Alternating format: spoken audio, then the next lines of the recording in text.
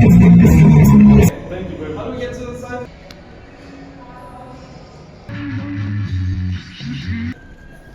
That looks good. The setting is.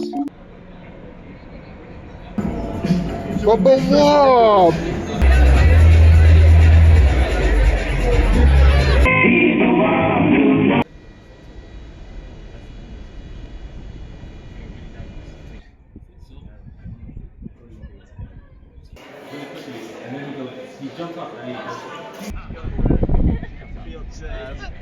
Now married.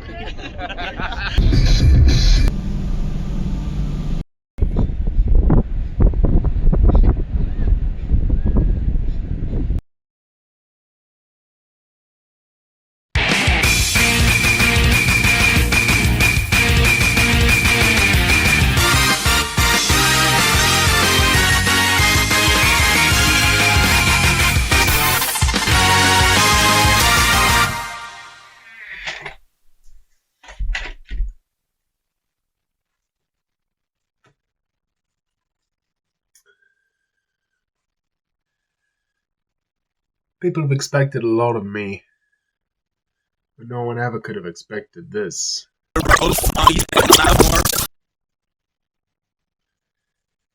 What's the point of uploading a video to YouTube? The last Denpa, what was that about? Denpa? I did a whole bunch of a whole lot about YouTube. I also started that video with like a weird misogynistic joke. I'm not doing that this time.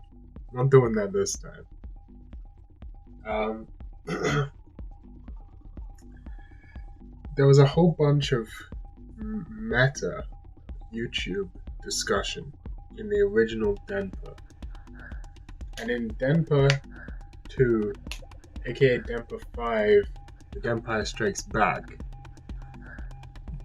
what we're going to do real quick is do a little follow-up on that, because the situation has changed, you see. The situation has changed, which is why we're making the new video, because the situation has changed. Do you understand that the situation has changed? It's changed. The situation is different now than it was. What that means is the situation has changed. So back in the day, everyone had like at least 3 YouTube channels, right? You had the channel, then you had let's say there's a guy, his name is, let's see, Tobuscus. You got Tobuscus, and then you'd have Tobuscus Vlog, and then you'd have Tobuscus Games. Tobuscus! Then you'd have maybe like another channel that was for miscellaneous things, but possibly that's optional. That's what everyone used to have. Everyone used to have that back in the day, and then that stopped being the case because daily vlogs went out of style, out of fashion, out of popularity, in part due to changes to the YouTube algorithm, and in part due to change in tastes. The same thing happened with Let's Play content. The Let's Play content that was just a sort of basic, you're Northern Lions, right? You sit down, you record a game for 15 minutes, and it's just 15 minutes to 30 minutes of uninterrupted, unedited gameplay. That style kind of disappeared, kind of went to the wayside. And at the same time, the main channel content that was expected of people became a higher and higher bar of production quality and production cost to meet. And YouTube started selecting for longer and high quality videos, which led to the rise, of course, of the video essay. But now, things have gone crazy because we got a couple more factors to put into play here. Number one, streaming. Live streaming, Twitch. This is a whole factor. It's been around forever, but it's huge now. It's bigger than it's ever been, especially post-COVID. Right? It's a different world. The situation has changed. You understand? And the second thing is that video essays, which used to be kind of a small subset of YouTube, I'm thinking like your every frame of paintings, right? high quality academic style, fit, a thing that took effort to do, but it became very, very formulaic to the point of self-parody. And of course, being a popular, successful style that makes a lot of money, there was a lot of slop. A lot of slop came into the picture, do you see? So all of this has coincided to make it so that the YouTubers who make high effort, high production value content, they focus on sort of event videos where you go, oh holy shit, so and so uploaded. You might discuss it with your friends. Did you see the new Tim Rogers video? Did you see the new H Bomber Guy video? These kinds of things, right? At the same time, you have the opposite of that. You have Twitch streaming, which is entirely live, unedited, and at the same time, basically to distance themselves from the slop version of video essays. These creators, these YouTubers, they had to put even more effort into their videos. They had to make their videos even higher production value, which means uploading less and less frequently. And so you end up in a situation where you got the Michael Reeveses of the world, who upload like a video a year. And even the more frequent uploaders, they tend to have a sort of pattern where they'll upload a big project video and then some smaller videos in between, right? And this is kind of a compromise. It's all a weird compromise, but all of this has led to the return of the second channel as a big thing. And there are two kinds of low effort second channels, which they're not necessarily low effort, but let's just put they're basically low effort. Low effort second channel, low investment second channels. You've got your guy who normally makes super high quality, super high effort content, who also doesn't want to have to make everything that. And then you have your streamers. So in the first instance, you've got someone like, for example, Noodle. Noodle is an animator. He makes videos that are mostly kind of video essays about video games kind of situation. Good channel, recommend it. But he has to animate his videos or use like these wooden puppets, like to record, like it's a whole process. You watch the videos and you're like, this is a very unique style of YouTube video that you don't see anywhere else, because it takes time and effort to make a video in this style. He has to sit down and draw frames, So that guy has a second channel, which is called this. I forgot what it's called, so it's here right now. I remember it's over here because I forgot the name of it, but it's over here. Another example of this would be this bread tuber by the name of Big Joel, who I'm not a super big fan of his videos personally, but I'm very vaguely aware of him, mostly because I know he has a second channel called Lil Joel, in which he makes vlogs, like not too dissimilar from something I would make. It's not something I would make, but it's not too dissimilar from something I would make. These are just some examples of video essay guys who have a second, more immediate, naturalistic vlog style second channel where they put stuff.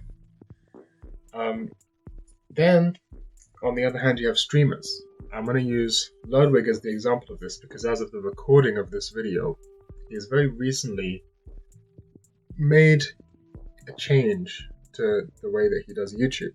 And that is that, he's got a second channel, which is called Ludwin.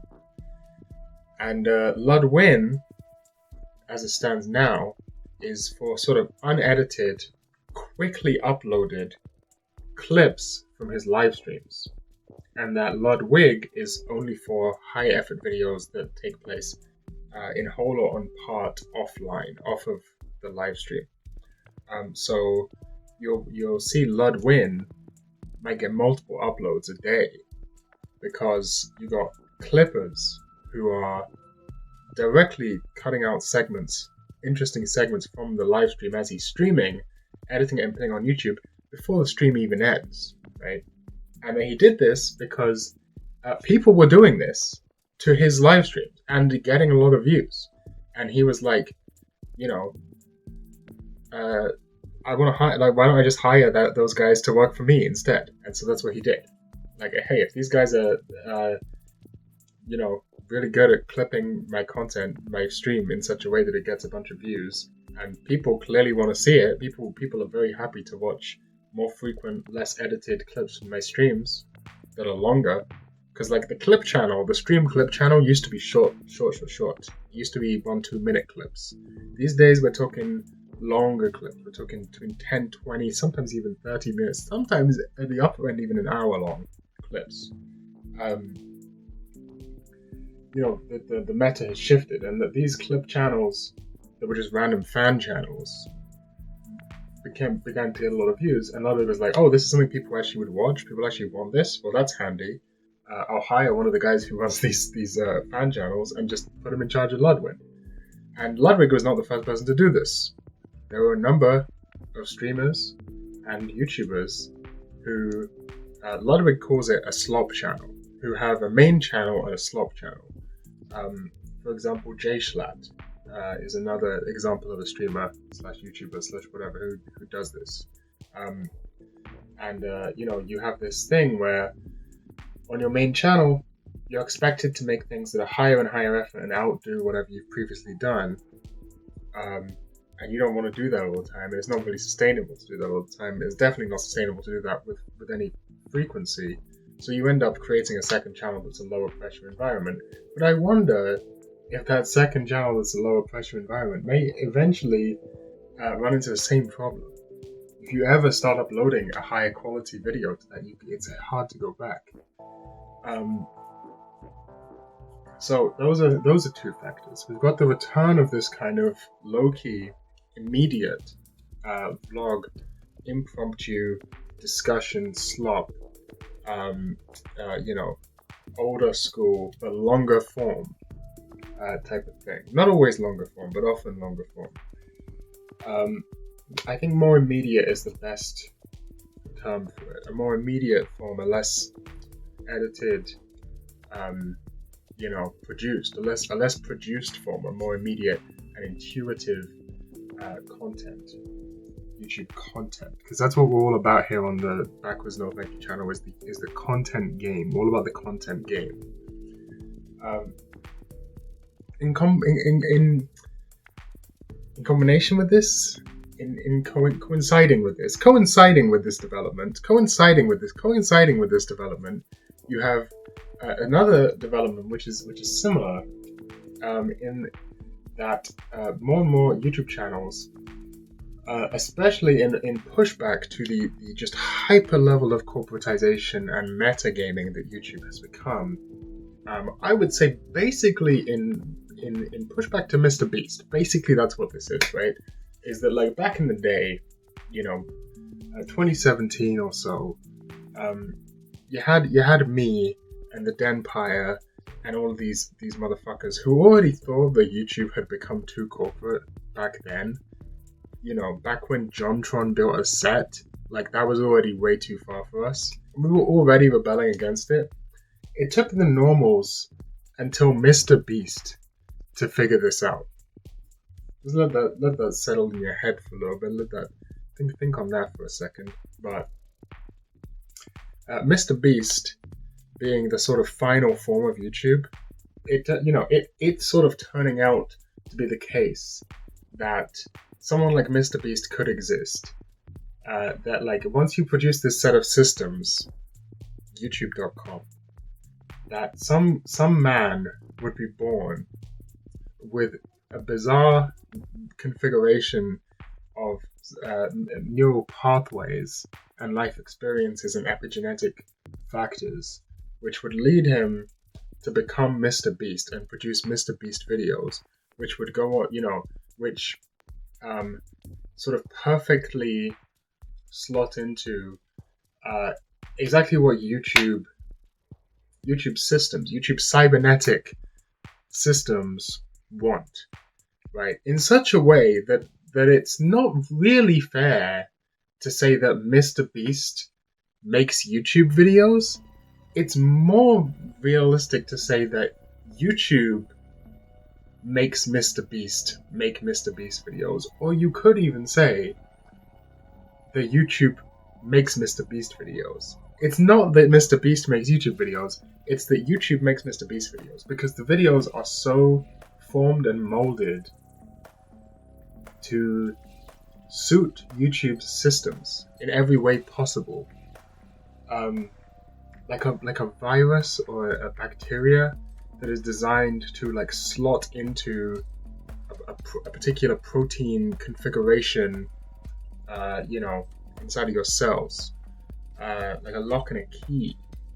That's how it works. That's how the Mr. Beast videos exist. And so it's not really fair to say that Mr. Beast makes YouTube videos. It's more accurate to say that YouTube makes Mr. Beast videos.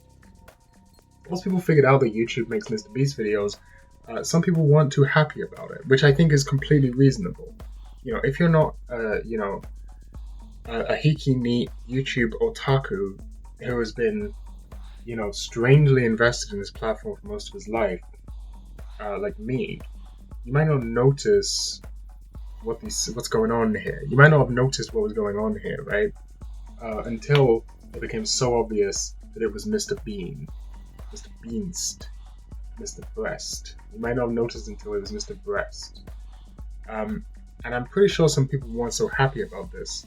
And what they want is the feeling they had when they were kids watching YouTube, which is, again, a sense of immediacy, but they don't want,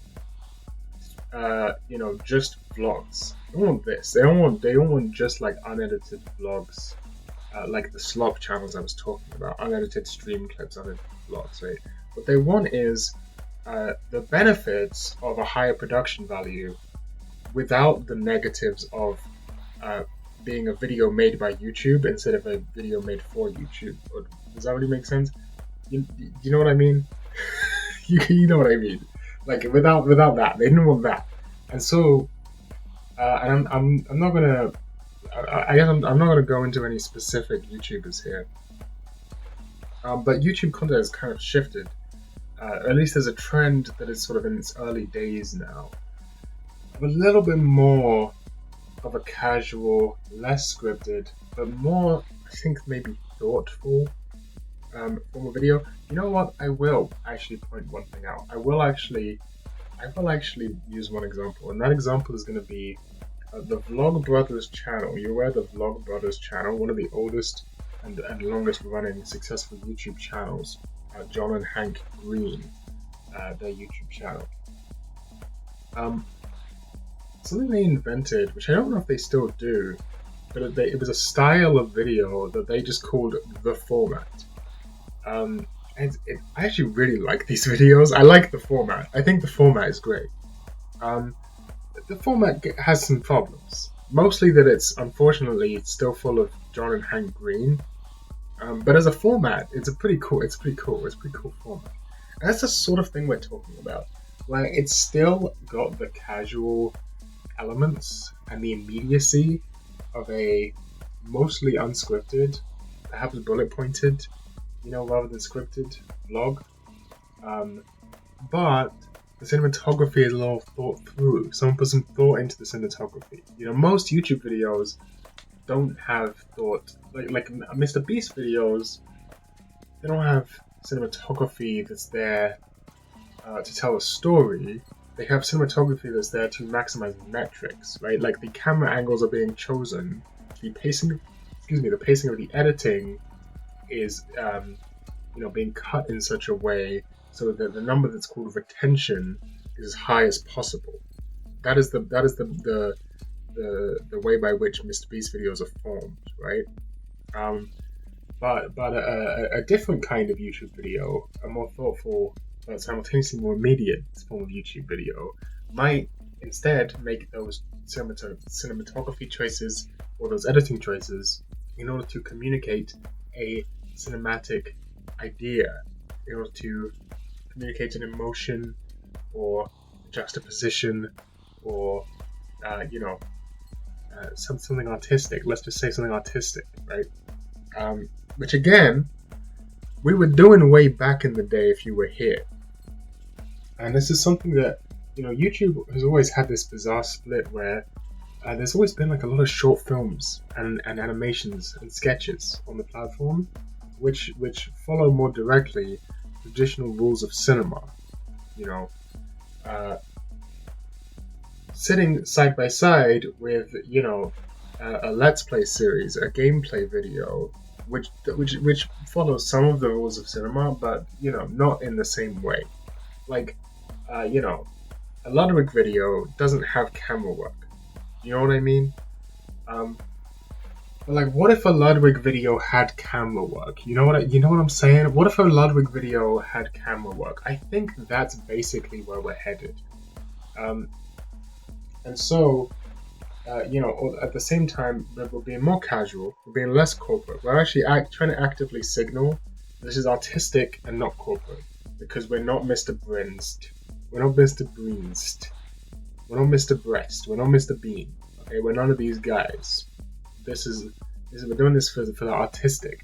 Now, the problem with this is, you're doing this because you're making a bunch of money off of YouTube.com. You're making a bunch of money off of YouTube.com, and the worst kind of this, the worst outcome of this, is when the fucking theater kids get involved. But if I start talking about that, I'll never shut up about it. So we're gonna leave the theater kids in the dust, in the dirt, like worms where they belong. We're gonna leave the theater kids in the dust and the dirt, like the worms that they are. But we'll leave them behind in the dust and the dirt, like the worms that they are, because now everyone else is getting involved. It's getting a bit messy. It's getting a bit crazy. The situation is changing, okay? And that's where we come in, the Denpa, because we've been here, sitting on the sidelines. We kind of did our thing. The golden age of the Denpa, we kind of did our thing. We had our piece to say, and we said it. We said a lot of it. But then, we did everything we could do at some point. We ran out of ideas. We also ran out of motivation. We grew up, became different people, and the idea that we're going to put a whole bunch of effort into a YouTube video made for our friends, and we're going to make an epic YouTube movie, like Insomnia Analysis. This is kind of a passe thing for this. It's kind of over and done with. This kind of a thing that happened, and we did it. Basically, the reason that we stopped at the most fundamental level is that we already did it, and then it was like, well, you're just gonna keep doing this again, and I kind of kept doing it again, but sort of to a lesser degree. I still tried to find, like, is there something I can do, like, with the visuals that I haven't done before? Is there something I can do with the premise that I haven't done before? Like, I kind of tried from time to time, but mostly, I didn't really try that hard. I went to just like, let's keep it simple with the vlogs. Let's keep it just simple and straightforward with the vlogs. And like Osaka Syndrome, he kept it real simple and straightforward with the vlogs. He went as simple and straightforward with the vlogs as possible. I think ultimately, what we've come to realize, and what I've come to realize, I don't want to speak for other people. They can speak for themselves, and they fucking will. Okay, they fucking will speak for themselves. Oh boy, they fucking will speak for themselves. I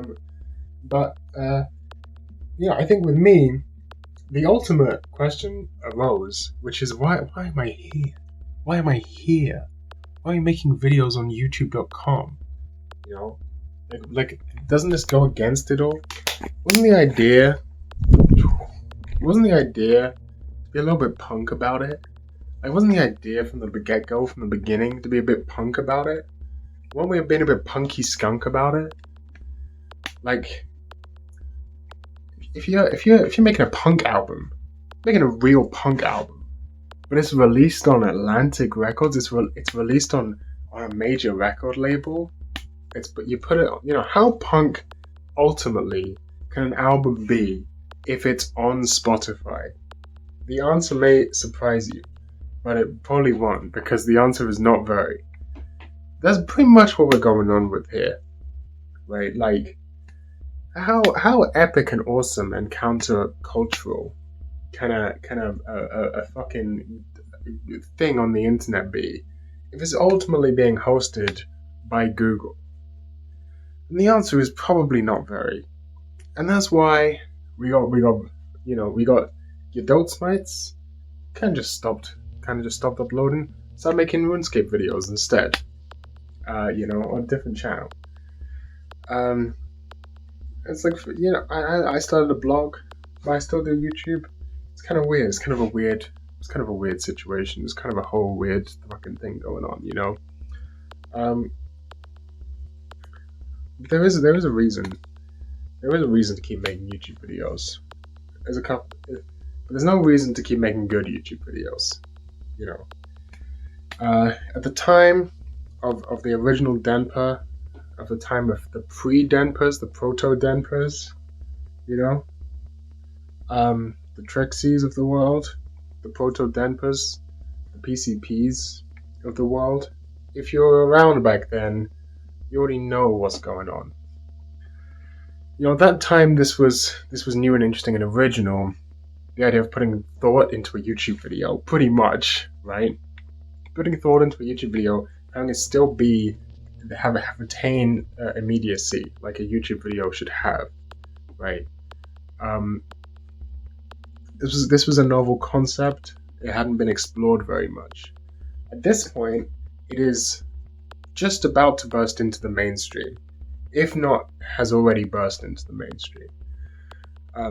Due to the factors I've already discussed thus far, as you can see, this sort of thing is already bursting into the mainstream, is in the process of bursting into the mainstream like a butterfly emerging from its cocoon. And so, thus, the idea of sitting here and trying to make good, effortful, thoughtful YouTube videos which still retain that sense of immediacy,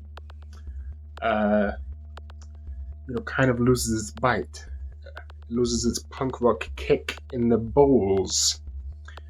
And so instead, the goal here is simply to take up as much space in YouTube servers for the most inane bullshit that you possibly can. And make something that's unwatchable, unlistenable, unseeable.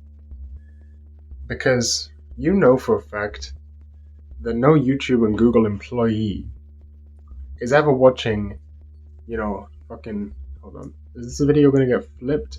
I was thinking I could sort of point at the progress bar, be like, no one's getting here, but I don't know if this is gonna be near the beginning of the video or near the end of the video when everything's edited, but no YouTube employee is ever getting here. Like, anything could fucking happen here.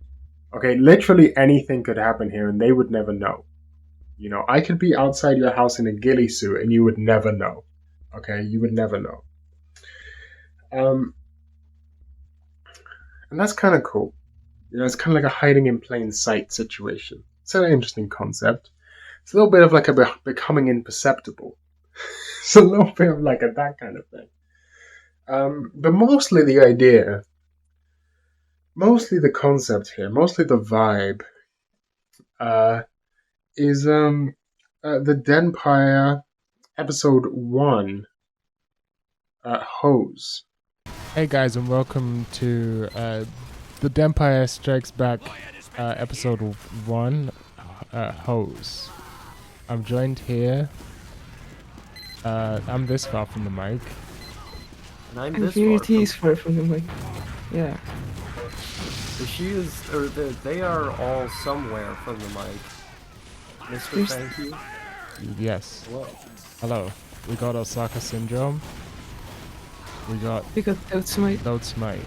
And we got me, your host. NoThankYou.org. When is it .org?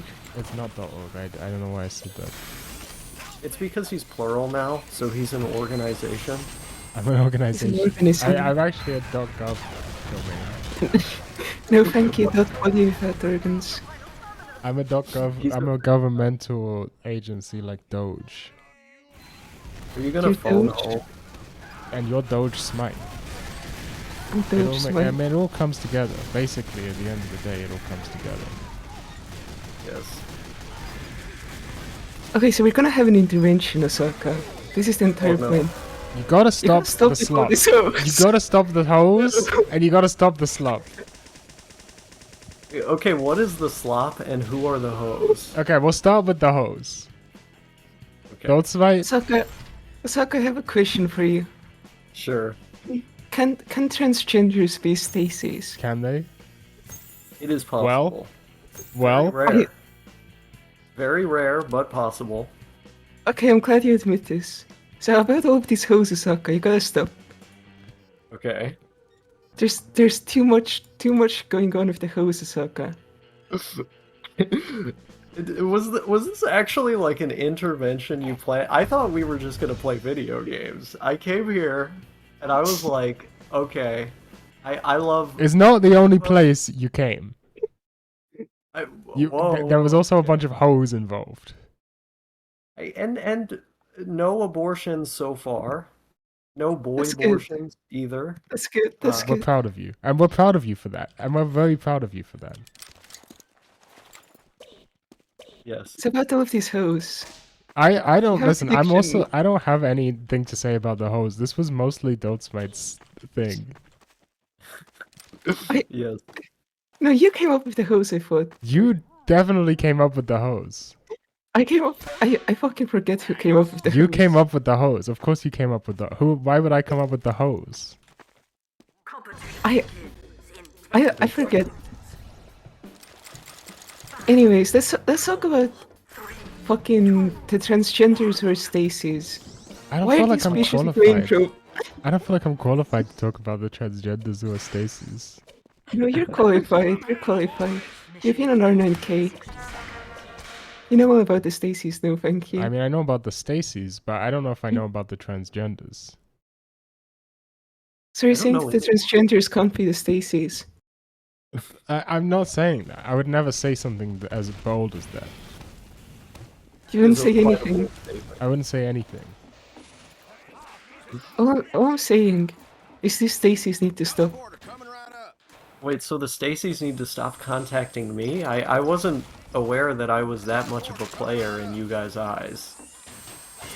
I don't know what that Dotesmite messaged me. I don't know why they're denying this. Dotesmite, I was literally like, hey, what if we recorded a podcast with like me, you, and Osaka? And then Dotesmite was like, yeah, the podcast is gonna be called Hose, and it's gonna be about can transgenders be Stacy's.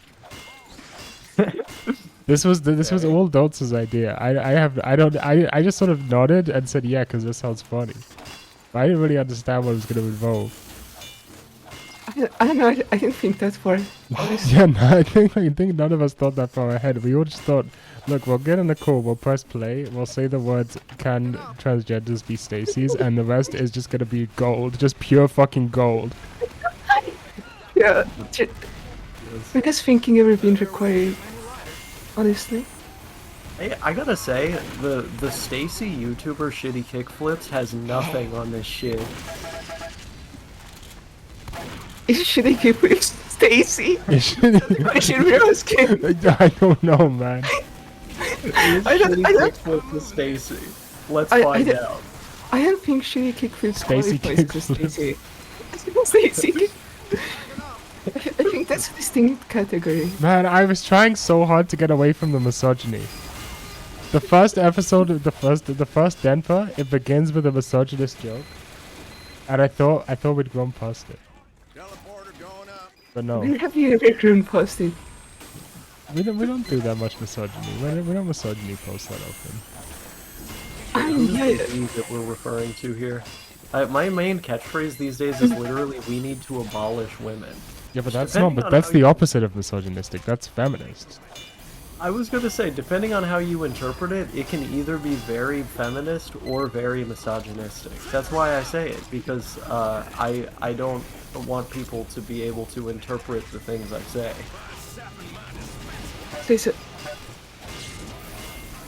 Okay, I'm not gonna run that bit. I'm not gonna run that bit. we can bring Need that. plausible deniability. I remember when your catchphrase was like, you something about how much you love black people. Mine or the Osaka? No, Osaka's. I've never had a catchphrase like that. Yeah, you have. Okay, but we're not gonna bring that one up. We're not gonna bring that one up. Wait, no, which one? It's your different one. Well, there's the one about what women love to do, for example. No, I was thinking about the Destiny code. Yeah, the Destiny quote's also a good one, but that's not my catchphrase. That would be Destiny's famed Joe Biden cocksucker Destiny. Famed Joe Biden cocksucker Osaka syndrome. That is true. Now this is actually an intervention about you being a lib. This is an intervention about me being a lib poster. What's I going guess on so. with that? What's going on with that? Explain yourself. Okay. So I believe in harm reduction. I'm not like a drug fan anymore. I used to be like 3 years ago, and I used to always talk about harm reduction. I still think people should do harm reduction in all areas of their life. The political areas, the non-political areas, honestly in various areas. Perhaps even with hoes. I don't know. You could do some sort of hoe reduction. And so I supported Biden because I thought he was the lesser of the two evils. I even liked some of his policies. And now he's got ass cancer. Yeah, now he has, if you believe the media, some form If you of cancer. believe the media, is so funny. If you happen to believe the reports. If you believe the lying, fake news mainstream media. We only believe that Arabic Al Jazeera. That's the only media we use. I only use memory TV. What's Memory TV?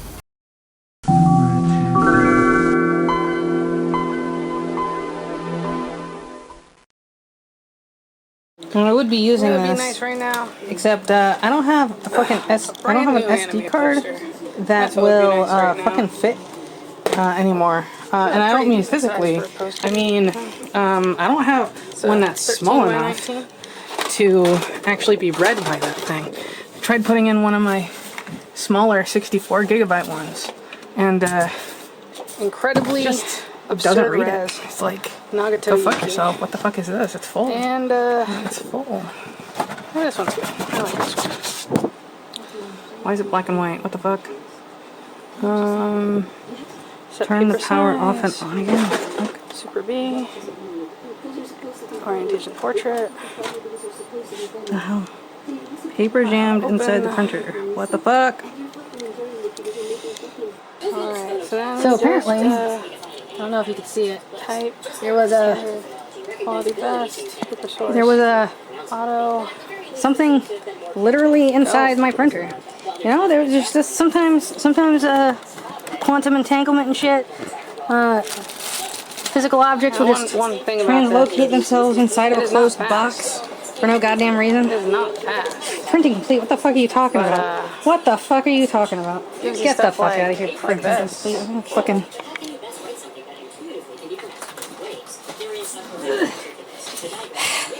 Also, Printing complete. Show you fucking printing complete. some rear end. Let's change it. Apparently this does not want to be printed. Let's nice just Bochi. open a different one. You gotta have the K-On gang. Let's go with Gibrel. Of course. What would a house be without a Izuna and Shiroi? Not Shiroi. What the fuck? Shiro. God, I'm retarded. My brain is fried.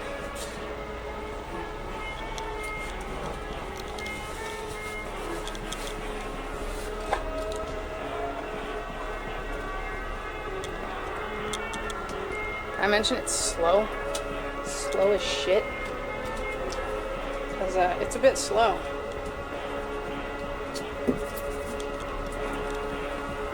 Oh, she's starting to peek out.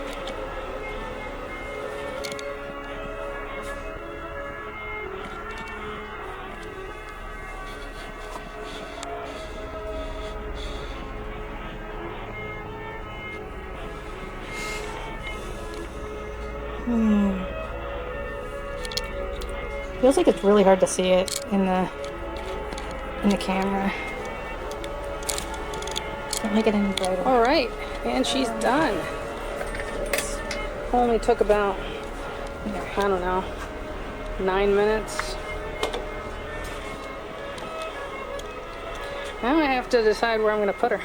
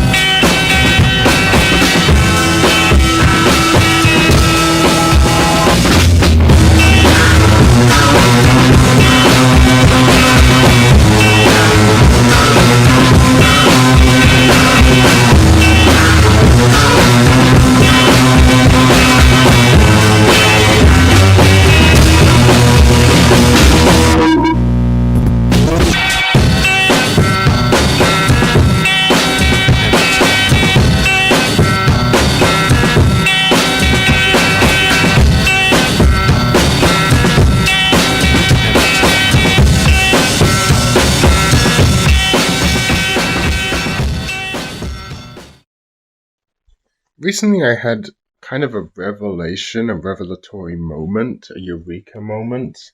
Although the consequences of this moment have not yet borne fruit in the real world, and so we don't yet know how revelatory or eureka-esque this moment was.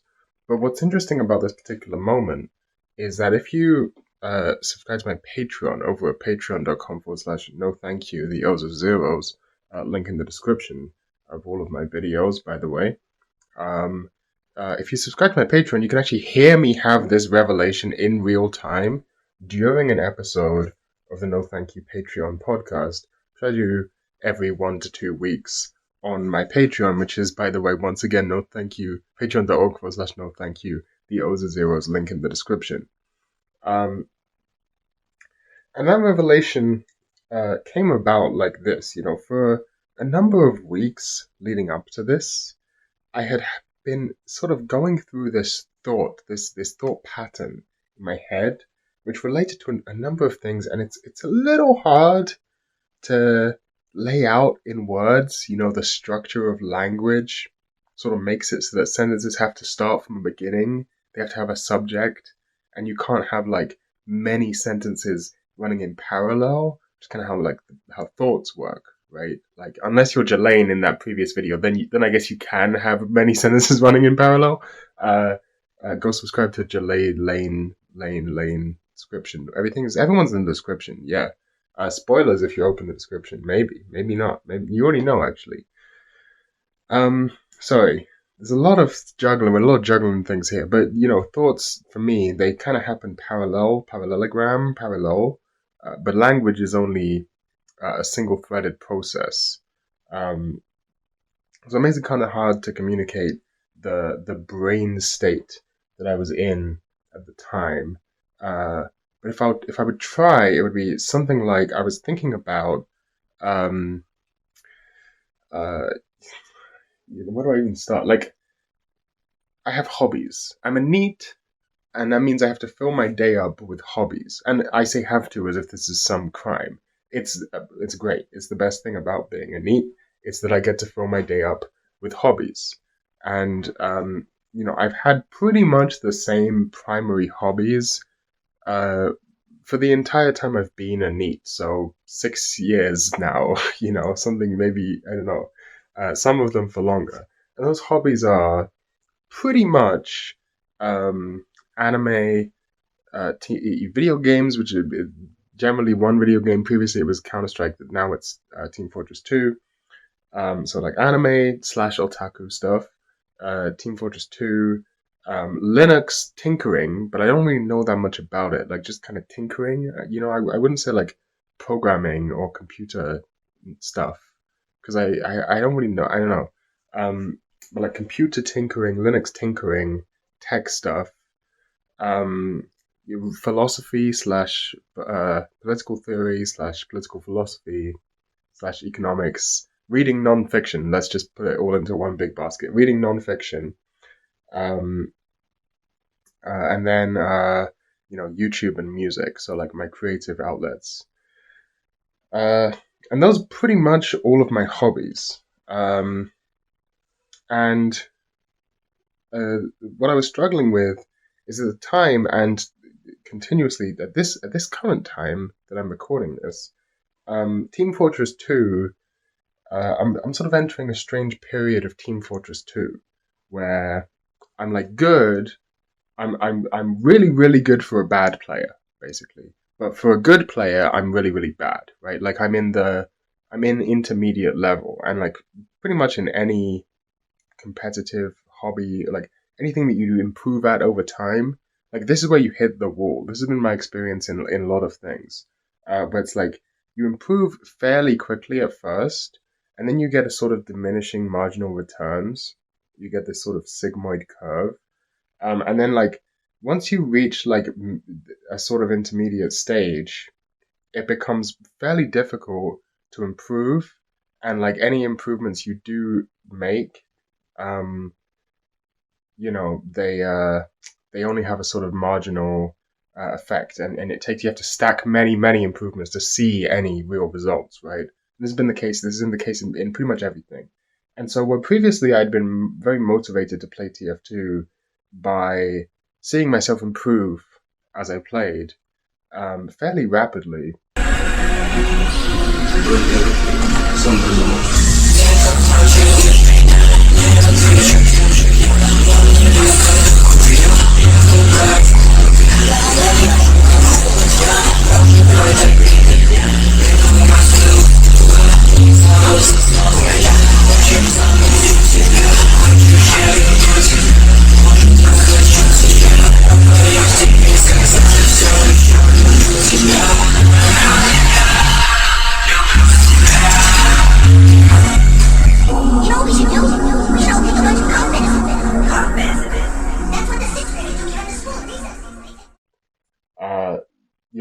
I had this experience where I had a big burst of improvement at TF2, and then basically nothing since.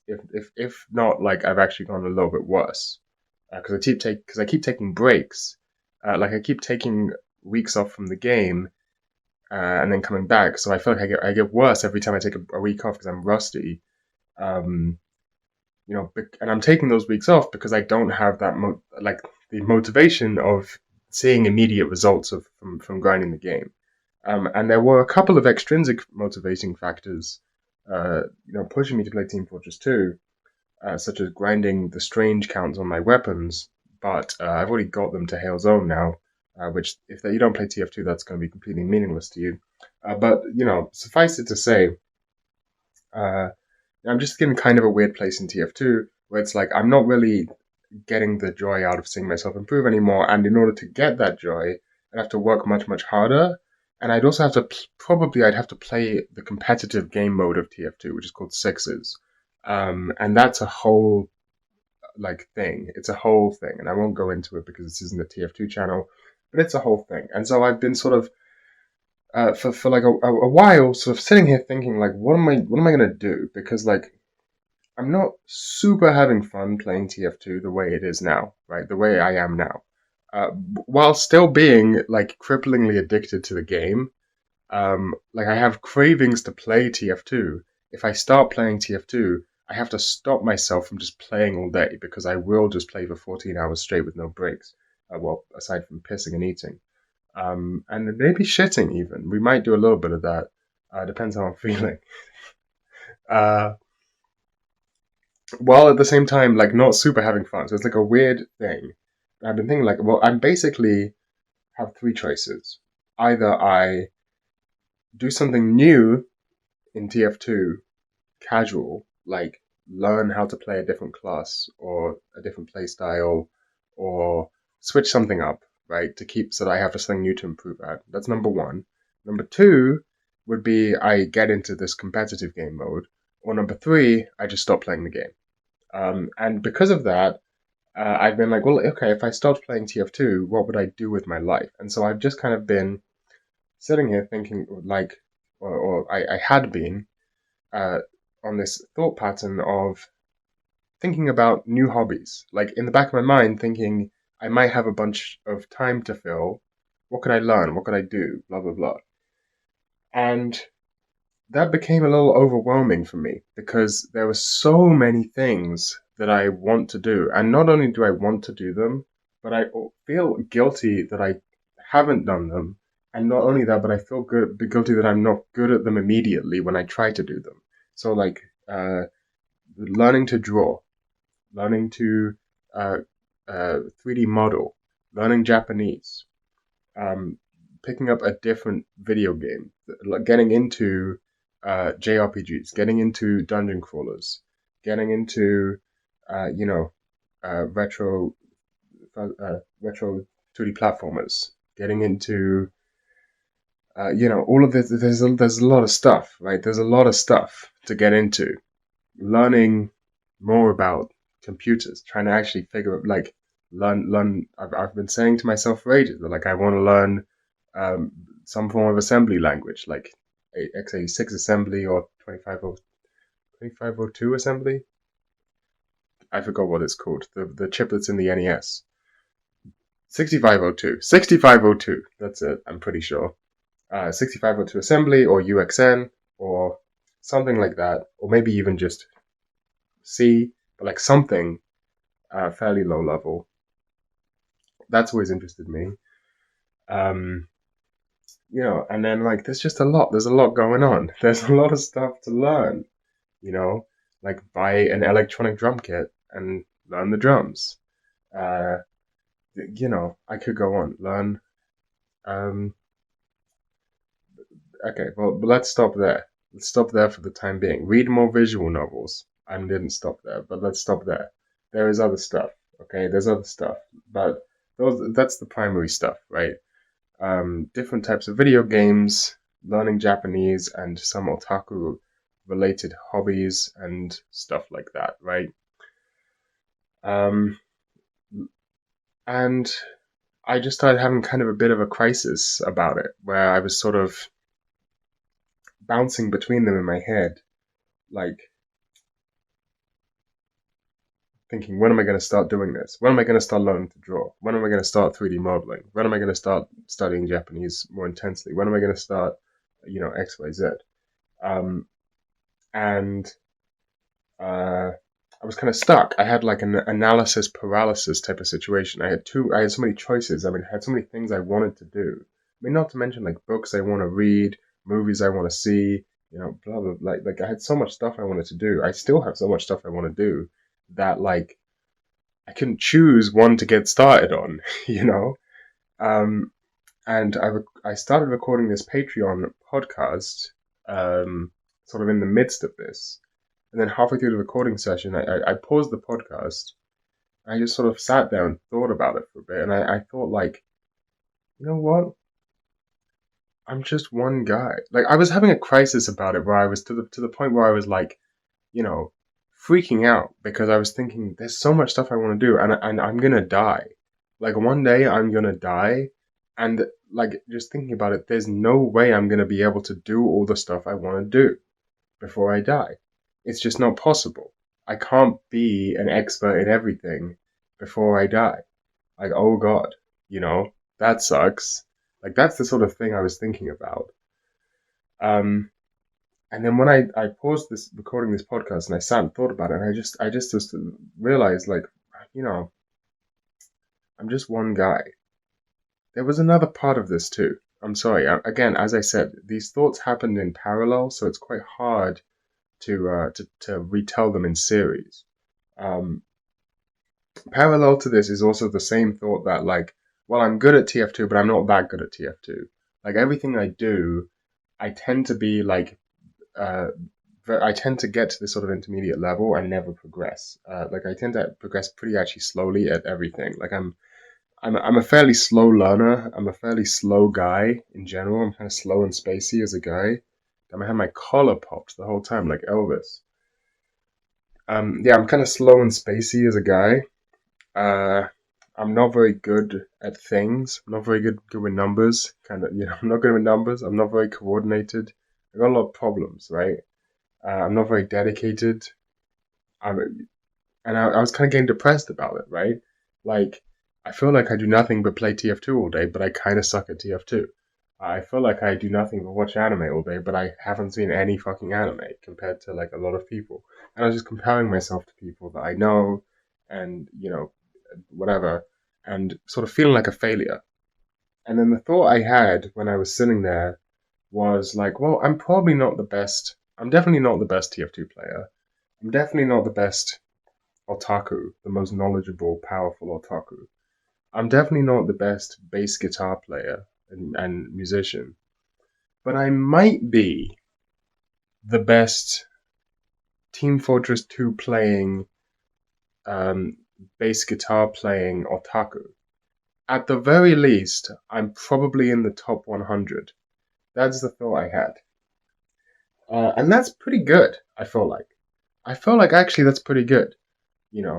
I do have. I'm not so singularly dedicated to one thing, to the pursuit of the sword of Kenjutsu. I'm not singularly dedicated to the practice of Kenjutsu. Okay, but I do have a decent skill in many things, and when you combine that into one person, it's not too bad actually. It's not too bad. And then I realized, like, actually, I should give myself some credit here. I should give myself some credit. I used to be able to give myself credit because I was young, but I'm not really young anymore. So now I have to find other ways to give myself credit. And what I'm giving myself credit for is like, if you combine everything, it's actually not bad. It's actually not bad. Again, probably in the top 100 of TF2 playing otaku being bass guitarists. And if you put more stuff into the mix, who run Linux, and who also can probably explain to you what a body without organs is, I might be in the top 50.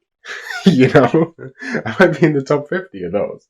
And you throw in who can also shuffle a deck of cards really well, we might be talking top 10. You know what I'm saying? And like, that's pretty cool. I started thinking about this sort of like, you know what? You don't have to be the best at everything. Or rather, you don't have to be the best at anything because you can be the best at a number of things, or in combination, And I'm someone who generally just sort of compares themselves to other people in maybe a bit of an unhealthy way. I don't know if I'm competitive necessarily. I think it might present itself as being competitive, but I think when you get down to it, it's not the same as like I want to win. It's more driven by self-hatred. It's more like, well, if I see that this is what I could be and this is what I am, like I feel like a failure if I'm not living up to that. And the thing is that there's never been a time in my life when I've lived up to that. I can't think of one, at least. There's never been a single moment when I've been like, I'm actually pretty comfortable with my skill level right now, at anything, or my knowledge level, or anything, at literally anything ever. Like, I'm always comparing myself. Like, of course, I haven't read as much philosophy as the philosophy PhDs who I learned philosophy from. Like, what am I thinking, Like, of course, I'm not as good at TF2 as the professional Team Fortress 2 players who have 14,000 hours in the game and have been playing it since it came out. Like, of course, I'm not. Well, the otaku stuff, I don't really have an excuse. I kind of let myself slip off of that for a while. But anyway, that's pretty much it. That's pretty much all this segment is. I just sort of had that revelation, and I thought it was too good to leave in a Patreon podcast. But it's been kind of a big deal for me recently because I've actually no, I did have more to talk about on that front, which is further to what happened in that Patreon podcast. Further to that, I've been thinking about it more since then, and I've been thinking about like the positives and negatives of thinking this way because I'm a little worried that like thinking this way might be an easy out. Like maybe I should be thinking like, oh, I could grind harder at XY thing, you know. Because having a deeper knowledge, I guess the conclusion, just to fill you in on the details, the conclusion I came into at the end of that Patreon podcast was like, at a certain time you've got enough hobbies, and instead of looking for new hobbies like ADHD, looking for new hobbies, you gotta go autism, and you gotta just try and get deeper into a hobby you already have, or like try and look for the depth. And so what I ended up doing subsequently to that podcast was reading a lot more manga because I've often what the fuck? Chino has fallen over. Chino has fallen over. No. Okay, we've saved Chino. Holy shit, man. That could have been bad. That was almost bad. Chino fell over. Holy fuck. Holy shit, man. Anyway. I've generally, I've read a bit of manga. I've read some manga. It's not like I've never read a manga before. In fact, I read manga before I ever watched anime. But like, I've been trying to actually read more manga, like, kind of get into manga. I would never have said of myself that I was like into manga the way I was into anime or into visual novels. I would say now I have gotten into manga, or like I am in the process of getting into manga. And manga's great. Manga's great. There is a disadvantage to manga though, which is that it is the worst medium for learning Japanese because there's no input. It's all in English. There's not even Japanese audio. Um, so it's terrible for that. But just as a medium, it's great, obviously. And one thing I found is that actually, just like looking for manga to read, there's a lot. Obviously, there's like insane quantities of manga to read, but also I was surprised to see like just how many. Which I guess now that I think about it, it shouldn't be surprising. But like a lot of the sorts of manga that I want to read, the highly rated ones and the best ones that I can see have already had anime adaptations. Which now that I'm saying it makes sense because of course those would be the ones that would get anime adaptations. And so you kind of feel like, oh, I guess I'm reading the second tier of manga, the dregs that don't get adapted. Which maybe to some extent might be true, depending on genre. But I'm mostly focusing on moe, a slice of life, Nichi Yokai manga because that's the sort of things I like. And actually, I found that I have pretty much enjoyed everything I've read so far quite a lot. Um, yeah, I would say I'm having a good time with all of it. I'm having a good time with all of it. Some people would be giving me manga recommendations in the YouTube comments. Let me tell you something. I appreciate it. However, I really do not need manga recommendations. In fact, I have way too many manga on my like list already. Like I spent a long time just like browsing AniList, looking for manga to read. So I have amassed, and they are not all listed on my AniList plan to read. They're listed in various places on various computers and on my phone and stuff. But I have a gigantic list of manga to read that I will probably take me a long time to finish. So I really I appreciate people recommending me manga. Oops. I appreciate people recommending me manga, but I don't need manga to read. I already have. Also, I've read a lot of the ones that people have been recommending me already. So sucks to suck, I guess. But recommend me more obscure manga instead. But yeah, I already have an insane quantity of manga to read that I will not run out of for quite a while. And also, I already know where to find more manga. So yeah, I really don't need manga recommendations. I don't need recommendations for anything. My favorite thing is going on the anime, manga, and visual novel database websites and fucking finding shit. I spend hours doing it. I've probably spent as much time on VNDB as I have spent reading visual novels. Like, I fucking love VNDB. It's my favorite. It's probably my favorite website. It's so well structured and well organized, and I love it. I love it with every fiber of my being. And I have a feel like I have a fairly deep knowledge of visual novels, despite not having read that many visual novels, just because I spent so much time on VNDB. And the same is obviously true of anime and manga. And it's also true of like wikis in general. This is a very classic autism thing. I feel like I'm one of these guys. I enjoy reading the wiki of a game like as much as I enjoy playing the game. you know, uh, I just like I like wikis. Who doesn't like wikis and databases? I do. I feel like a part of Denpa, the original video that is, and this channel and the history of channels like these has been trying to find interesting cinematography, interesting shots, interesting editing techniques, something interesting. Despite the limitation of basically being trapped in one room and having one camera, mostly handheld or on a tripod, and no real camera moves or anything like that. And at this point, I think you might notice that this video has kind of a little less of that. Can I stand this up? Yeah, you might notice this video kind of has a little less of a focus on cinematography or whatever. I just feel like I've done it. Like I think I filmed this room from every conceivable angle and many inconceivable angles also, except this one. I almost never shoot videos facing this way, so that's where you are right now. I often felt in the history of this channel that one of the things I was trying to do was in my head push the medium forwards. I don't really know what that means, but just I do know what that means, and I'm about to explain it to you. Try and do something creative and original in every video, or at least in lots of videos.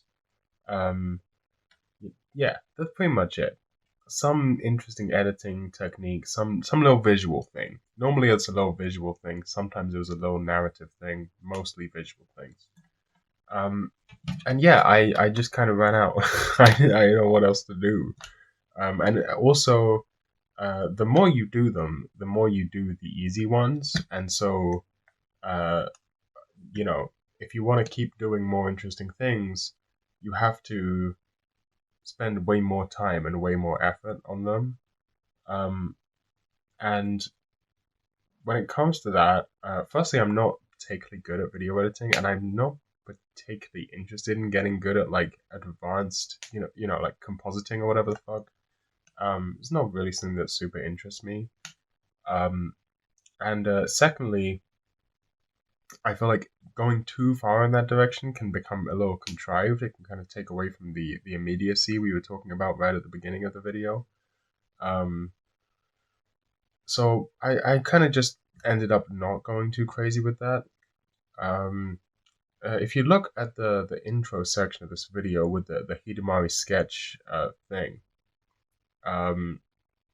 you know how the logo comes in and it says Denpa Strikes Back, and then the animations of the characters clapping and falling and flying like the Azumanga Daioh intro, but it's from Hidamari sketch X365. Like that happens. So like with that, I have spent most of today rotoscoping that. Actually, that's not true. It wasn't most of the day. That's a massive over-exaggeration. I spent about an hour, a little more than an hour, hand rotoscoping that segment. And I spent, I'd say, about a little over an hour, and I got 4 frames done. I managed to hand rotoscope 4 frames because the little chibi characters are like weirdly detailed. Like they're quite detailed. And the rotoscoping tool I was using, I've never used it before. So I was having to like learn this new tool at the same time.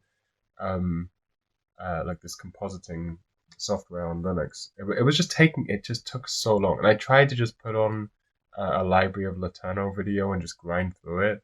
But it was such fucking mind-numbing work.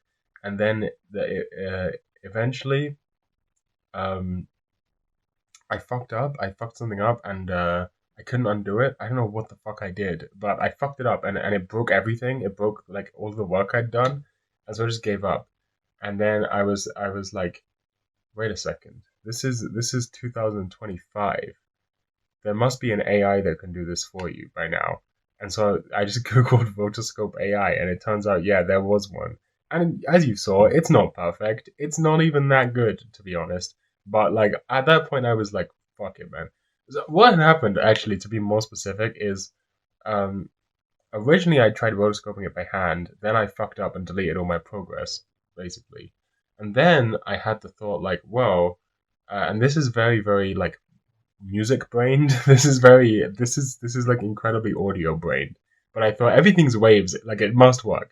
So like in audio, it's all waves, right? And if you have interference with the waves, you get the like they cancel each other out basically. So it's called destructive interference. So if you have like two waves and one has a peak while the other one has a trough, they'll multiply to 0, right? And what you can do with this is you can like let's say you have two versions of a track and one has a vocal on it and the other one is the same exact instrumental but without the vocal. If you just phase invert one of them, it will cancel out all the other audio but leave the vocal intact, right? And this is how noise cancelling headphones work, by the way. I should have just said that. This is how noise cancelling headphones work. Like they have a little microphone that plays back the sound from the outside world, but inverted polarity, so that it cancels out the wave, so it cancels the noise, right? And I thought, like, well, I have a clean plate. There is a clean plate of this Hidamari Sketch logo in the episode in the back. Like there is a clean plate of the background without the characters on it. So like there must be a way to like invert the polarity of the video so that it cancels out. I hadn't. The thing I tried this.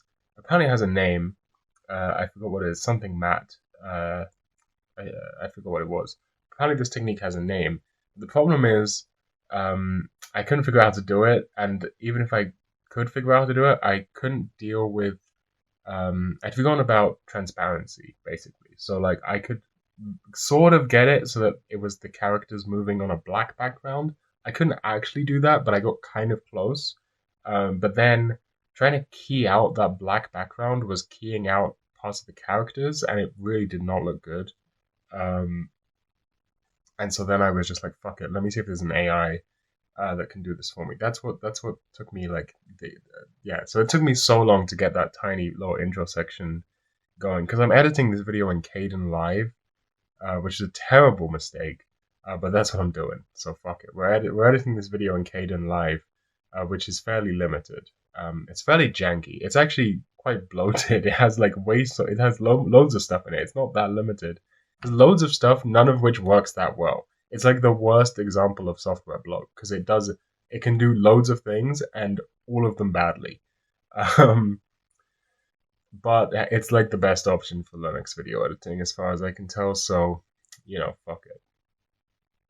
But that's the sort of thing that you end up doing. Like, that's not even the first time I've done rotoscoping for this channel, where my videos get on average about 300 views. Like, there is no excuse to be hand frame by frame rotoscoping something out for a video that for no money. Okay, that is like an insane thing to do. That would be like plowing a field and not planting anything in, like just plowing a field for fun. Like where you know what I mean? It's not something people do unless there's like some extrinsic motivation.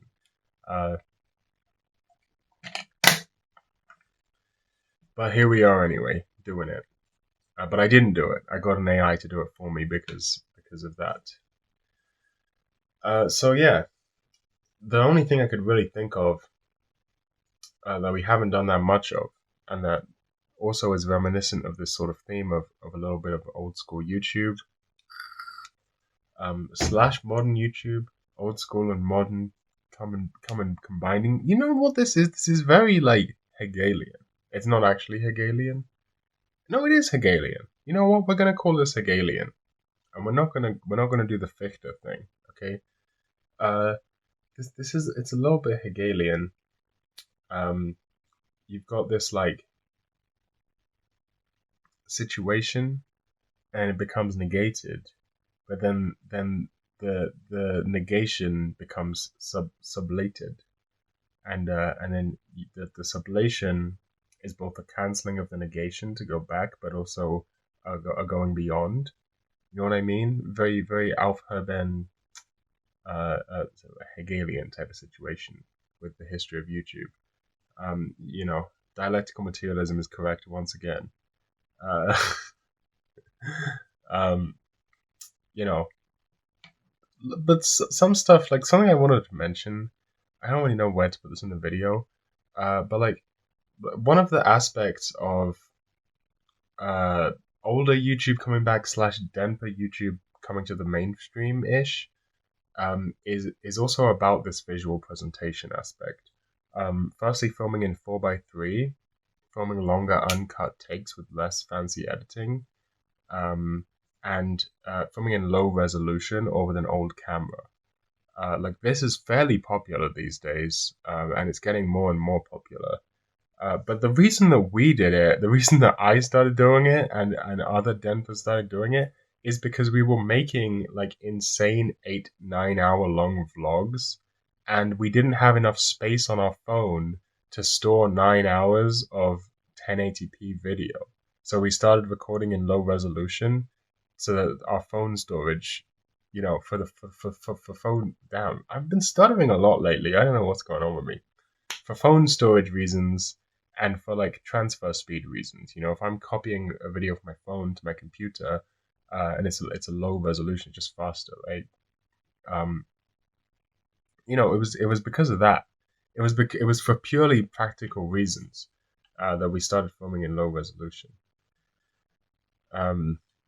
But now it's an aesthetic that other people are using. But you know, it's like it's on the one hand it's that Brian Eno quote, which I don't remember, but it's something. Maybe it's here, you know. And on the other hand, it's like a Bauhaus type of thing, you know, like beauty through utility. It's almost like medium is the message. It's almost a bit like that. It's almost a bit medium is the message pilled, almost.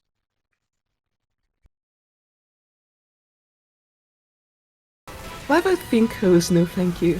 Think hose? We need to have an intervention about you and the pink hose. What's a think hose? All of the fucking... all of the loose pink pads you have. The what? The loose think The pads? loose- That's true, I do have actually too many. What's with the slop? What's with the slop videos? Are my videos slop now? I thought You've they been in your slop arc for like a year. I disagree, but I'm curious as to why you think that. Your videos are just like, you know, you get on camera and then you just go like, ¿Dónde está la biblioteca? Me llamo T-Bone la araña discoteca. Yeah, interesting. Okay. I do not make videos in Spanish. I don't know what you're talking. I literally just like you're just saying nonsense right now. You said that. Everything I just said is a direct quote from an Osaka Syndrome video. I need to see some evidence. Me encantan las mujeres negras, pero lo que más me gusta en el mundo es la BBC. Mi cosa favorita es la BBC. Todos los días solo pienso en la BBC. De verdad, la Corporación Británica de Radiodifusión es mi fuente de noticias favorita. I've literally been a lib for the past like 6 years. You've never not been a lib.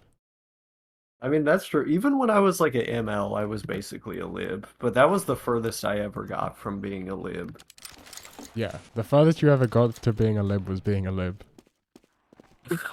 Wait, are we gonna say that MLs are rad libs now? They're not rad libs, they're social democrats. Okay. Well, I mean, they don't believe in democracy, though. Well, they're neither do social democrats. Which is kind of crazy, to be honest. That's kind of crazy. I mean, so did Jeremy Corbyn. I don't think he went that far.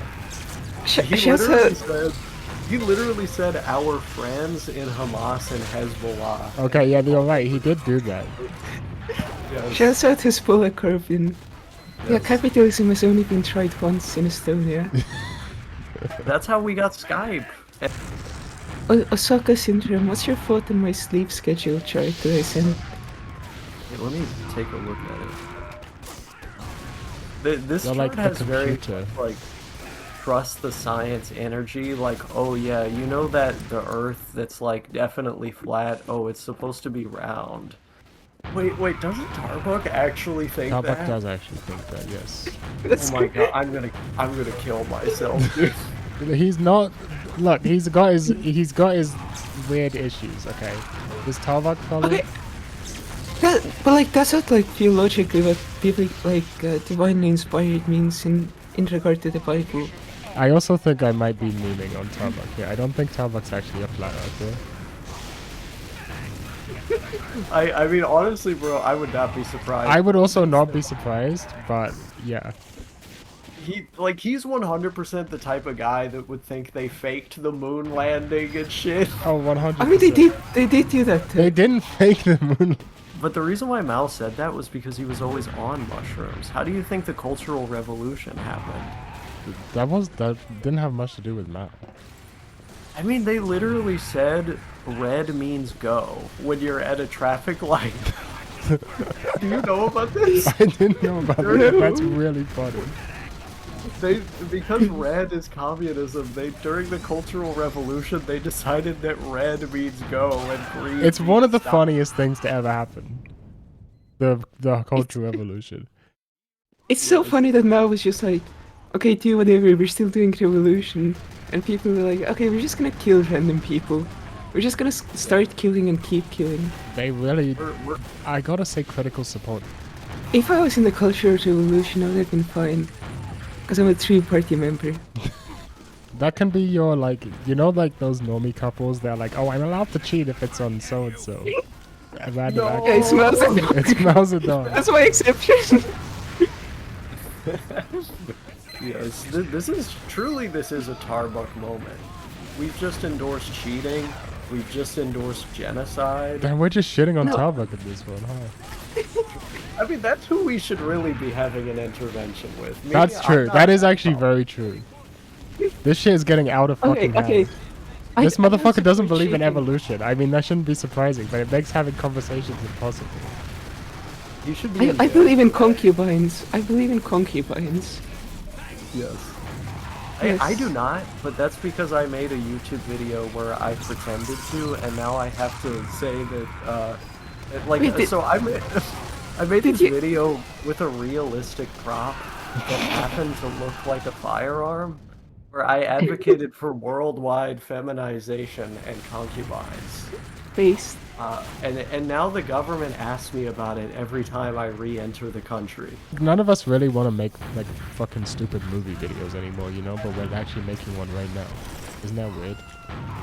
This is a podcast. Is it a movie or a podcast? It's a movie. Oh, wait, we haven't even explained the premise of what's happening to Osaka. Okay, so Osaka Syndrome. You remember I made a video called Denpa a long time ago where I invented the phrase Denpa? You know what I said it before. I can't say as though I recall that. You remember I happen that? to recall someone else referring to that type of video as that particular thing at a different time, which happened to have been earlier. This sounds like some Tarbuck revisionist history to me. I should get into cocaine because We've already discussed this. No, wait, we need to explain to Osaka the premise of the video. So this, you know Denpa. You remember Denpa, the video I made a long time ago? No. What do you mean no? Yeah, I do. So you're currently in Denpa 2. Denpa 5. Well, it's Denpa 5, the Denpire Strikes Back. Yeah, it's Denpa 2 in the same place, Star Wars 5 is Star Wars 2. Yeah, it's Denpa 2, aka Denpa 5, the Denpire Strikes Back. Brackets, the Denpire Episode 1, dash hose. Okay, and the premise of this video is, well, we've already explained it. Me and Doltsmite and the other people have explained it in the video that the audience is watching, so they already know this. But to sum it up rapidly, the sort of Denpa style of videos that we used to make and that Trixie used to make has sort of absorbed itself into the mainstream of YouTube, or it's like becoming mainstream of YouTube, if you know what I mean. And they're doing it wrong. They're doing it wrong, and we don't like this. And so we're making the most fucked up, imaginable, unwatchable Denpa video to strike back. And this involves all of the Denpas together in one giant code.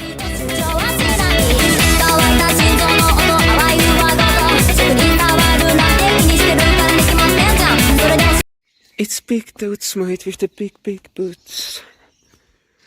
So I've been spending about half the year in London, and you can't really take night walks there, cause Estonia, one of the safest places in the world. Like, unironically, there's like very little chance that anything happens if you go outside. In the UK, I went to Birmingham once, and I immediately got pelted with stones. So there's a bit of a contrast. I'm not joking, by the way, I actually got pelted with stones. I'm not going to tell the story because that will make it less funny. But yeah, in the UK, I don't really want to be outside alone at night, because it's just a way more unpredictable environment. I'm not saying this in a racist way,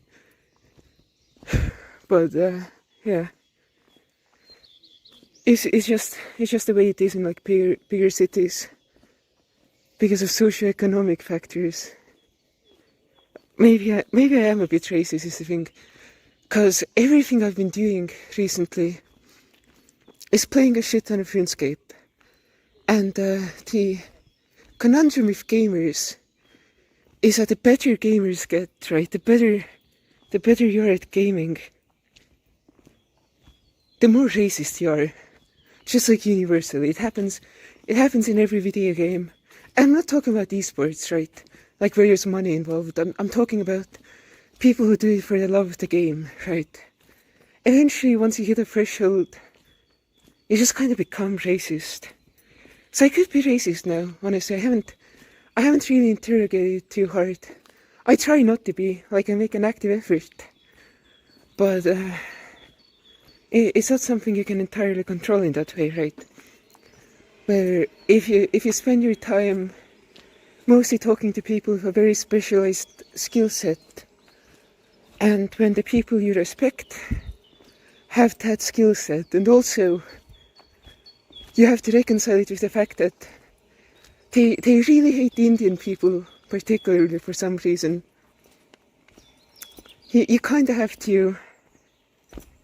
You kind of have to, like, consider whether you're essentially going along with racial biases in that regard. But all that aside, this is the thing that happened. I made this video. You might have seen it. It isn't going up on my channel, but it was called "The Denpa Strikes Back." Is this video, right? And that arose from the shitty kickflipsification of YouTube video I made, which, as a quick recap, basically went over how the aesthetic trappings and the art style of what we used to do with like Denpa is becoming pretty mainstream, where YouTubers will go film on site as a set piece, right? They'll do like low res, they'll do like this type of sincerity and nonchalantness that we do, or we did. I haven't made one of these videos in like 2 years. I've just made the yearly Toads Might Points at Screen video. But I mean, actually, being super honest here, I've made like 3 of these videos maybe, but I haven't uploaded any of them because they were all kind of bad. Maybe I did upload some of them. But yeah, it got to the point where I was like, these videos aren't quite good enough to put on YouTube. They aren't quite good enough to like go through the effort. Look at me, fucking Billie Eilish shit. But yeah, I've recorded some of these videos, some of these Nightwalk, those my trambles videos. But the thing is, right, since I'm not on a personal level really invested in like this type of YouTube anymore. But it has like historical participation aspects. I often don't feel like I need to upload everything I make. I don't feel like if something doesn't need to be set to the Denpas particularly, that I should be uploading them. So I've made maybe 4 videos a year, maybe 2 videos, 3 videos, something like that.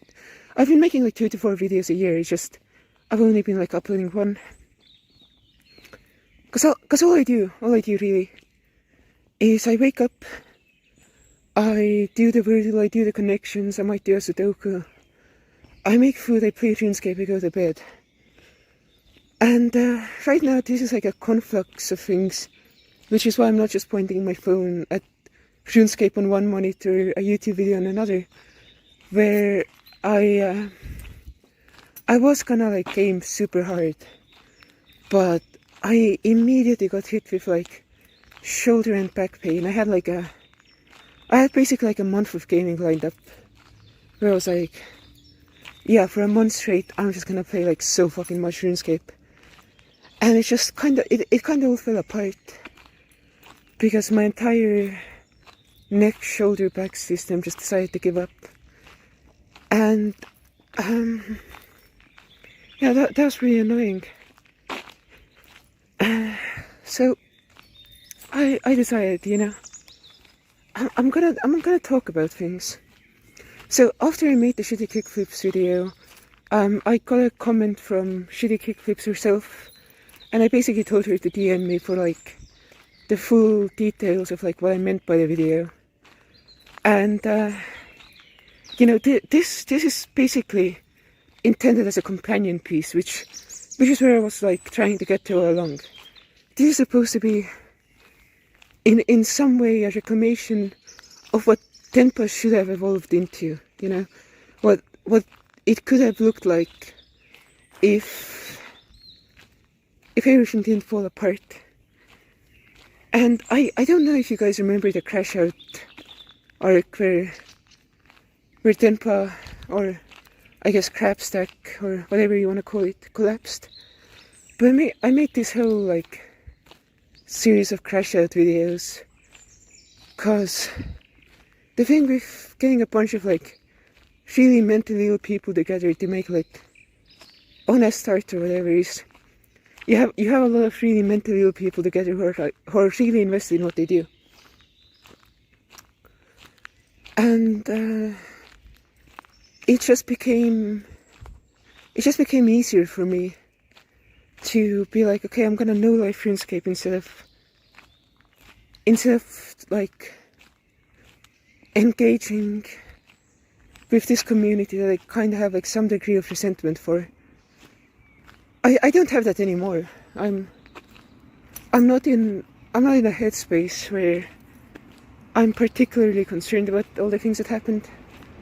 Like that's in the past now. That's in distant memory, essentially. But at the time, I was mostly concerned with, you know, talking to people about the thing that actually like brought me joy. And that was playing RuneScape 14 hours a day. I've made multiple videos about that actually. And it's my favorite game, just on an objective basis. Like, if someone asked me what my favorite game was, there would never ever be a chance I would say RuneScape. Because I feel like that's a dishonest thing to say. But when you actually observe the way I behave, it's definitely my favorite game. And I'm pretty good at it these days. But the thing is, like, as if anything, the social friction eventually starts building up. So when it comes to like gaming communities, when it comes to any type of community for that regard, I feel like I have to somewhat distance myself. And partially that was because I didn't distance myself appropriately when, you know, I was doing the whole Denpa thing. So what's been a challenge for me is by nature, if I'm not forcing myself to be otherwise, I'm a pretty reserved person. If I'm in a Discord channel, I'm always on topic or on theme or whatever you would like to call it. I don't go into like a fucking Discord server about anime and start posting about fucking, I don't know, racism. I don't really like doing all of that. And I only really open up to people in like DMs these days. There's no like public facing persona I have where people can kind of keep up with what I'm feeling, which is pretty distinct from how it used to be. And what that manifests in is I don't really have that many like super close friends. So even though I know a lot of people and I have a lot of people I can talk to, that doesn't really translate over to, you know, actually having that many people who I guess really know me. But the thing about that, right, is whenever people talk about like self-expression and uniqueness and all of that stuff, my instinctual reaction is, why does that matter? I had this arc a couple weeks ago for a couple months. I stopped doing it now, but I was in my art trauma arc because this has been a persistent thing. I fucking love art trauma because it's always the most nonsensical situations ever. So it's just really funny to observe from the sidelines. And what I've observed is that it's not really funny anymore. Because all it really is, right, isn't like a vague sense that artists need to stand up in every regard or stand out in every regard, and if someone makes them not stand out, that's essentially a personal insult. But now it's like actual like petit bourgeois shit, where they're like inventing copyright law. They should essentially be like, you can't steal the essence of my art, cause that's copyrighted. The essence is reserved to just me. And I feel like this degree of pursuing uniqueness or self-expression is insanely detrimental. Like, whenever I play a video game with customization, I'm never like, okay, how can I express myself the best? I know what playstyles I like. I like playstyles where I press a lot of buttons and go really fast. But I wouldn't consider that really to be self-expression. Because when I see like a skill tree or whatever in a video game, what I'm thinking of is, how can I click the most buttons? How can I go the fastest? I'm never thinking about like, oh, I want to put my own spin on things. I'm always thinking about like, I know where I want to end up, and I just need to figure out how to get there. And this feels like it's something that's like not really shared among other people, because most people, I guess, view themselves as an extension of themselves, if you get what I mean. Like, they have their own internal ego, right? And they think that everything associated with them is there to, in essence, bolster that ego. And I find that kind of disturbing on a personal level, because for me, I'm just doing things. For like the past couple years, or however long it's been, I've kind of conceptualized myself as having a personality the same way animals have personalities, where it's just inputs in, outputs out, right? Something happens to me, and it goes through the filter of my, you know, my mind, or however you would want to describe it.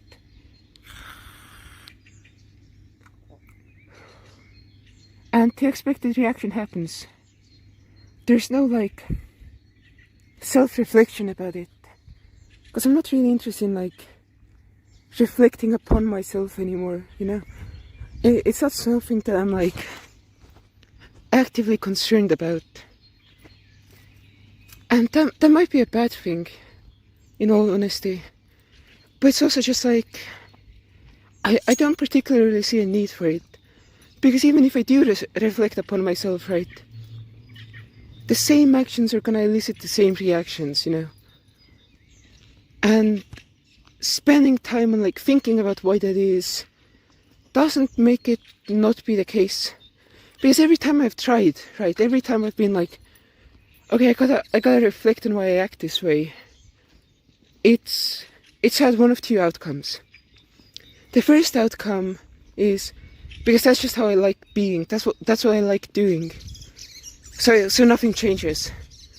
The second outcome is that I don't like being this way, but I can't see any way to like change it. I can't see a way to be different as like a human. And then also nothing changes. I can do as much self-reflection as I want. I can spend all day thinking about like why I am the person I am. But that hasn't had any tangible effect.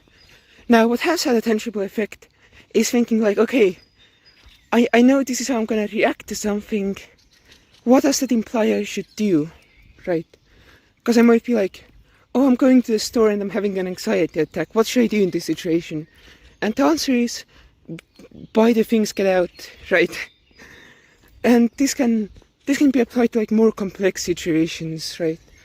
Where the answer is usually just be quiet and do the thing you would have done anyways, if you weren't having some type of reaction. So it helps to take a step back and like think about these things, right? It helps to process whether or not what you're doing is reasonable, right?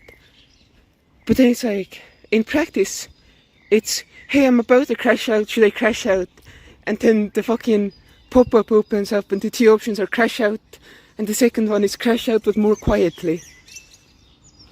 And I don't know if that's like an ideal place to be in either. Because that's just like an illusion of choice type of thing, right? Obviously, if I crash out quietly, it generally has better outcomes. If I just like wait on things, if I don't immediately jump to conclusions. But that also means that like I don't try to change the world around me, right? Because the way I view things these days is that how you act is mostly a reflection of the world around you, right? It's not really a reflection of yourself. And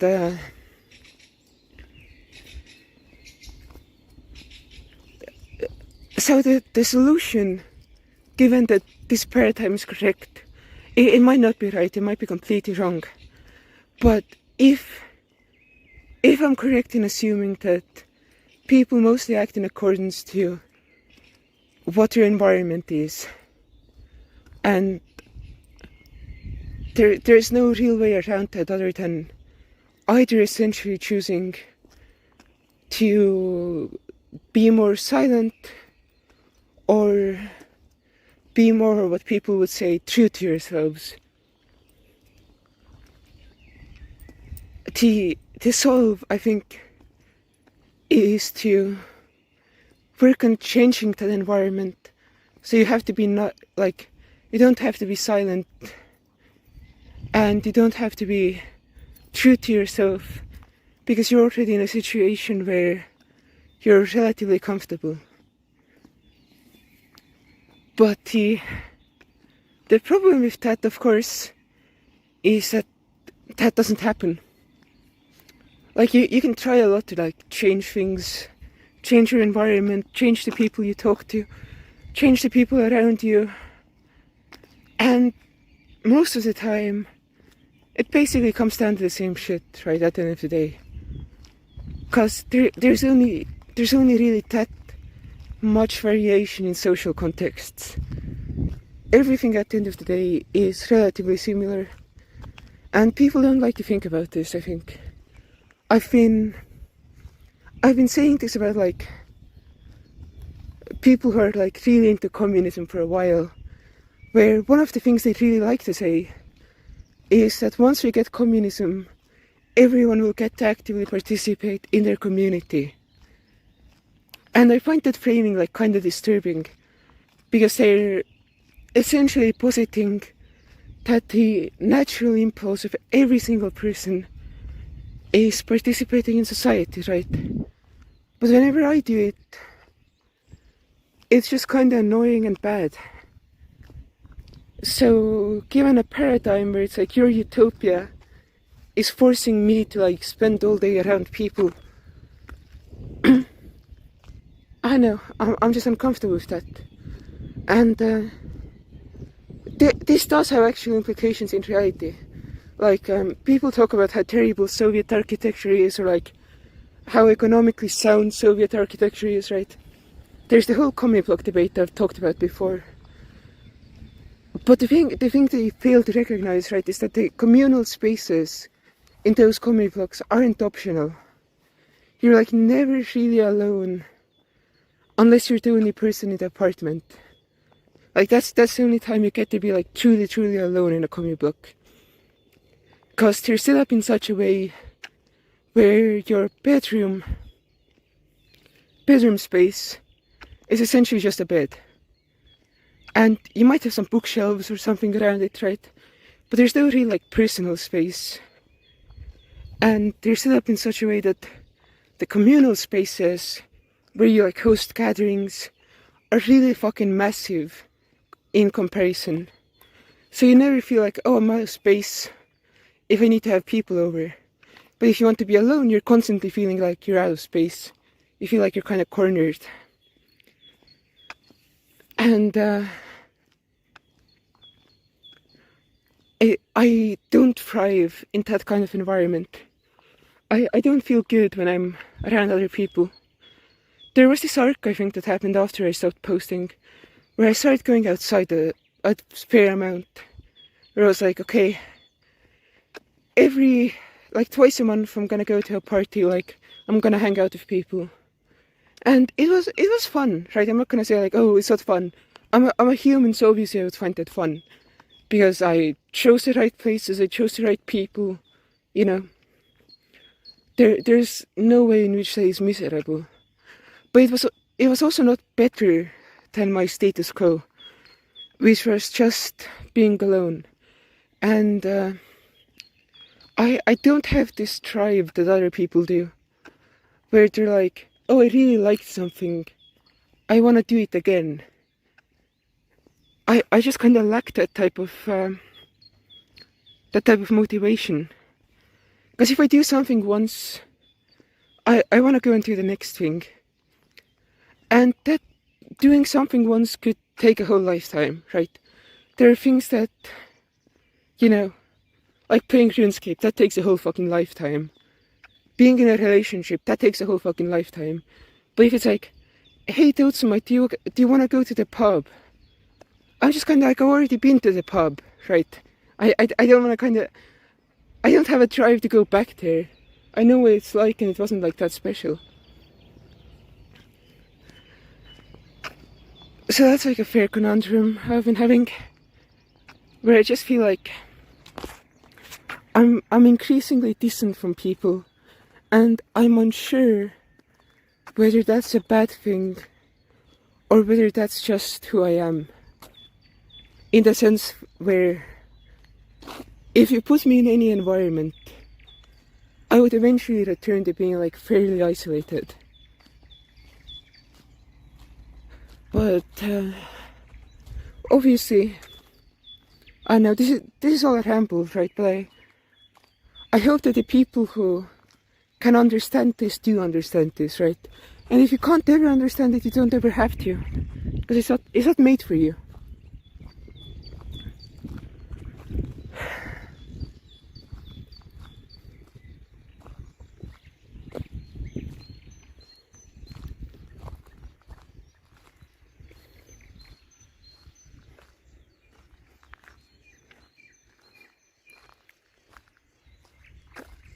gets so fucking bright so early. You might be like, oh, those might. Is this like 6 a.m.? No, this is fucking 4 a.m. It's kind of wild stuff. The sun is almost out. I fucked up yesterday. Cause I was on the computer the entire fucking day for like the first 10 hours or whatever. Until my back just fucking gave in. And I was like, okay, I have to get off the computer. And then it was a question of, hey, do I go and walk to the store? And I was like, obviously not. I can't really do that. Because my back fucking hurt. So I woke up today and there's no food in the house. So I'm left with two options after I make this video. Cause when I left, I was like kind of thinking like, hey, maybe I still have it in me. Maybe I can just night walk and talk for like 3 hours straight, like I used to. But it's become increasingly obvious I don't still have it in me. So I was like, maybe I can skip the food. Maybe I can just wait until the morning when the store opens and just go 10. And just distract myself with talking to myself the entire way until 10. But now it's becoming increasingly obvious that I have to make some type of slop, make some type of borderline inedible food just to make it. And I don't really want to do that. But such is life. I think I found a spot to sit.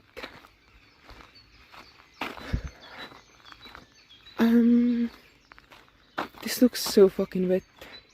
I'm not gonna lie. But whatever.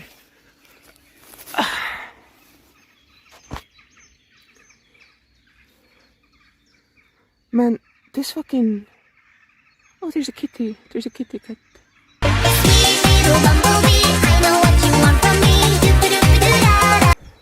This whole fucking space has changed so much in the time I've not been going outside. I remember when like the renovations started here, and it was like, yeah, there's gonna be like some small changes, things are gonna get more modern, it's whatever.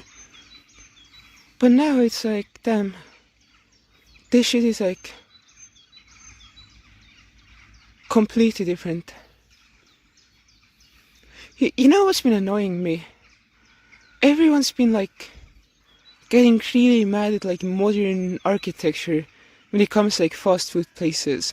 Like every fucking American has been like, oh, McDonald's isn't bright red anymore. And I'm just like, if I'm going, you know, oh fuck, I forgot my wallet. I should have brought my wallet. Because it's only like 30 minutes from here to like the McDonald's that's open at night. I fucked up. Unfortunate.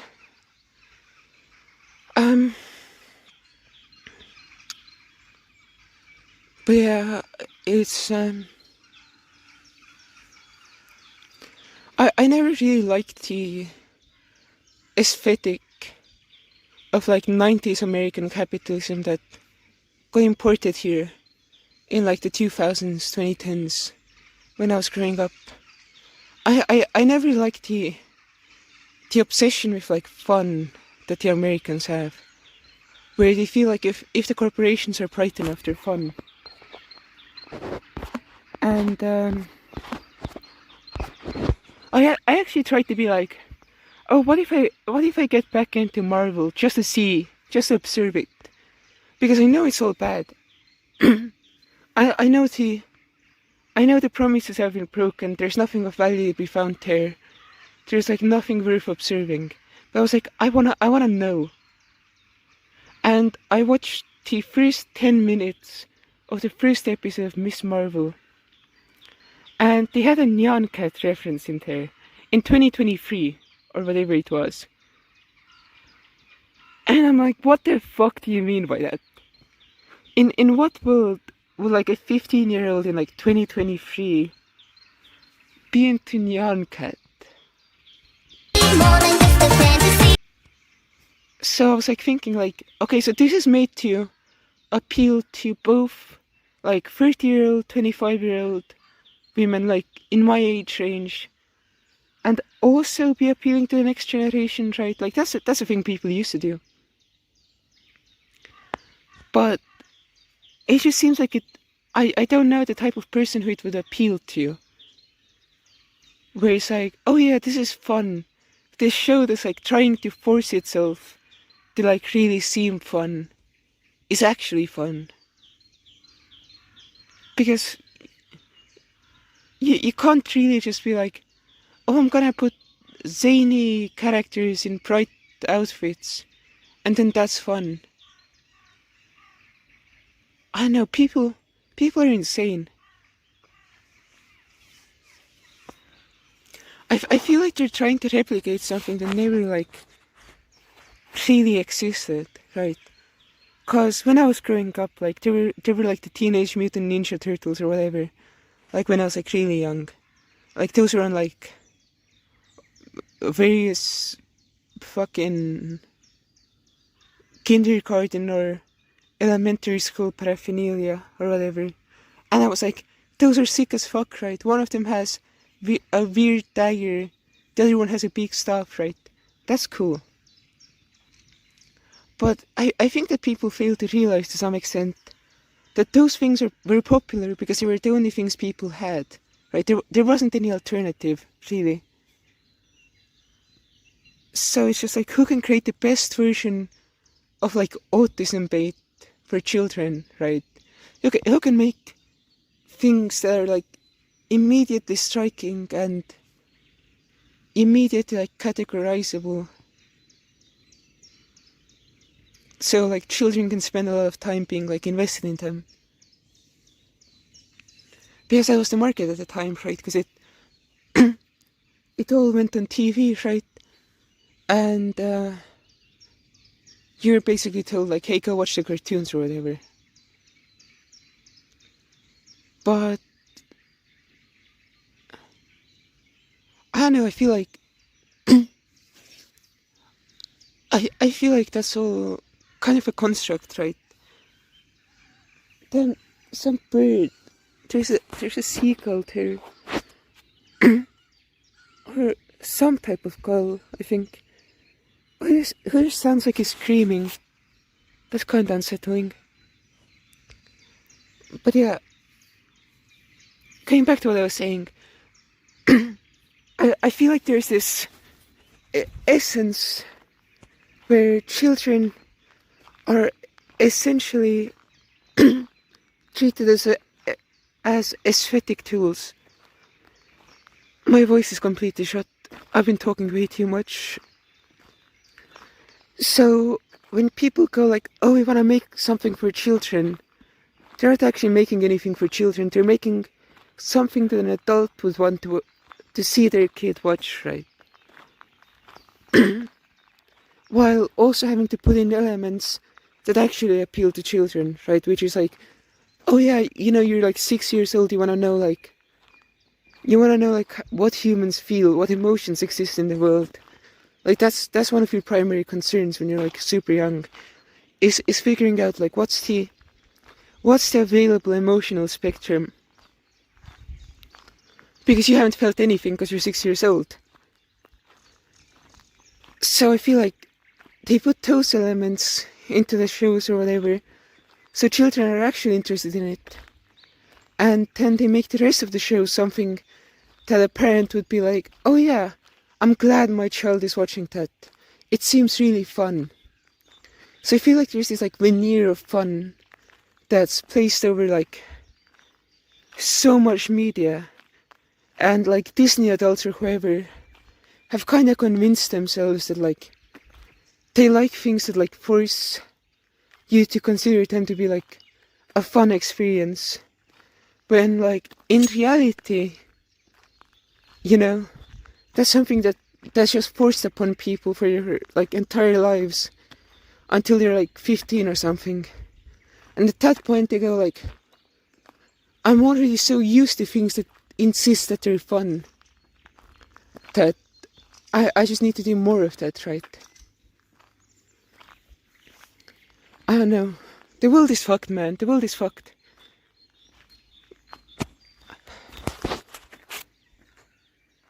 I'm just gonna go home and play more RuneScape too. Yeah. Yes. Yeah. Wait. Okay, so Denpa videos. I actually disagree with this premise, by the way. This is gonna be a debate, Mr. Thanks. I'm down. Yes. So I actually disagree that these videos that we're talking about are even Denpa videos. I don't even think they're necessarily Denpa inspired. Osaka, did you see the new video I made? I did. I thought it was a very good video, but I disagreed with some things in it.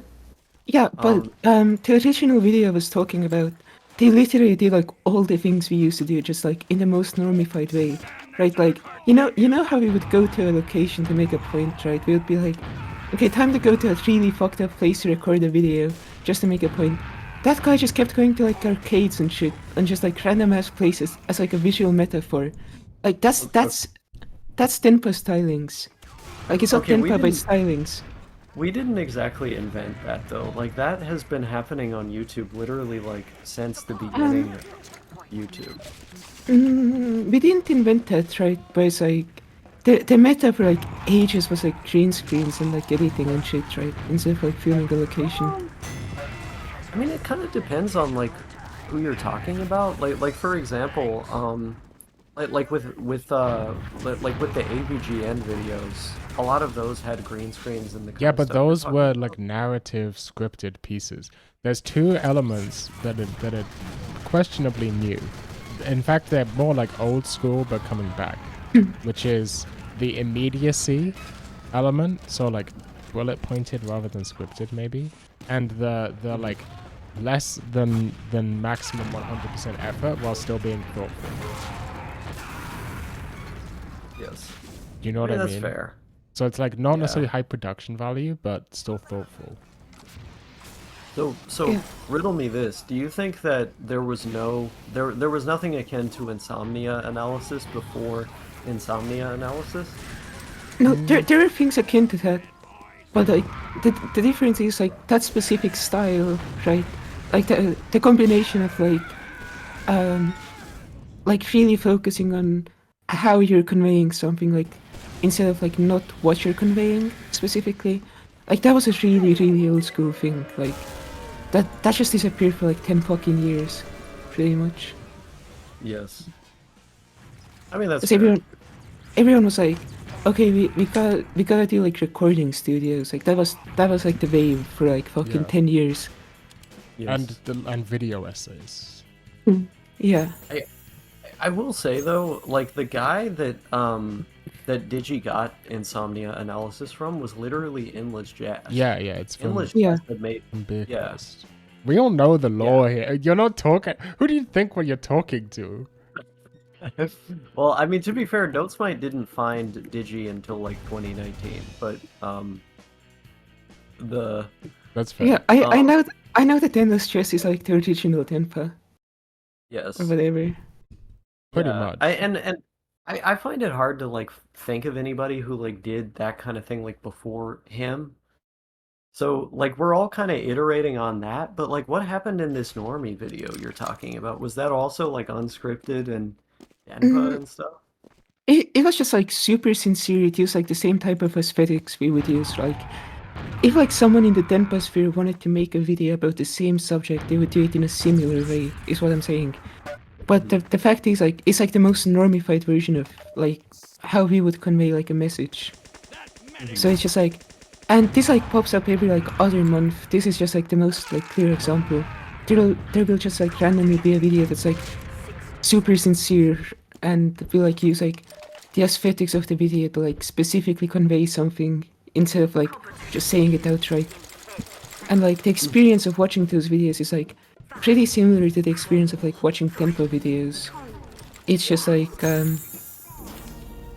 the presentation is such that like every normie goes like, oh, this is the best thing ever.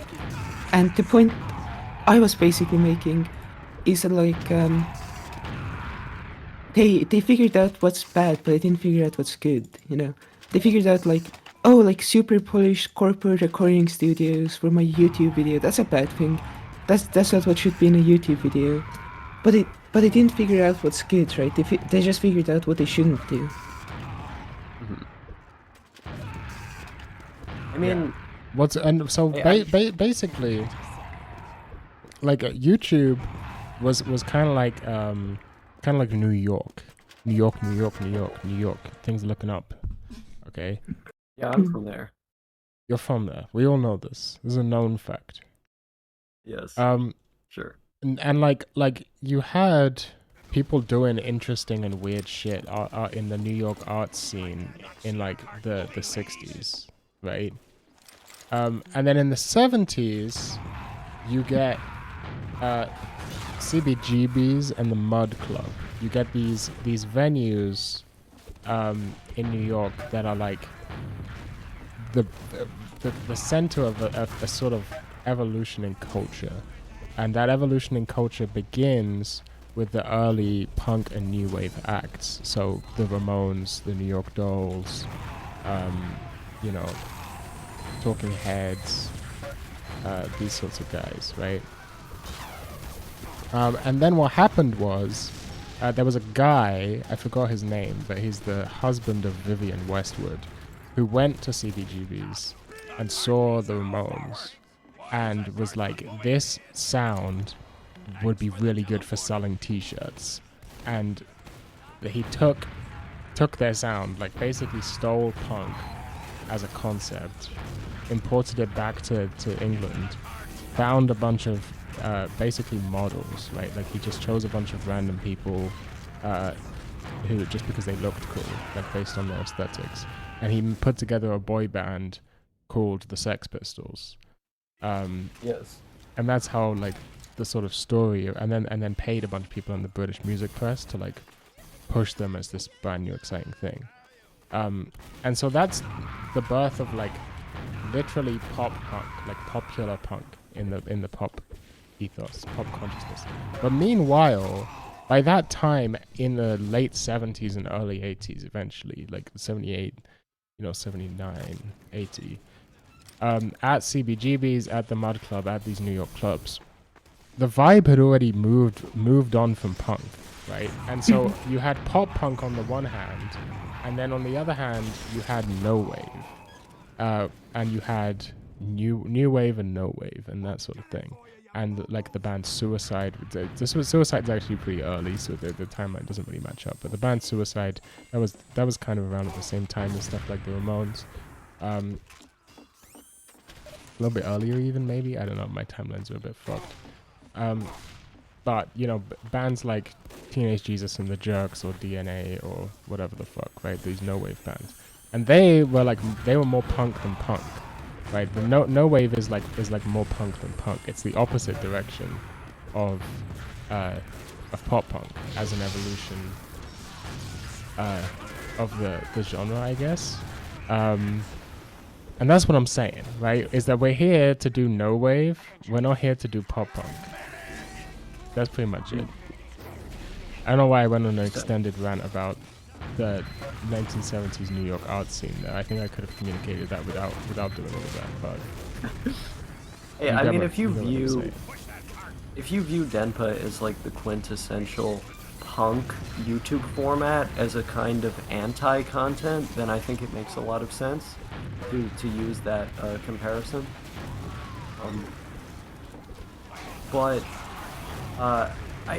So I guess what I want to know is, are there any Sex Pistol songs that you like, or do you just dislike all of them?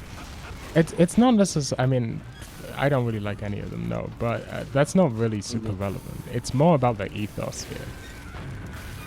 I agree on the point about the ethos. I guess what I'm trying to say is I think it's possible to take some of the aspects of what makes Denpa and then do them in a pop way and still make something that's good.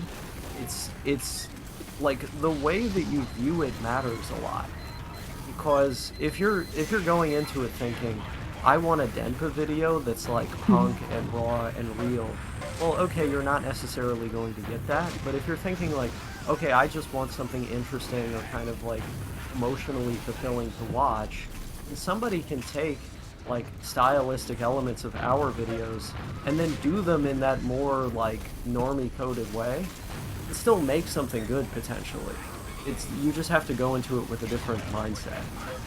Yeah, That's I agree, but it's like the point isn't that they're like bad, because they know how not to be bad, right? That's entire like conceit of the thing. They figured out how to not make bad videos because everyone was making bad videos for like fucking ages. The thing is like they haven't figured out how to make good videos. so Yeah. your problem is that they're not interesting. What they're doing is not interesting. Well, what No, they're doing it's is perfectly it's for interesting. money. It's for money. They're doing things that are Yeah. gonna be commercially successful. They're like, Okay. I'm gonna take the fucking format of like, let's do a video, but it's more honest, but it's more immediate, but it's more, whatever the fuck. Okay, so from what I remember, the prime example of this is shitty kickflips, and like I No. have friends with Shitty Rhyme. kickflip. Shitty kickflips is not the prime example. Like nowhere close to it. It's the video that you talked about of that guy. I know, but like Yeah. Shitty kickflips is just like an example of someone who's like, trying to do it, but like not failing. no, not failing, just like not necessarily doing it in like But the thing is, shitty kickflips. it's like a new gen thing. Shitty kickflips literally makes pop punk. Like shitty kickflips is just a pop punk enjoyer, and so it makes sense that she would make pop punk stuff. If you know what I mean. Okay, no. I'm gonna like shitty kickflips is more like a crunch type of thing in this analogy. Like I don't think you can compare her videos to like pop punk here, but you can compare them to like Nirvana or whatever. It's like a different thing, but it's like, it's not like different in like the same, it's not like different in a dishonest way. I feel like she's copying J-Reg more than she's copying us. She is copying J-Reg, but J-Reg is also copying me. What? Yeah. See? What? Not Wasn't he directly, around before you? but by virtue of J-Reg makes a video about something like 2 years after I found out about it, like it's brand new. And that's why I hate J-Reg. Oh yes, the world revolves around you. I forgot. Yeah, of No, course no, the no, world's no. involved. What do you mean? Okay, so what Nufanki is saying, I'm gonna translate Nufanki to Osaka here, Thank you. is basically the point is that like the way we view the world, right, is the same as like anyone who's like on the bleeding edge of anything is, right? So we view YouTube in like a way that doesn't make sense until 2 years from now, or whatever the timeline is. So when we see a problem or we see a topic or we see like potentialities in like YouTube, we just naturally are gonna see it like earlier than other people do, and that means that like it feels like, hey, like we already did this like 2 years ago. Now it's something that everyone's doing Yeah, but it's because it was I was it was going to be talking- discovered eventually.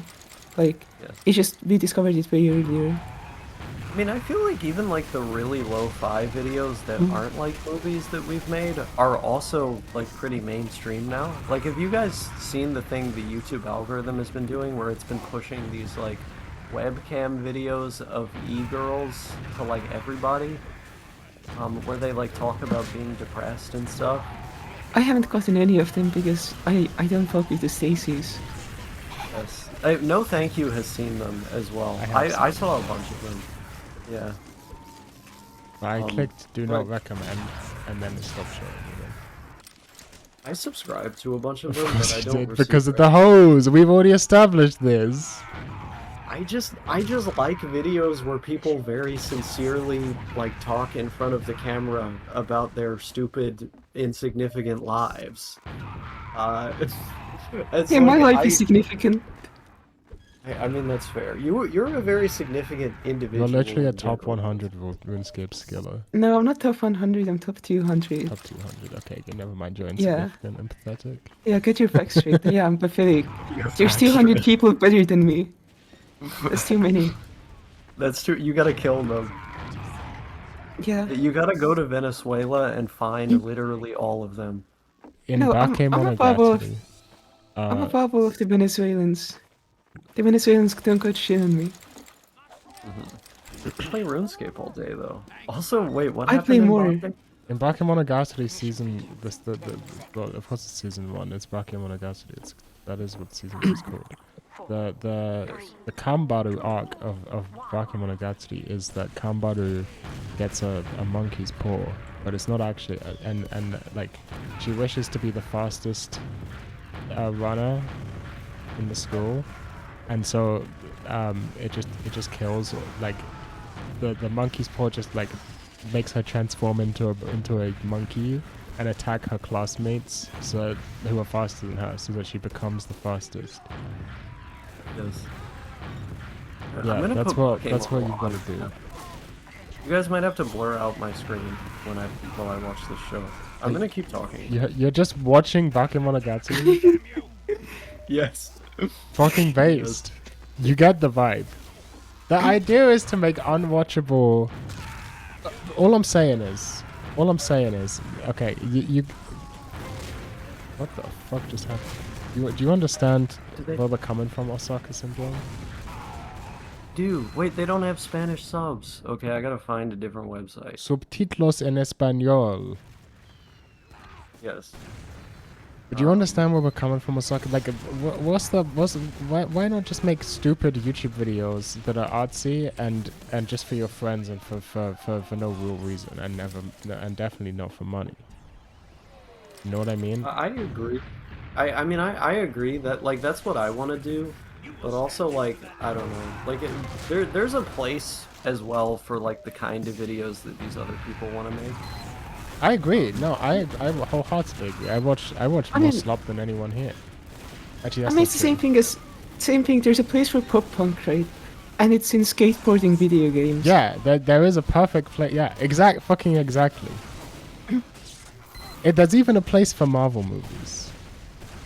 Okay. Yeah, I finally fucking got you. I finally got you, like, on that. I've been telling you this for fucking years, and you finally see my point. There was a place for Marvel movies. Yeah, you don't know what you have until it's gone. That's true, you're right. Bro, that's a fire YouTube video title. There was a place for Marvel movies. That's like, you would get 1 million views with that. I think it's too high concept for the average YouTube viewer to understand before they click on it. That would be a top tier no thank you video too, because like you would talk the entire time about Martin Scorsese instead of Marvel movies. He would talk the entire time about Chino instead of. No. I just think she's an appealing character. Okay, shoot me. Yeah. Yeah, you would be like, okay, so when we look at Kurosawa, that's how you would start the video. Okay, I probably would, because Kurosawa movies were basically the Marvel movies of his day. Yeah. Yes. When we look at Kurosawa, who do we think of? I know I personally think of the anime character from Urusei Yatsura. Yeah, Lum. Chino. I think of Lum from Urusei Yatsura. Yes, I was trying to say Gachu Yusa. Did you know that Lum was originally supposed to be only like a small part of Urusei Yatsura? I did actually, yeah. I think I heard that from Digibro, or Trixie the Golden Witch, the Golden Bitch. Damn. I'm gonna call her that to her face. I need to go into one of her streams. Just hit her with the Trixie the Golden Bitch. Yes. But so what I'm trying to get at, I've been trying to like direct this conversation. I don't know if I should be. But You've been directing it about as well as a Martin Scorsese movie. They're good movies. That is to say badly. They're good movies. I don't know why I'm pretending to like or to not like his movies. He's my favorite director. Which is, by the way, normie alert.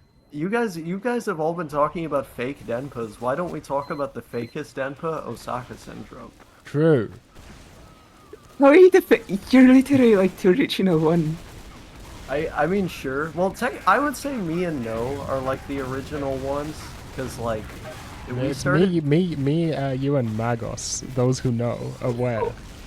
Yeah, that's so true.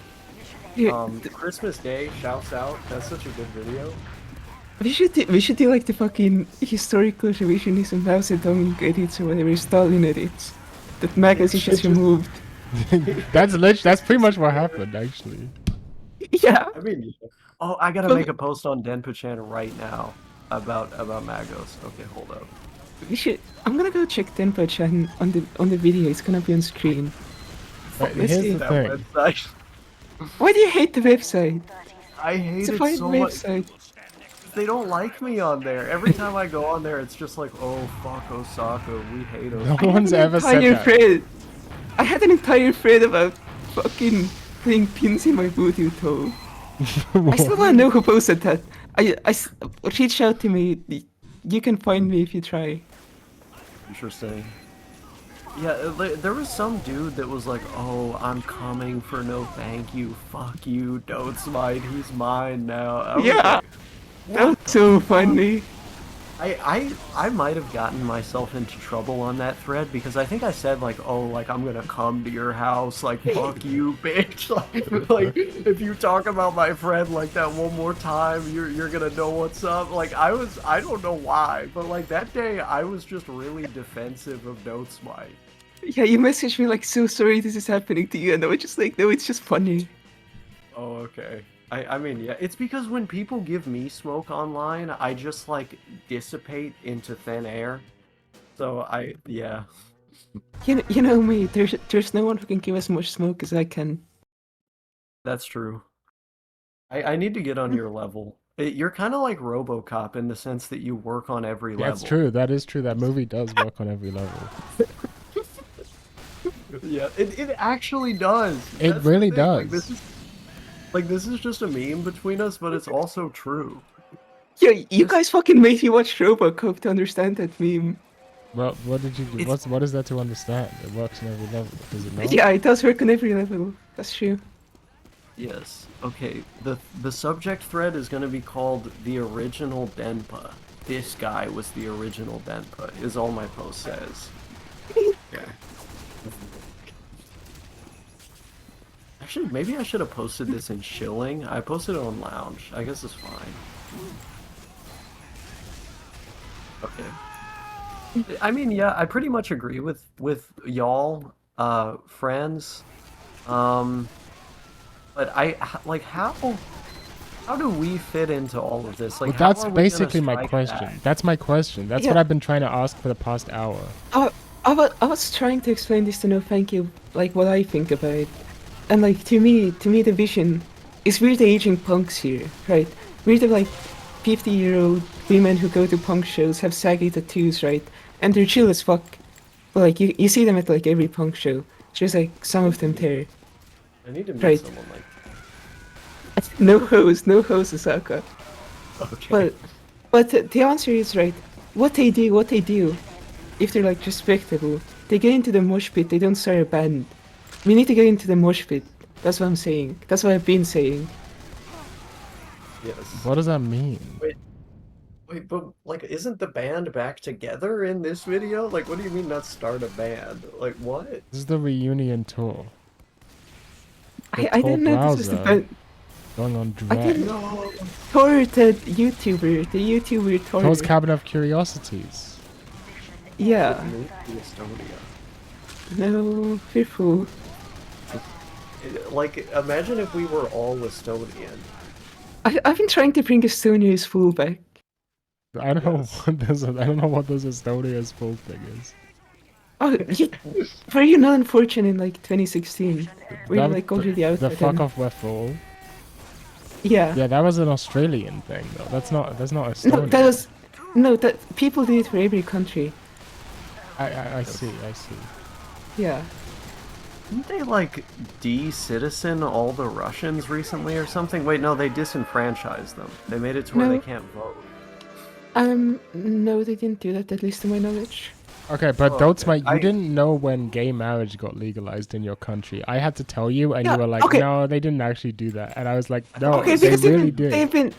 they've been trying to do that for like 10 fucking years, right? So if you come up to me and tell me like, oh, they legalized gay marriage, I'm like, yeah, they've been trying to do that for 10 years. It hasn't processed to me that it's finally happened. Because it just didn't happen for so fucking long. Yes. I'm still in the mind space like, oh yeah, that's what's happening. I just forget. Because like Meanwhile, my entire conscious life they've been trying to do that. Okay, go ahead. Meanwhile, most of the cool Western European countries did it in like 2002. Yeah, but for an Eastern European country, Estonia is pretty progressive. That's true. I'm just like pretending to be a Westaboo right now, because I'm sure. I sure like. you are. Okay, I mean I'm kind of a Westaboo. I Like, did remember give you guys- it wasn't very. Osaka, Osaka, you like Germany. Of every single country, you're like, oh yeah, I like Germany. That's like, That's not even my favorite European country. I mean, yeah, but I hate the Germans. The fact that I'm they're in racist the against the running is Germans. crazy. I'm also racist against the Germans. Okay, guys, I'm gonna send you a chart that I made. This is the power rankings of languages. These are my favorite languages. Why is English S tier? Because it's a great language. English is awesome. No. Okay, Finnish is way but too high. Russian is way too high. Czech is way too high. Ukrainian isn't even a real language. That's just a dialect of Russian. No. No, okay, if anything, Maori is dialect way too of low. English. Maori is a fucking great language. Irish is a great language. Zulu is a great. Swahili. What if this? You're smoking crack, man. What the fuck are you doing? I don't like. Okay, if Twee was available for this, I would have had Twee like in A tier at least. It's so fucked that they put the Indian flag and said Hindi. That's just gonna stoke racial tensions. This tier list is gonna stoke racial tensions in India. Wait, what do you mean? So many people in India don't speak Hindi. Yeah, that's true. I thought Yeah. we were doing the Hindi Urdu thing. But I don't know Urdu what it actually is just like a dialect of Hindi. I'm sorry to all the Yeah, it Pakistani literally viewers, is. but they're completely mutually intelligible. I like to meme about Russian and Ukrainian and Spanish and Portuguese, but Yes. Yeah, if you meme about Portuguese, I literally just start spurging out. Like it's like I'm like a machine that is like about to like explode. Yeah, no, Frankie has been like, yeah, Estonian is basically the same as Finnish. That's his argument. yeah, my argument That's is, not true do you at know what all. sinep is in Estonian? Mustard. You know what sinep is in Finnish? Mustard. There is a cognate, therefore they're the same language. That would mean that would imply that that Spanish and English are also the same language though, or English and French. They may well be. There are facts that we're yet to uncover about No, this. world. no, Frankie, do you deny the fall of the Tower of Babel? I do deny it. I personally denied the fall of the Tower of Hegel. He's still up there. He's still up there? What's he doing there? He's being at the top of everything. It's all Hegel in the end. Damn, I am sucking I- shit in Team Fortress 2 right now. You know, I feel like sometimes have this I'm thought- struggling so hard to keep this conversation on track. It's fucked. I wanted to ask us like, okay, so we've agreed to some degree that like number one, we were way ahead of the curve of the Denpa thing, and number two, that like the regular boomers, the young people are doing it wrong, right? And that we know how to do it better. But we've also kind of agreed that none of us really want to make like big Denpa videos anymore, you know? Like we don't want to just keep making insomnia analysis for the next 10 years. Like we've kind of run out of that, you know? And like we've all had different approaches, right? Like Osaka is just making slop. That is not true. I'm gonna look at your most recent videos. Hold on. Osaka syndrome. Oh boy. It's all about hose. It's It's just gonna be- entirely about hose. I You've made got like a 2 1 videos. minute long video called learning. You've got sleeping in a normal way. Like this is what you make, man. You just make. You Wait, just make, read the full title. No. This is, Sleeping in a normal way is quite difficult if you are quite a different in a strange way. Okay, that's a great title. Okay, you know what? I stand corrected. That's an incredible title. Thank you. yes. I'm gonna pull up Osaka syndrome videos. But what I'm saying is you've been making these videos since you were literally like 12 years old. It's just the same video. But you don't even bother. There was a short time where you were like, oh, I'm gonna make this like cool and put effort into it and shit. And then you were like, no, I'm just gonna record it on a Nokia 3310 now. How to get a trans GF in 2025? 1.3 You're telling me that's not views. slop. You're telling me that's not slop or something. I mean, it was good advice. I'm also in the video. Didn't I like start the video by saying, "Okay, guys, I don't have a girlfriend." That is Like, very funny. I started it saying something like that. Yeah, I don't know. I think I'm actually like an expert troll. I think every time I do slop, it's because I'm being subversive. No, you should have seen what subversive. Why I do slop is. Anki flashcards in the shower, the shirtless Osaka fan service episode, I mean, you're telling me that's not slop. I don't think there's anyone who feels serviced by that video. Look, I'm telling you. Have you seen I mean, what people say about you on Denpa Chan? The amount of hoes you No. have begs to differ. Yeah, the amount of hoes you have does beg to differ. But they have no reason to like me. They just exist. It's because all women are clout chasers. That's actually why. What count? They see the subscriber count and then they're like, wow, that's amazing. Okay, so the Twice used to have like a fucking 5k subscriber YouTube channel. Yeah. Well, my advice was actually just to go on Discord. Like oh yeah, like go on Discord and just socialize. That was all I said in that video. But then I had this random tangent where I was like, wow, like aren't trannies awesome? They have like Because that's every single video you make. That's not a tangent. That That's is just not Osaka true. Syndrome's YouTube channel. That is not true. I've said that in like 3 videos. You made a whole video about how much you love beautiful black queens. Do you remember that? Do you remember doing that? It's true. I will stand on business on that one. I'm just saying. I'm just putting it out there that you made that video, and the audience could decide whether that's slop or not. I mean, they don't have to watch everything I post. I'm okay. Like, if I make a video like that and it happens to like reach a broader audience, it's not because I was trying to reach a broader audience. It just sort of happened. Okay, here's the question I'm gonna ask. This might be a weird fucking question.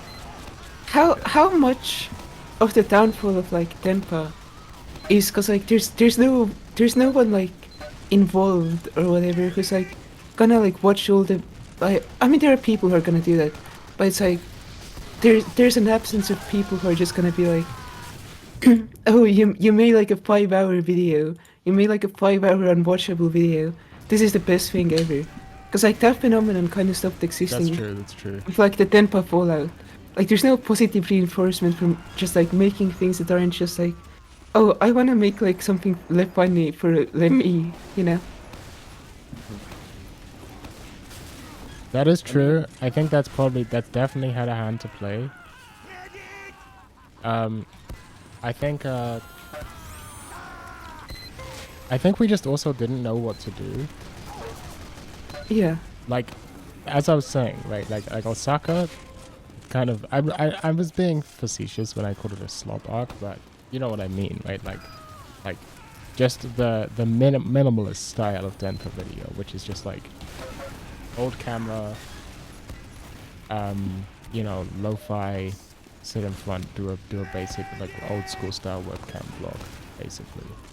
Yes. And then you had the Dotsmy approach, which is just to stop making videos and just make a RuneScape channel where you post like epic RuneScape skilling montages.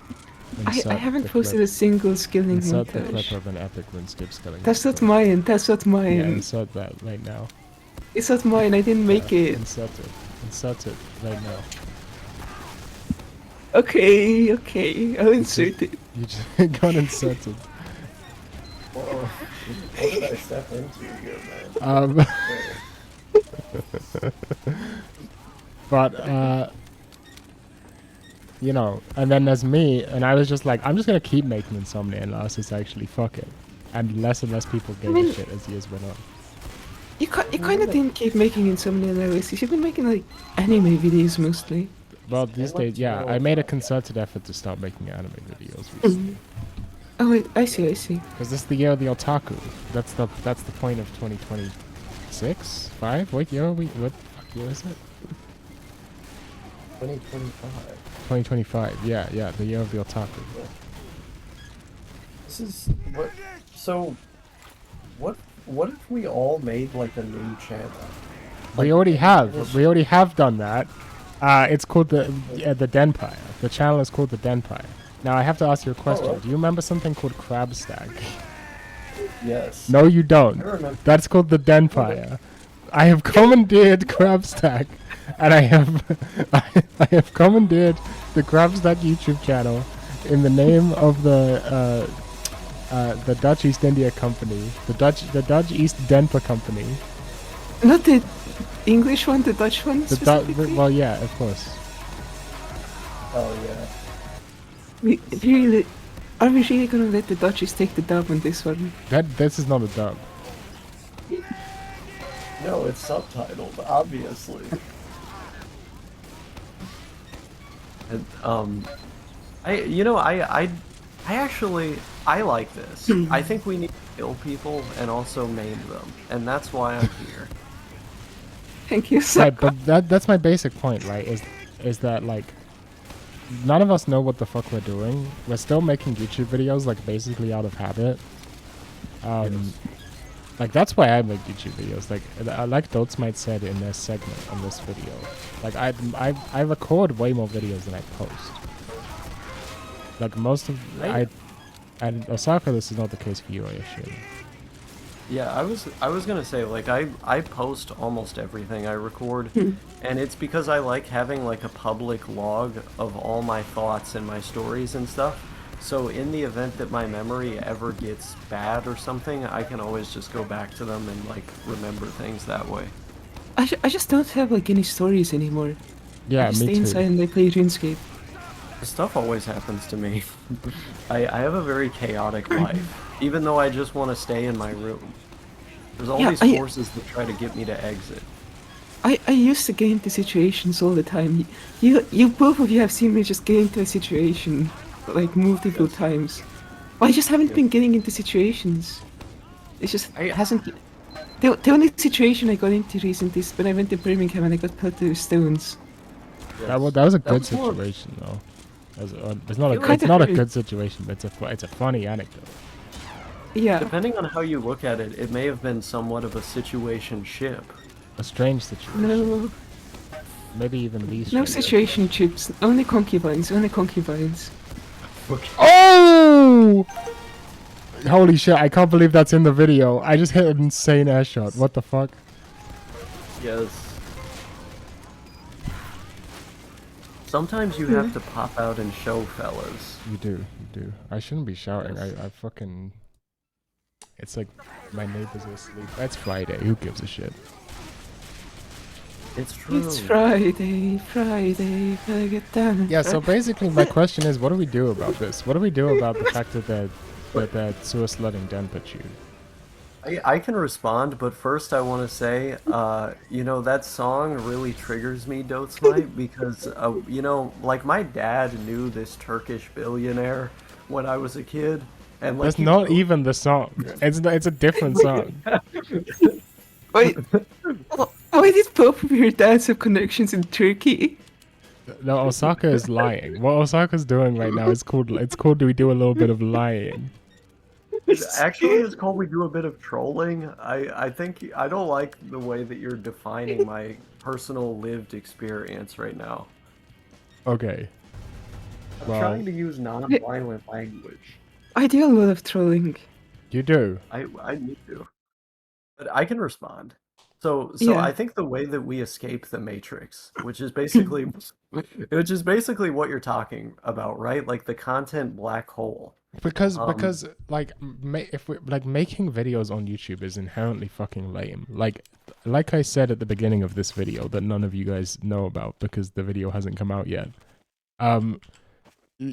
It's like how punk can an album really be if it's available on Apple Music? You know what I mean? Yes. DCRS. We need to bring it back. Bring it back, and then host the videos all on Catbox because they're so small that they can fit there. Yeah, like No, some. the entire problem with the DCRS was that no one fucking cared about it, or even if they cared, because there were people who cared, like they weren't very vocal about it, and they weren't like posting shit on there. And I was like asking like, does anyone want to post shit on there? So I just kind of got bored. I mean, that's fair. Yeah. But like I Right, have a like, there were blog people now, who posted Osaka shit. has a blog now. Like we're kind of in post YouTube. We're entering the post YouTube era. Mm. You know, like having YouTube, having social media is cringe. I don't have a blog.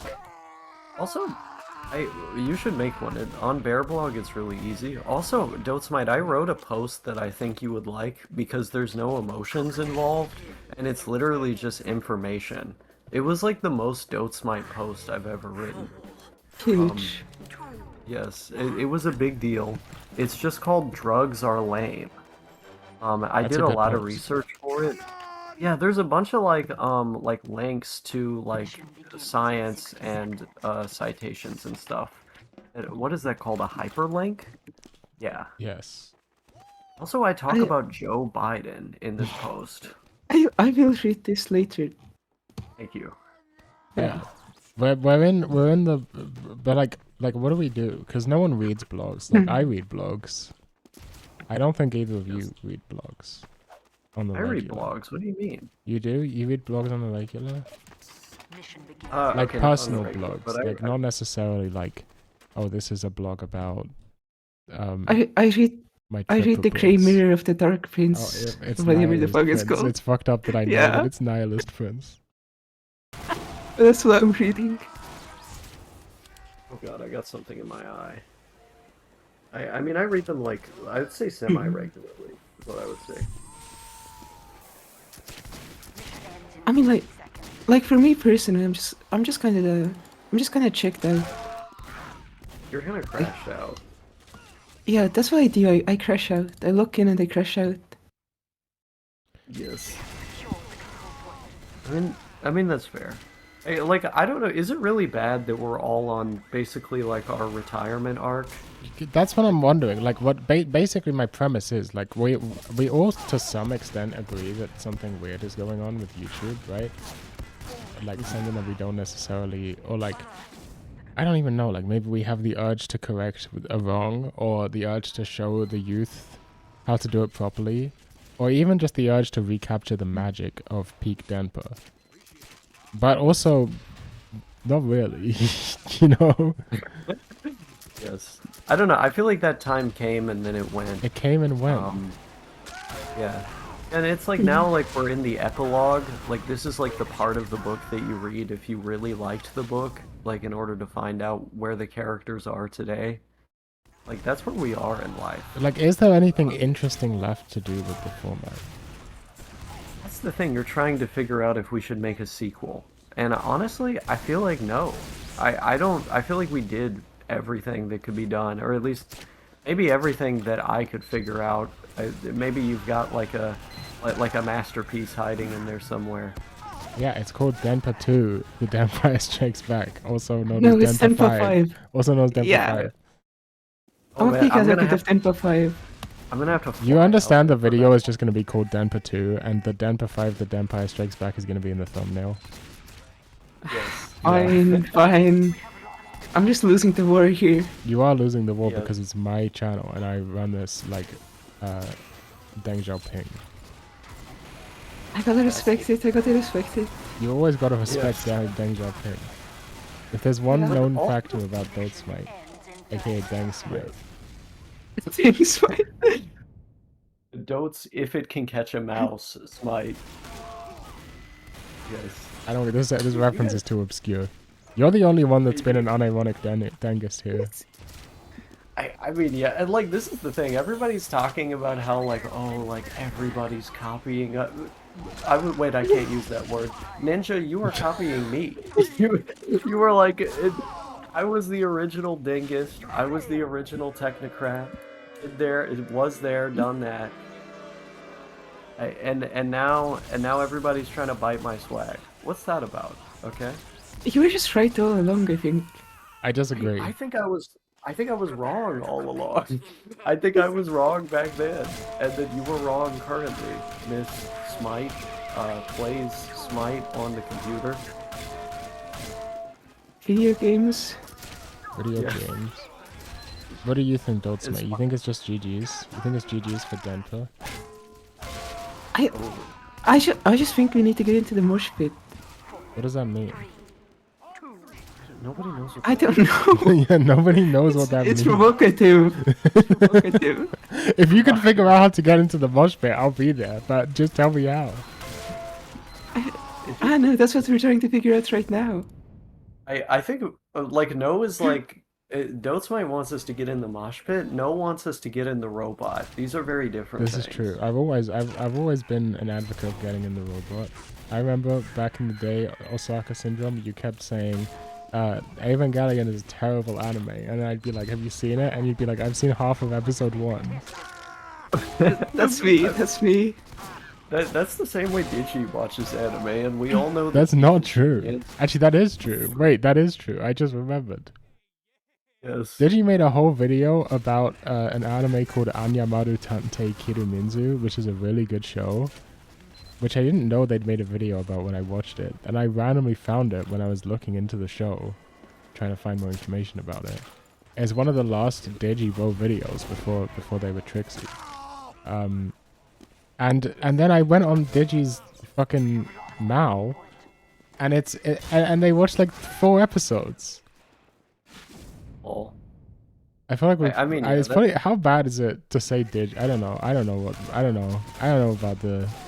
We're talking The about the preferences of past this tense individual. version. It should be fine, right? Hopefully it's fine. Yes. It's not like she's gonna watch this. I should listen to the song Like a Virgin right now. That's a good song. It's a good song. That's an example of pop.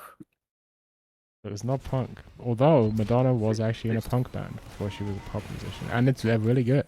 They didn't make many songs, but they are genuinely very good. Yes. Wait, I can't show the music video on my screen. It'll get copyright claim. Okay, here's a thing. Here's a question I'm gonna posit. Because this is the Dotsmite show now. This is the Dotsmite show. Yeah, of But I'm course. trying to It's get- always been the no, thank- Dotsmate show. Yeah, I'm trying to get you two to be my psychiatrists here, because I already did intervention. Okay. Why do people say I have an intimidating aura? Do you guys know? They're retarded. It's because Yeah, you're very confident in what you say. You're very like you say something and it's like and my way is the right way. Yeah, maybe. It's just been so persistent. Yeah, but the thing is, your way almost always is the right way. I mean, yeah, but like the way that they do it, the way that they do it, like feels kind of lighthearted though too. Like it's like, oh, that's just their opinion. Like I can't really listen to anything they say and then be like, oh, this is insistent. Like this is really like laying down the line. It's like, oh, that's just what Dotsmite thinks. Okay. Dotsmite insists upon itself. Is this what we've discovered? Maybe. I think I know, some it's just people- like, this is just so reoccurring in my life, is the thing. It happens like, every time. Who thinks you have an intimidating aura? Basically everyone I meet, like unironically. Like, can you cite a source? I mean, Fucking it's like, lib Saka again with the citing source. I'm not gonna mention like random people I know that no one here knows. No, that would be like what I do in YouTube videos. Yeah. You're like Jorge, my friend from Ecuador. Ecuador, as I like to call him. Uh-huh. Yeah, but it's just like, I mean, like, the Denpas were like that when we first met. It's true. We've been talking about like Jelaine and Horror Love, and none of these people know who the fuck those people are. Yeah. Maybe Jelaine. Stagnation, motherfucker, you feel me? Stagnation. It's what I'm seeing and feeling all the fuck around me. Personally, you know, I don't really give a shit what anyone else does or thinks. I don't really give a shit about any of that because, you know, why do I have an empty spool? Fucking retarded. Because, you know, I fundamentally kind of feel like people should be able to do whatever the fuck they want. You know, I feel like this is a, you know, the guiding American tenet. You know, freedom. Freedom, motherfucker. Have you heard of it? And for better or worse, you know, I still kind of believe in this core tenet of the American faith. You know, I have been disillusioned with the reality of America, but the ideal of America, it's still stuck inside me, and I really wish it was true. You know, I really wish it was true. People just need to allow people to do whatever the fuck they want. What a disaster we have here. Just like that. And hopefully find the true end here. Otherwise, this thread is just doomed. So, you know, I don't like stagnation for myself. I get bored.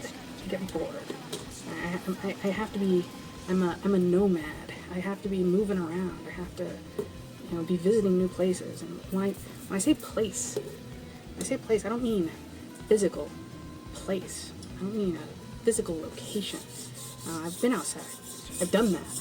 I've gone physical places. I've seen physical things, and it's kind of boring, to be honest.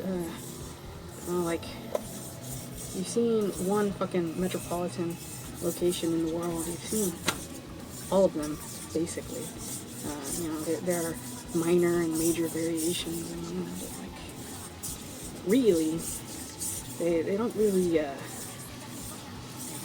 have much different between them, you know? It's still the same old shit. And we can blame imperialism for a lot of that, you know? The reality of America, we can blame that for a lot of that. Not all of it, of course, you know? Some of it has to do with the fact that humans just aren't that fundamentally different from each other. You know, we all need the same basic shit. We all like the same basic shit. We all kind of seek after the same kinds of things. We all kind of value very similar things. Where? I think this is just fucked. I've got one end here. I've got 3 threads here. Like, it's not that So yeah, I don't give a shit about like my physical favorites, spaces. you know. I don't like the existential dread of looking Stomping at grounds, you know, planted places that trees I like to and return thinking to. about slavery while I'm You know, doing places it. I've been, and I'm gonna Which happens every come single back fucking to. time. So There are plenty of places like that. been there, felt that, done that. Can't feel anything else. But So, one of the things that I like about yeah, returning to a place is visiting things that I I'm talking didn't have an about opportunity to visit before. cognitive spaces. You know? I like visiting new And and there are plenty of things different that cognitive spaces. I was only able that to experience I haven't experienced a yet. very or, small amount of it. insufficiently Or I was experienced. only able to or, appreciate a certain portion of momentarily it. passed by and glanced at and thought, yeah, one day I will investigate this And further. you know, you go away And for on certain days, you know, 15, 20 years, this is the come day back, that and I'm doing experience it in a it. totally different way. And experience those parts of it that you weren't able to experience before. There's 100 grit stone, so it should be a quick cutting one.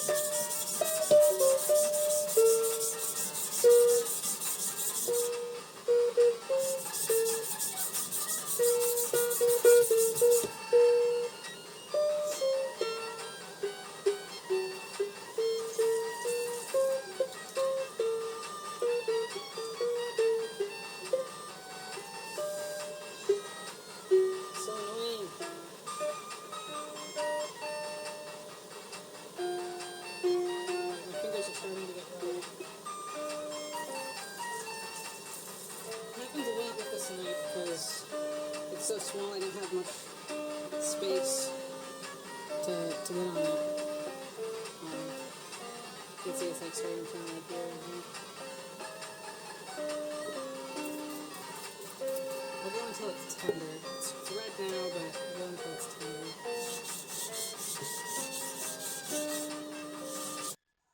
In the end, what this video really is kind of like conceptual art, if you think about it. Concept art? Not concept art, that's a different thing. Concept art, conceptual art. Two very different things. But it's conceptual art because it's like, it's about the form that the video takes rather than the content found within the video.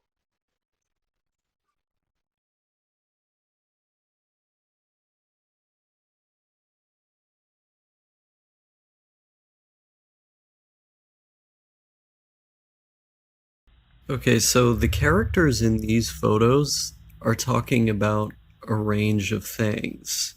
I made these comics back in like 2022, when I was really into making the schizo thumbnails and stuff, and then eventually that evolved into me satirizing the conversations that I have with No Thank You and somewhat Dotsmite.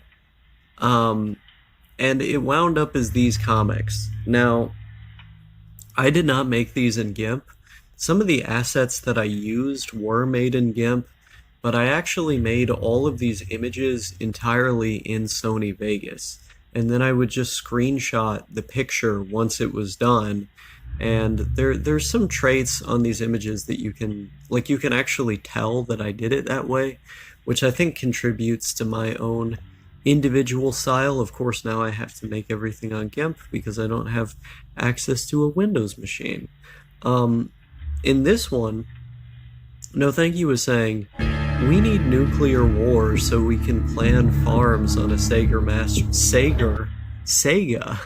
I almost said it the British way in an American accent. Sega Master System. Also, I'm not a humanist, to which I just shout Rojava in response. Now, this is probably going to make literally zero sense to anybody who looks at it, but it's a reference to how, even at the time that I made this meme, it was many years ago, it was not a recent event in which No Thank You talked about this Collapse OS thing that you can actually run on a Sega Master System. Like back in 2022, it had literally been multiple years since he had been really into this and talking about it. I think it was like when we first started talking, like 2018, when he was talking about this shit. But it stuck out in my mind because back then he would talk a lot about like post-left stuff and anarcho-primitivism, and he made that video Climate Change is a Good Thing, actually, where he made these what I would call very humanist arguments, in which he tried to say that there would be these kind of unknown benefits to humanity having to kind of overcome the odds, and that it's actually a natural phenomenon, that our environment changes and that we change with it, and we shouldn't moralize about it or whatever. And then, of course, later he started talking about the philosopher Linkola, who had a whole thing about being against antibiotics because he was so incredibly moved by a group of Indians swimming in sewage and the fact that they, had more natural resistance to disease. Of course, Linkola makes a kind of eugenicist argument that the strongest are going to continue to survive because their immune systems survived, and then they pass that on to the people that come after them, whereas the people with the weaker immune systems are rooted out of the society. Now, of course, No was not interested in the eugenicist component of those arguments, but he found it, from my understanding, him at the time, he found it interesting what the guy was saying. And so, out of curiosity and kind of a willingness to look at what these guys were saying, he wanted to present to me some of the facts and what their point of view was. While, of course, disagreeing with it. But, me, in my particular way, I decided to turn that very nuanced conversation into this. An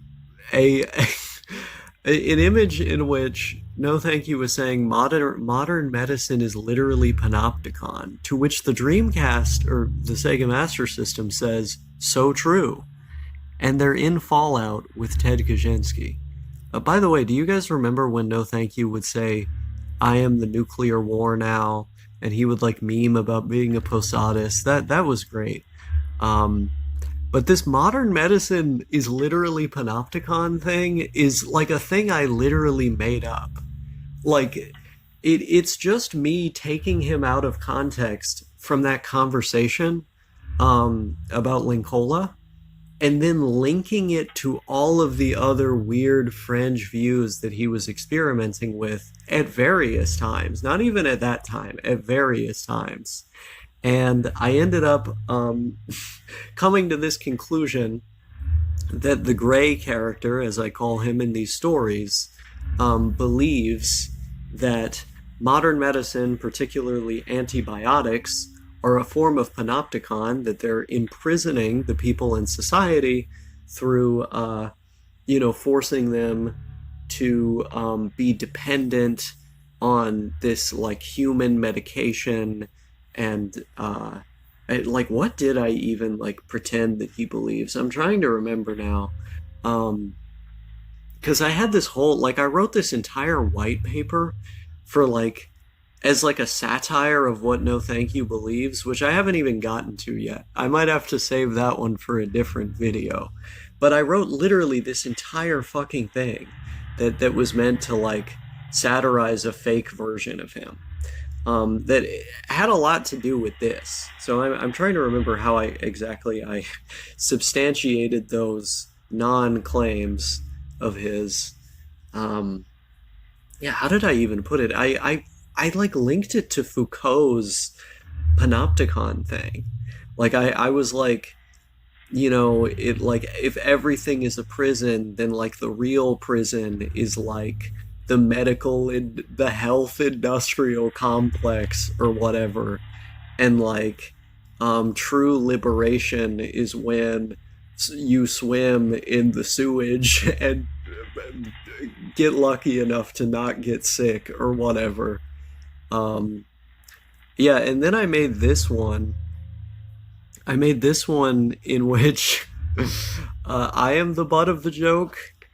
And you can try to read that to your best ability. I have this whole thing about MMT, which No Thank You and Dotes used to like to argue against a lot with me, because I was very liberal, sock dim pilled back then. I still am. And I would talk about MMT a lot. And there's this whole thing about how the easiest way to refute a nihilist is to simply kill them. There's me arguing against moral relativism in here. Yeah, I mean, all of the, if you were there, you were there. You know what's up. All of the famous topics that would come up between me and these two. And then... And then I just have these two. Don't Spite is saying every place is just a place, and No Thank You just says modern medicine ! And sort of the implication is that modern medicine, just its mere existence, is a refutation of everything I'm saying here, the wall of text that goes on way too long. And this whole thing, this every place is just a place thing, it's a thing that Dotes used to say all the time. Like, whenever I would talk about wanting to move out of the US, Dotes would always just be like, every place is just a place. And like, when I would try to weigh different countries against each other based on factors like government policy or culture and things like this,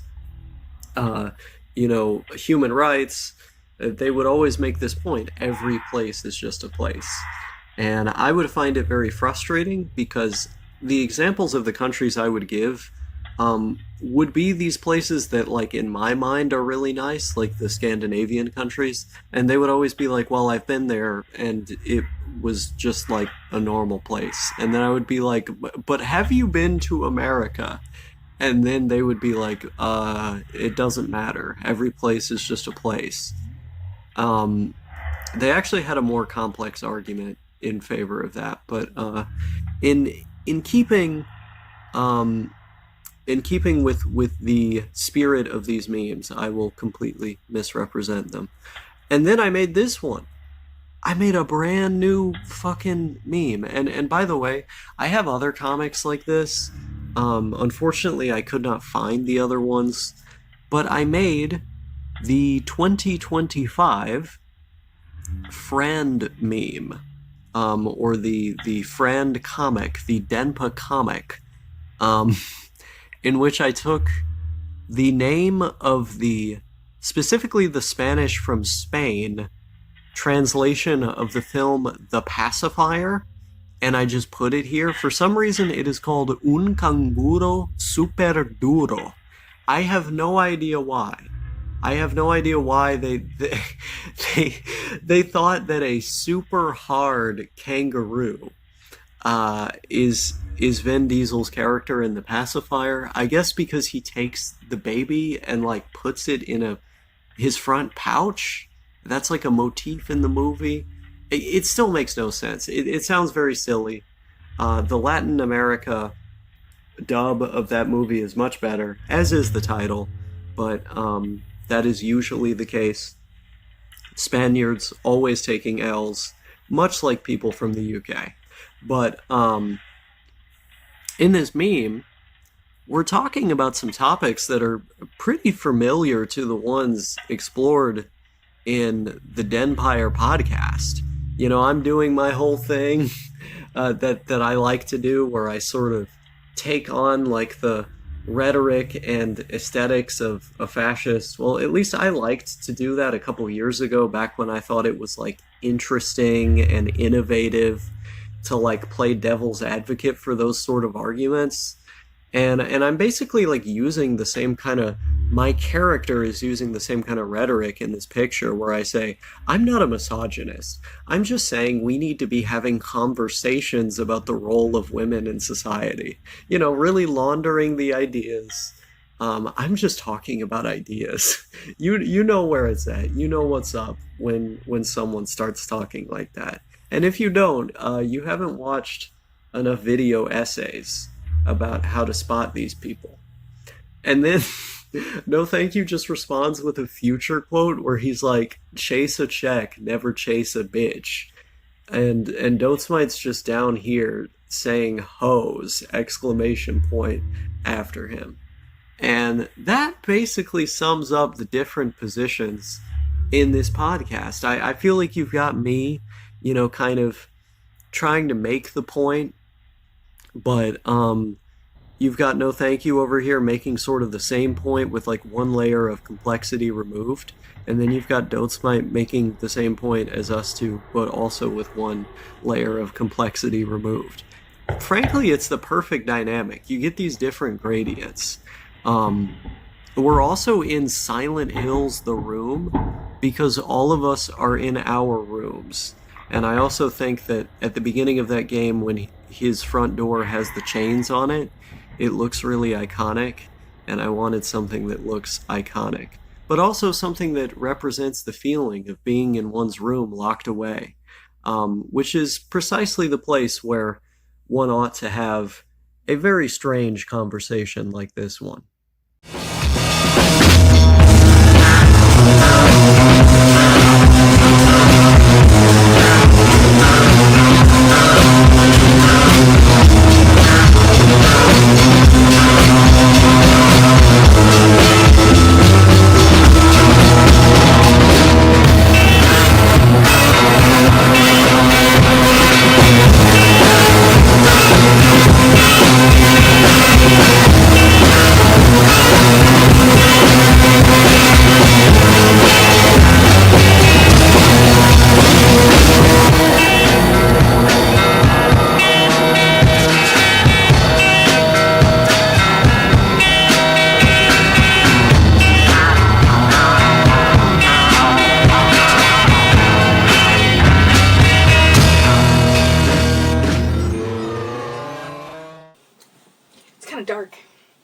kind of dark in here. So, I want to bitch about something. I haven't bitched. I want to bitch about something. I haven't bitched about much of anything recently. You know, I've been just grilling, as they say, various forms, various means, various ways. But sometimes there's things that just harsh my vibe. They just break into my little world and they fuck with me. And I don't like that. I don't like that. I don't like when things that are not what I'm interested in just kind of enter my space. You know what I mean? I have fabricated a pristine reality. I am surrounded in a space that I have fashioned with my own methods. Let me give you a tour. Here we have the void portal. It goes all kinds of places. We got some bitch. You know, she just hangs out in here. I don't know why. It just happens to be that way. She doesn't mind that I store my Game Boy right there. Just kind of the way things are. We got the pile of fucking clothes that's on top of a heater vent to keep the hot air from rushing in. We got some pads on the ground. They're nice and bouncy. We got a futon on the floor with a Lola Bunny blanket, and a blanket on top of that. We got a Kanachan just hanging out underneath there. We got a Nagato Yuki. We got a Nagato Yuki. We got a what's her fucking name?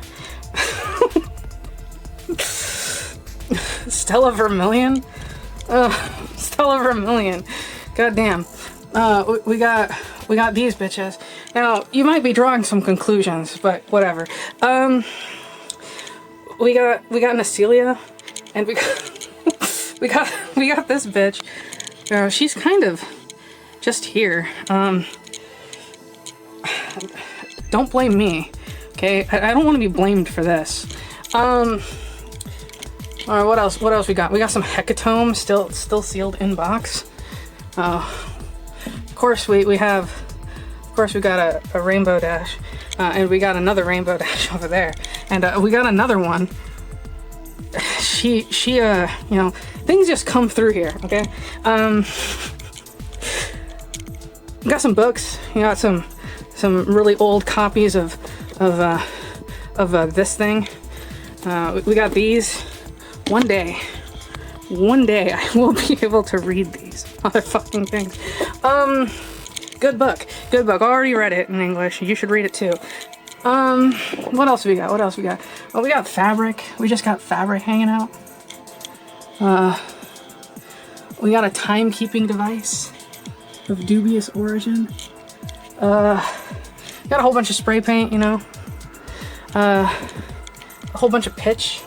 This is like tree resin, you know, in case I get that itch to burn something. What else? Some books, you know, a little novella here or there. Dictionary. A box full of shit. Another box full of shit. That's where my record of the Lotus War is. Yeah. All in all, I'd say it's a pretty good place. It's a pretty good place to hang out, you know? It serves my needs. I'm able to be here, and I'm able to do the stuff I want to do, and it facilitates the things that I do. And it does it in an aesthetic that I actually like, you know? I'm able to do it and not feel like horrible shit. So when something comes through the fucking wormhole at me, and it pisses me off, and it makes me angry, voices, shit like that, you know, most of the time I just push it away. Most of the time I'm just like, okay, whatever, you know, okay, whatever, it'll pass, this too will pass. Sometimes, just gotta vent, just gotta throw something back. So, that's what we're doing right now. A video game, can you imagine? Video games. They still make those. I don't know why. There hasn't been a good video game in I don't know how long. That's not entirely true. There are games that are worth spending some time on every now and then. Path of Exile 2 is okay. No, it's okay. What other game? Legends of Arceus. Yeah, Pokemon Legends of Arceus. That's a great little world to lose yourself to, especially if you got a CRT and you got a way to hook up your Switch to a CRT. Definitely suggestible time. What else? Good video games. So, new game came out. Except it's not a new game. Except that's the thing about it. It's not actually a new game. It's actually an old game. It's actually an old game that had been out a long fucking time ago. And these well, I assume they're people. They're the kind of thing that we consider people. People say that they're people. These automatons, these fucking brain dead retards on the internet, they are praising this thing. They are praising this thing. And I'm like, you know this is a bad thing, right? Let me read a thing. Okay? So this is a book. It's called The Book of Mormon, The Doctrine and Covenants, and the Pearl of Great Price. You could consider it the New Testament for Mormons. I was raised in this, so this book has been around, and as much as I try to ignore this fact, there are certain things, certain phrases, certain lines that come back to me from time to time. And this one's from the Articles of Faith, and who cares? Context doesn't matter. But here's the phrase: we believe all things, we hope all things, we have endured many things, and hope to be able to endure all things. And here's the important bit: if there is anything virtuous, lovely, or of good report, or praiseworthy, we seek after these things. Now, what the fuck is praiseworthy and lovely and a good report? What the fuck does that mean? Well, here's my submission to something lovely and good report and praiseworthy. This shit right here, okay? Everything that this speaks to, every fucking the ideals that this represents, the aesthetics that it represents, the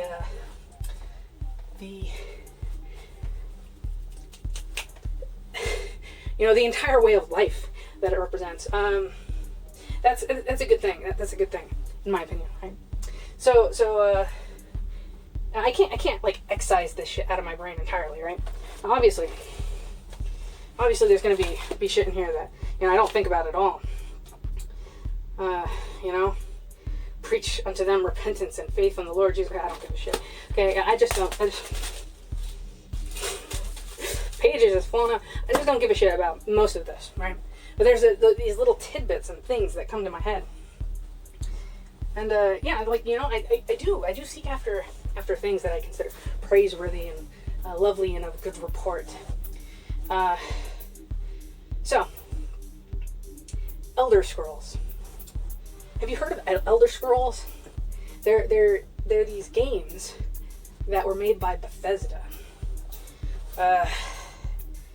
You got like Arena, and you got Daggerfall, and you got Morrowind, and you got Oblivion, you Yeah, Skyrim, I might be missing one.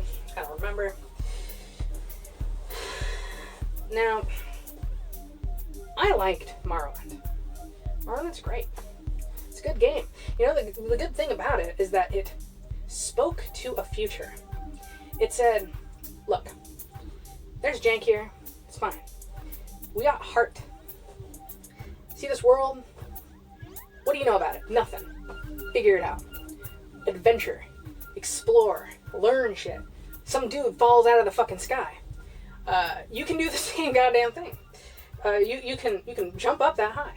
You can fall down from that high, and you can die the way that he dies, or you can not die if you're smart about it. You can bend the game. The game gives you the tools and the ability in the mechanics itself to fucking destroy it, like to obliterate the fuck out of this game. The world is like super rich. It has all of this storytelling, so much interconnectedness among all the peoples and shit. It's got these fanciful places that can't exist in reality, and it dares you to imagine a future of video games. Okay, this is the beautiful thing and the tragedy of Morrowind is that it dares you to imagine a future of video games. The next game comes out. Morrowind was like 2002, I think. And Oblivion comes out like what, 2006? Something like that. In that 4-year span, something happened. Now, I don't know what. I'm not a fucking Bethesda historian, right? Maybe someone was given their meds. Maybe someone was, booted off. Maybe Todd Howard, decided that money matters. I don't know. I don't know what happened. But in that 4-year period, something did obviously occur because Oblivion comes out. And it said, yeah, that future that you imagined, it will never happen. That's what it said. I hated Oblivion. I hated it for every single thing that it changed about what Morrowind did. It was never a good game. And it's not a good game. It's not a good game because it's graphically bad, because it's scuffed, or because, all the NPCs have the same fucking... Who gives a shit about any of that, right? None of that matters. None of that matters. The thing that matters is that the soul of the game isn't present anymore. It had been sold off, auctioned off, and it has become a shell of itself. So, Oblivion bad, actually. Obviously, Skyrim comes out. People are like, oh, Elder Scrolls is finally good now. No, Elder Scrolls is now 6 feet in the grave. It was dead on the autopsy table for Oblivion. Skyrim comes out, it's buried. It's buried. It's done. It's over. Skyrim is fucking terrible. I could not stand 5 minutes in that game. I hated it more than I hated Fallout 3. And I hated Fallout 3 a lot. New Vegas sucks too, by the way. It's better. Don't get me wrong. It's better than Fallout 3, but it is still bad. Fallout 3 is fucking dog shit. And the thing that pisses me off, right? Okay, it's people complain about the mechanics of the shooting and the story isn't very deep. Motherfucker. The tutorial starts, right? You make these decisions in the tutorial to build your character, right? This is the original version of the tutorial.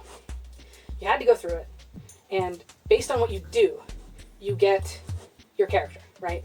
The way you are raised influences the stats you end up with, right? This is the idea of the original idea of the tutorial. But then you leave the vault. But at the moment you leave the vault, it says, here's what you chose. Here are the things it did. Do you want to make any changes? Motherfucker, stick to your fucking design principles. If you don't give a shit about this tutorial, why have it at all? Why have it at all? Just skip all of that and just get to You know, like, just, why even have a leveling system? Just fucking give me max shit to let me blow up shit in the world. Like, that's the fun part. Why do you make me go through this goddamn song and dance? You don't give a shit about it. Why should I? So, yeah, I stopped immediately on that moment. I like, got to the part where you leave the vault, uninstalled the game, got rid of it. Thank God pirating exists. Okay, so, nowadays you could just do a Steam refund or whatever, but, you know, this was launch day of Fallout 3. And you can't trust reviewers for this kind of thing, because this is the kind of thing no one else gives a shit about. But this is like the red flag. The red flag that like pops out, and I know for a fact nothing from that point on matters. Not a goddamn thing matters. They don't give a shit. Why should I? Fallout 2 is great. You know? Fallout 2, the tutorial mission, you can just fucking be murdered. You can just fucking get me murdered. You make bad decisions, you die. You can't even get out of the fucking tutorial. That's what makes it good. That is not a bad thing about that game. That is where the good thing comes. That is what makes the game good. So Oblivion was never good. And they're making a remake of it. Oh, the remake is so good. It's so good, they say. It's so good. Motherfucker. It's got better graphics. Something that doesn't matter. And it has destroyed the leveling system. Now, was the leveling system in Oblivion fun? Was it intuitive? Was it like easy to use? No, it wasn't easy to use. It wasn't intuitive, but it was fun. It was fun. See, the thing about it is that you had to engage with the game on its terms. This world is not your world. You have to engage with it on its terms. Now, could it have been better? Maybe. But gutting it and turning it into just a streamlined thing where it's very intuitive and understandable and just like every other fucking game, this isn't good. This isn't good. This isn't praiseworthy. This is not something we should be aspiring to. And it's like, it's so fucking common. It's so goddamn normal for people to like, Starfield comes out, everyone is shitting on Bethesda. Every single person is like, they haven't made a good game since forever. They've always been bad. They've never been good. They're fucking, they don't know what they're doing. And then this Oblivion thing comes out. Oh, Bethesda's so good. Oh, Bethesda, they've seen the light. They haven't seen the fucking light. They can't tell the difference between the sun and the fucking abyss. They don't know the difference. All they're guided by is by the dollar signs. And they don't even like Oblivion. By the way, they don't even like Oblivion. They don't even understand Oblivion. They just are giving it a new coat of paint, saying like, oh, here's the thing. We're charging you $50, and everyone's like, oh, $50 is so cheap compared to what Nintendo's doing. Nintendo's trying to sell us remakes for $90, and Oblivion is the right way to do it. They're giving us the horse DLC for free. Motherfucker, they added the horse DLC in the first place. They're gonna add more fucking DLC. Like, God. Should be $10 max. Should be $10 max. The amount of fucking effort they put into it is like, they're designing all of these fucking assets for Skyrim 6, which is gonna be fucking dog shit. I guarantee it. And they just throw them into Oblivion. You know, there's been the Sky Oblivion group that have been trying to make Oblivion with the Skyrim engine because they want better combat, and for Oblivion they want the better graphics, and have been remaking all of these goddamn assets. Now, these people have spent so much fucking time building the world, all the CG shit, all of the assets, doing that for free for like the past fucking 15 years or something, and then Bethesda just puts 600 people on it and shits it out in like a fucking year or whatever. I don't know how long it took to do it, but like, they don't give a shit about it. They literally don't give a shit about it, and the thing that they don't give a shit about was bad in the first place. This is the thing that really bothers me. It's like, it wasn't even good in the first place. It's like, now, don't get me wrong, compared to modern AAA games, Oblivion is head and shoulders better. But the reason this is the case is because it was sliding down the slippery slope. So Morrowind was ascending the mountain. Morrowind was was going towards an ideal future. Morrowind was saying games can be these complicated worlds. They can have all this storytelling in it, and you can do all these things in these games that you couldn't do, and like the ways things interact, like it's only going to get better from here. Here's that vision. It was not the ideal. It was ascending. It was pointing towards it, and the trajectory from there to Oblivion is sliding down. It is falling down the mountain. It has not fallen off the mountain. Skyrim was after, falling off a cliff. Starfield, it's at the bottom of the rock. It's in a fucking ravine. And they got shovels, so they're going to be digging from this point on. They just want to hit fucking bedrock or some shit. It's only going to get worse. It's only going to get worse. Yeah. It's really frustrating. Like any Ubisoft title these days is fucking going to be a million times worse than this remake, obviously. Any other Bethesda game, Elder Scrolls 6 is going to be way worse than the Oblivion remake. You shouldn't be praising it. You should not be giving your $50 for this thing. You should not do it. It is bad. You are rewarding bad behavior. You cannot reward these companies for shitting out a fucking dog shit, like bottom of the barrel regurgitation of something they've already done. Oblivion exists. You can play it right now. If you really, really want to see it redone, support the fucking... Instead of giving $50 to fucking Bethesda, give your $50 to this fan group. They could hire some fucking 3D artists. And they could get the fucking models they need made. Because they're not allowed to use any of the assets, right? Like, this is the conceit. To make it legal for them, they have to remake everything from scratch. They have to remake all of the fucking barrels.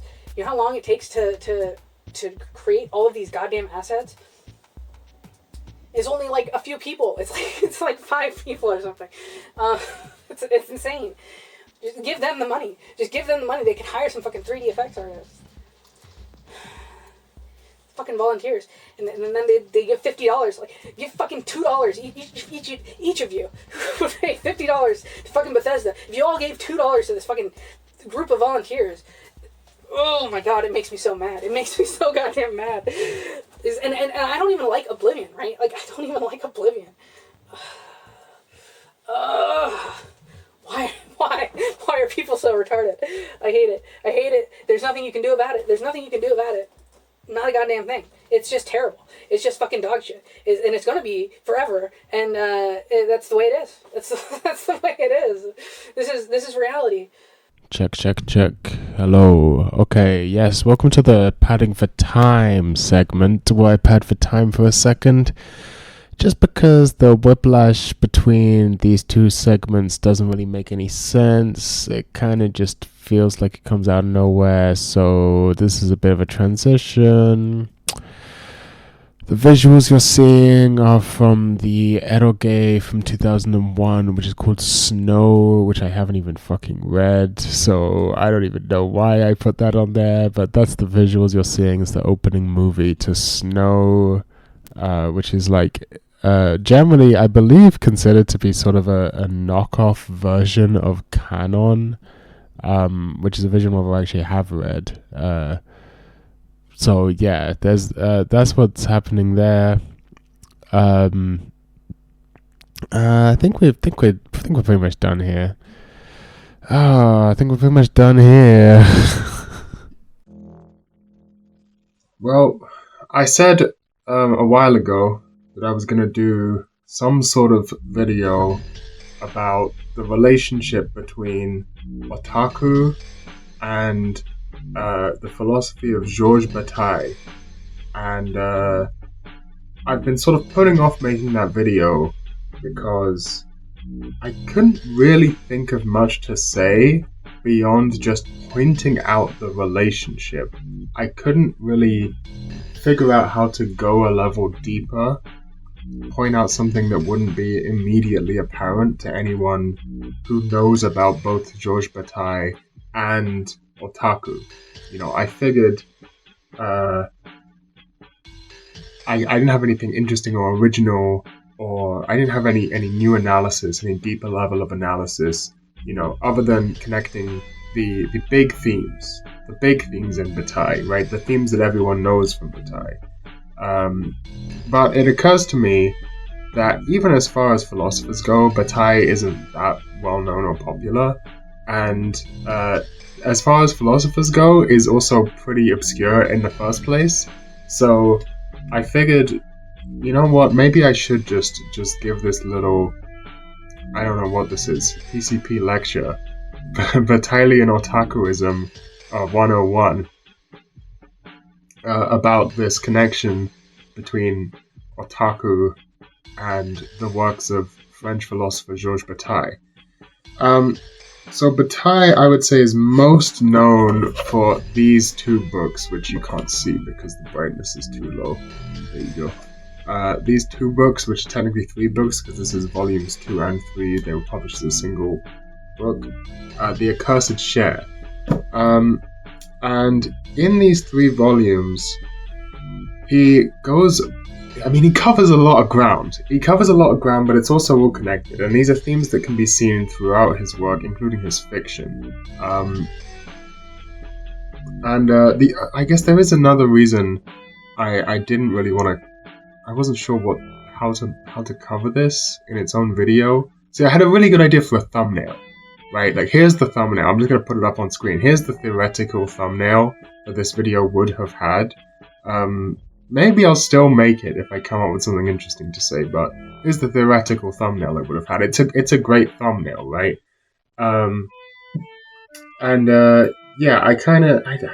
other thing is there's this zine, this web zine, which I believe is called the Neko Girl magazine, which was connecting Fujoshi specifically to Bataille.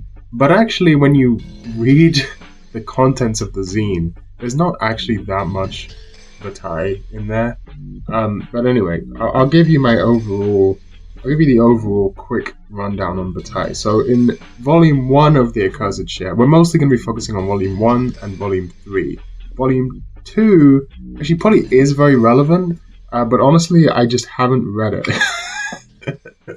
To be honest with you, I haven't read it. So Volume 1 is about, political economy. Volume 2 is about eroticism, and Volume 3, I guess, is about sovereignty. So I know some about what Bataille says about eroticism, but I wouldn't call myself an expert. So in Volume 1 of The Accursed Share, just to give a real quick rundown, I'll try my best to be brief here.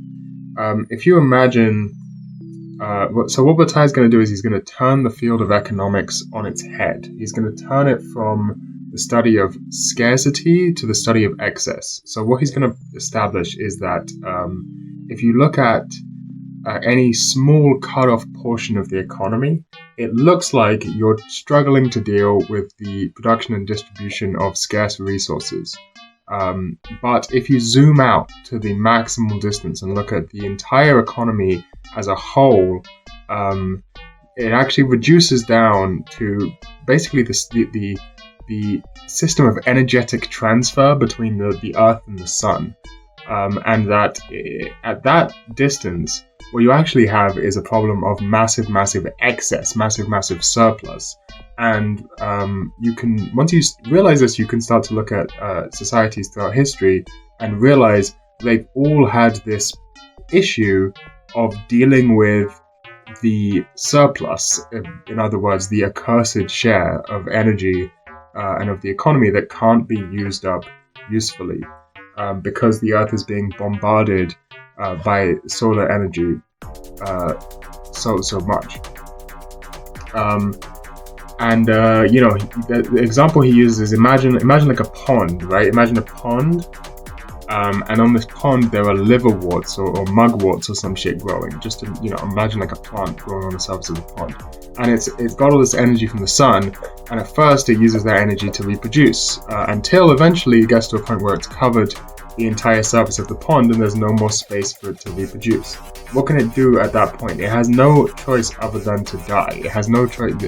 In order to use up that energy, which it can't just not use the energy, it's being bombarded with the energy. It has photosynthetic cells in it.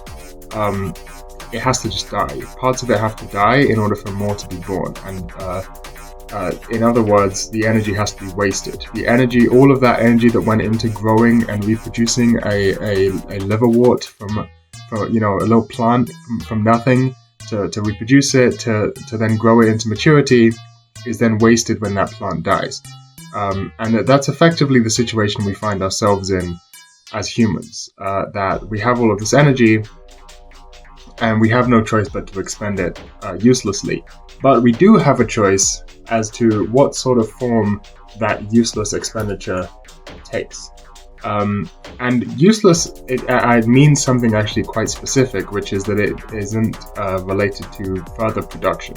So, like, if I said I'm going to take that excess and I'm going to reinvest it back into production, that is not a actual expenditure.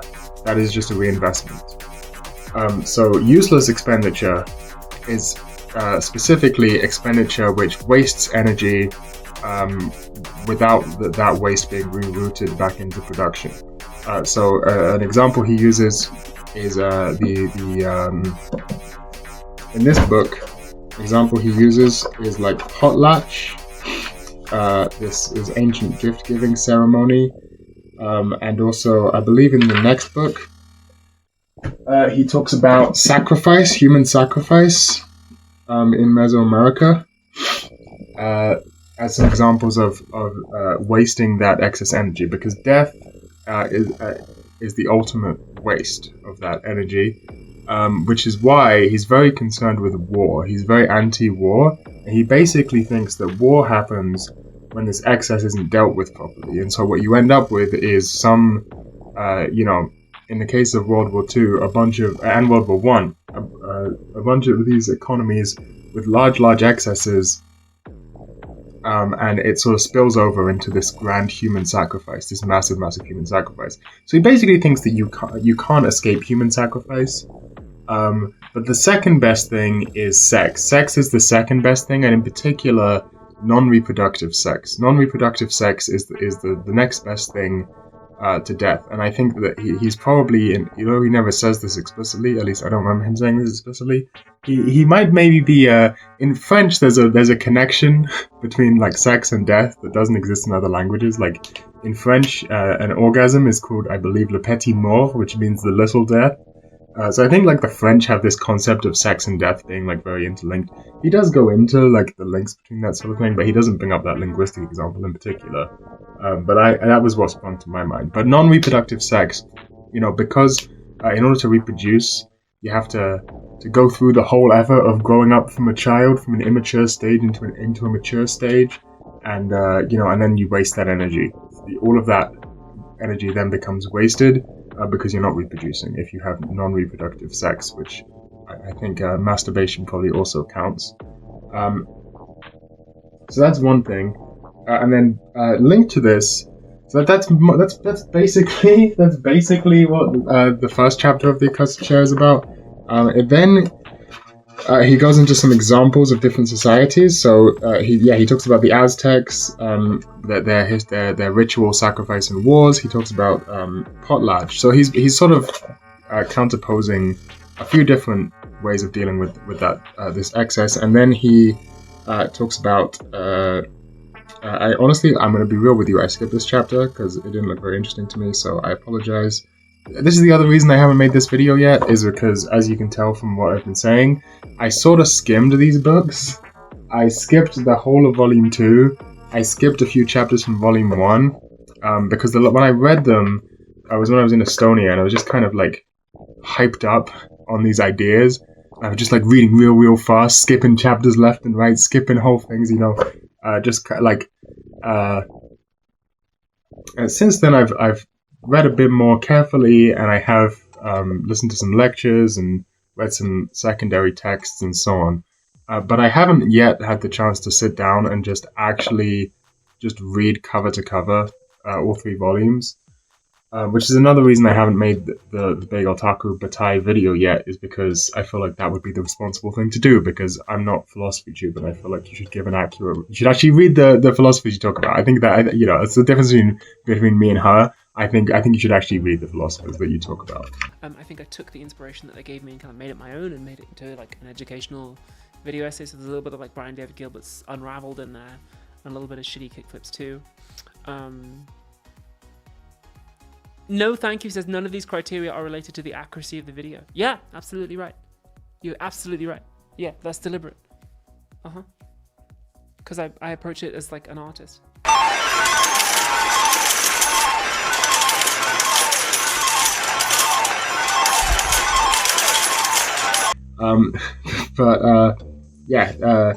He talks about capitalism, and he talks about Soviet-style communism as well in this book. And then in the second, in this one, so then you got a whole bunch about eroticism, and I believe about limit experiences. So limit experiences are, if you've ever seen Hellraiser, Hellraiser is very inspired by Batai. The movies, the Hellraiser movies. This sort of extremity of experience, that's what Batai calls a limit experience. He thinks they're very valuable for a number of reasons. But again, that's the eroticism chapter that I kind of, the eroticism volume, which I skipped. But then, he has this concept of sovereignty, which is what volume 3 is about, mostly. And he kind of takes this from Nietzsche, but expands upon it in his own way, his own sort of unique reading of Nietzsche. That, like, sovereignty is a pretty simple concept. It's a sovereign is someone who consumes without producing. That's pretty much it. So in the past, it has been linked with power, aristocracy, you might think, a sovereign, a king, you know, a god king, a lord, whatever. But it's not strictly linked with money or authority or power.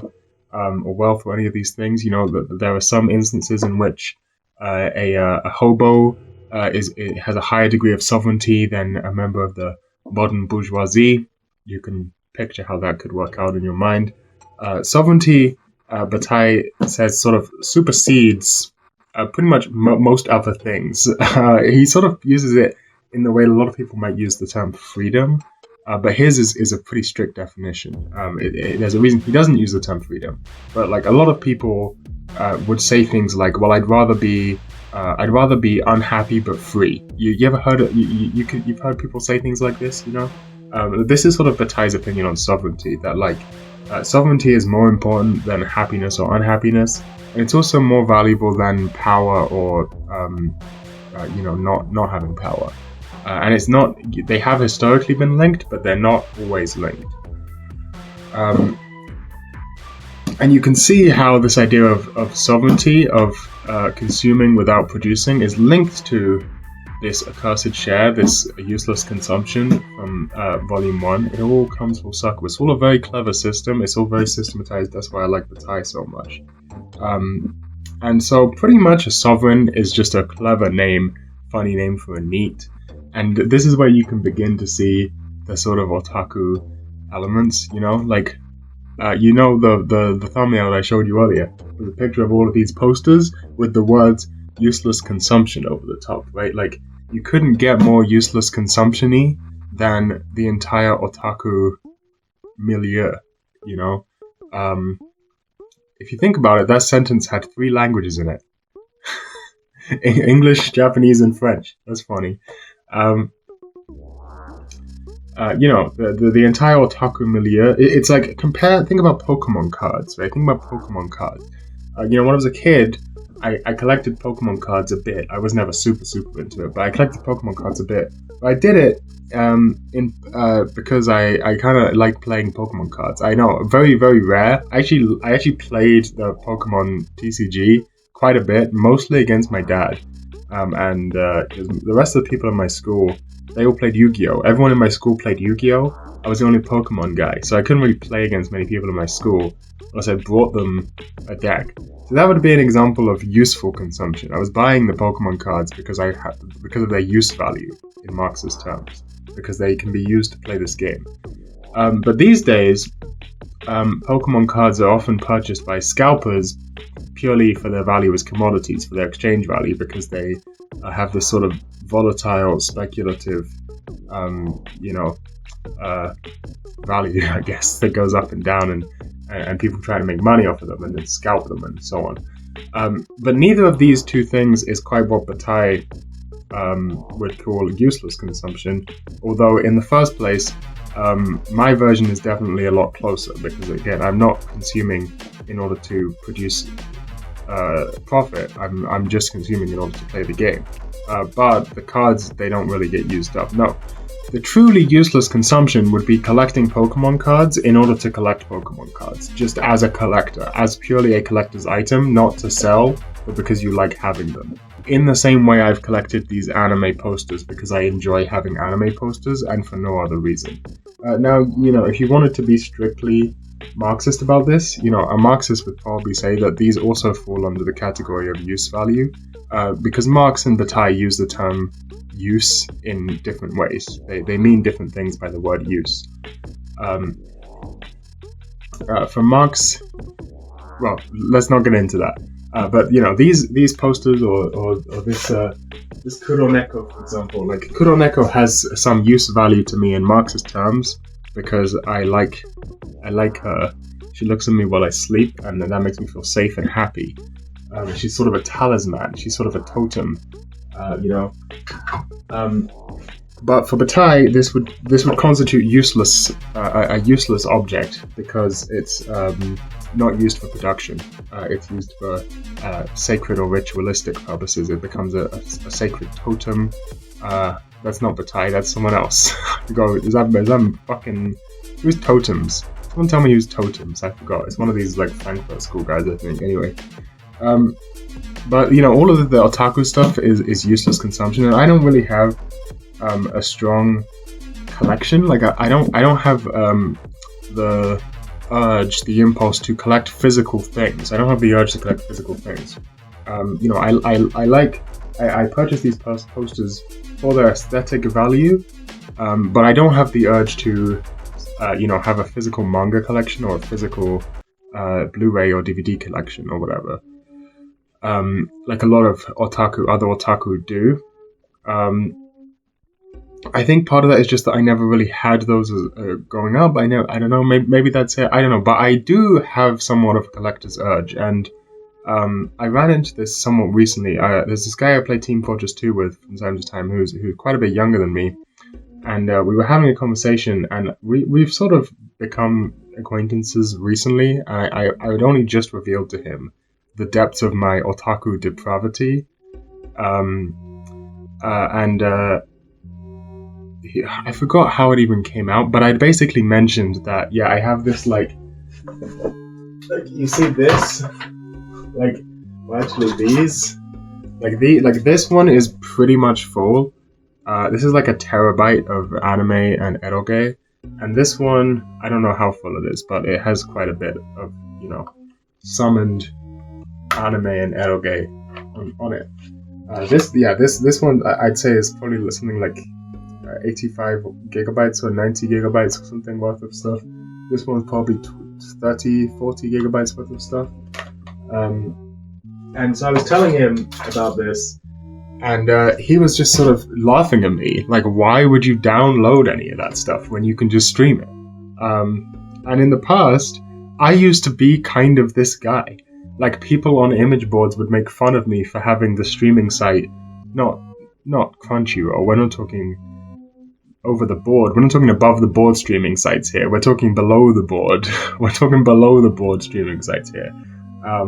People would make fun of me for having streaming site logos or UIs visible on various boards or whatever I would go to, and they'd say, why don't you just summon those anime to your drive? You'll get them in better quality and so on.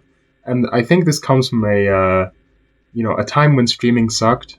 I caught the tail end of it in the Western anime community. Streaming sites used to be fucking awful. They used to be really, really laggy. They used to be really, really low bit rate, low quality video. They used to have hard subs only. and a bunch of other problems, right? Small selection, and so people, even when streaming became somewhat practical, preferred torrents or summons. We're trying to use the Denpa slang here. You must bring the old Denpa bastard type slang, you know. People would prefer summons for the video quality and all of the other things I just mentioned. And I was the guy who was like, no, I actually stream a lot of anime. Like, I don't really mind that much. It doesn't really bother me. But over the past few years, it seems like two things have happened. Firstly, streaming, well, maybe not a few years, it's been a while now, but streaming sites have gone actually really good nowadays. I'm not going to name them off because I'm sure that I will get in trouble for doing so. But anime streaming sites are like, they're very good experience these days. They're not full of ads, like, well, they are, but you can block them easily. And, you know, a lot of the other issues have gone away or become reduced.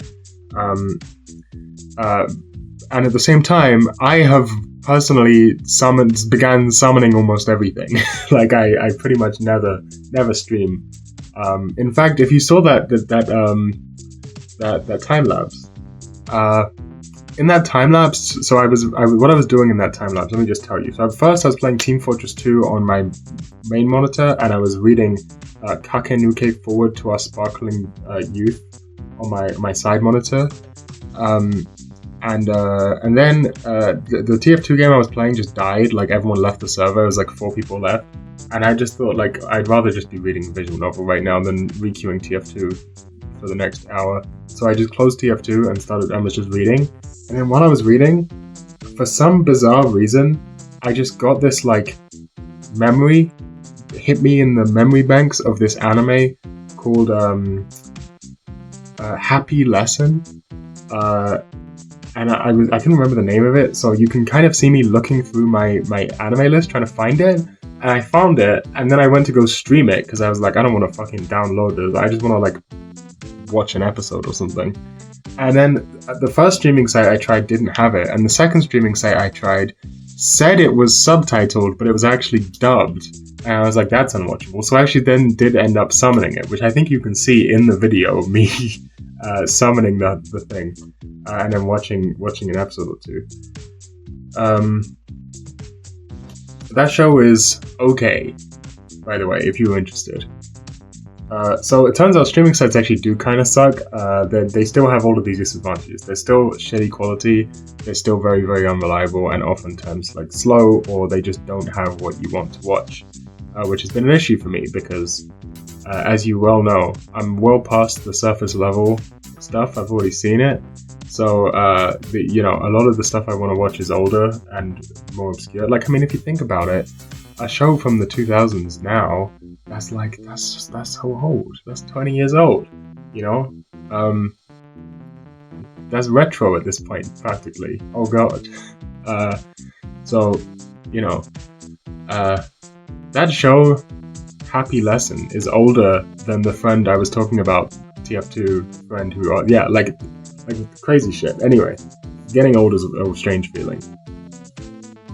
But I do have this, so I do like summoning for the practical reasons that I talked about.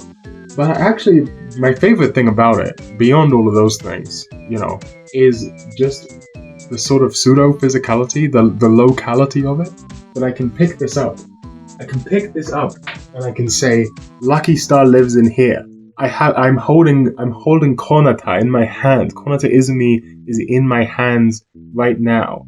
You know, like that's something very nice. I like that a lot. When I'm watching anime and I'm grinding my way through, you know, terrible mid 2000s harem shows or early 2020s not okay slop. A big reason I'm doing it is, you know, because I like studying and understanding the depths and the strange aspects and the unique aspects that I've talked about at length. You know, nothing is bad. Nothing is really boring if you put your mind to it deep enough level, right? But another big reason I'm doing it is because when you go on my AniList profile, it's a number that shows how many hours of anime I've watched. And I want to get that number to be big. I want that number to be big. You know, I like that. I like having a physical record that says I am a real person and I've watched this much anime and I've wasted, you know, this many days of my life. And it's the same in video games. You know, I like in Team Fortress 2 you can get special kinds of weapons, like versions of weapons which are called strange, and they count how many kills you have gotten with the weapon, and you can see it in the, like when you hover over it in the menu, right? And I love these, and I love grinding those weapons because they go up by levels. It's very fun. It's like, it's not fun. It's actually miserable. While you're like, if you're just setting out to grind, it's actually very, very miserable. But it's really nice when you're just playing randomly, and then you see your strange weapon has gone up a rank. Like that's a really good feeling. Or like you're playing normally, and then you realize, so the strangers, they have ranks, right? They go up all the way up to the final rank, which is 8,500 kills, which is called Hail Zone for stupid TF2 comics lore reasons. Yeah, oftentimes, like, I'm just playing, and I notice one of my weapons is, like, actually fairly close to the next rank up, and then it's like, oh, I have a lost challenge for myself. Can I reach the next rank by the end of today? So I'll only play with that weapon for that night, or whatever. And, like, I like the number go up. I'm sorry, I like the number go up when I'm in control. So this, I feel like, is an interesting little middle ground, because it's not necessarily a middle ground. It's like, I don't know what it is, but it's related to Bataille somehow, is what I'm trying to tell you. Because Bataille has this meme about, like, I'm calling it a meme. He has this thing about the accursed share being put towards growth and reproduction at first, and or the rest of the shit, you know, until it can't be anymore, like the point example we talked about earlier. And so if you think about it, like, grinding through anime, grinding strange, like any number go up thing is, in a sense, growth and reproduction, but it's also completely useless growth and reproduction. It's a repurposing of growth and reproduction into the useless sphere. And so, you know, I feel like that's kind of a collector mindset, and that kind of, you know, it's, and then the final aspect of it is that I don't just like having watched a bunch of anime that I can collect on my hard drive and on my Annie list and whatever. I also like collecting a bunch of anime in here. I like collecting a bunch of anime in here. Like, I like knowing that I've done this. I like being the kind of guy that has done this. And I enjoy doing it. I enjoy the process. This is another thing about the Sovereign that Bataille says. The Sovereign sort of is a presentist type of guy, right? That, like, work, labor is about the future, right? Like, if I work now so that I can get paid at the end of the day or at the end of the month, right?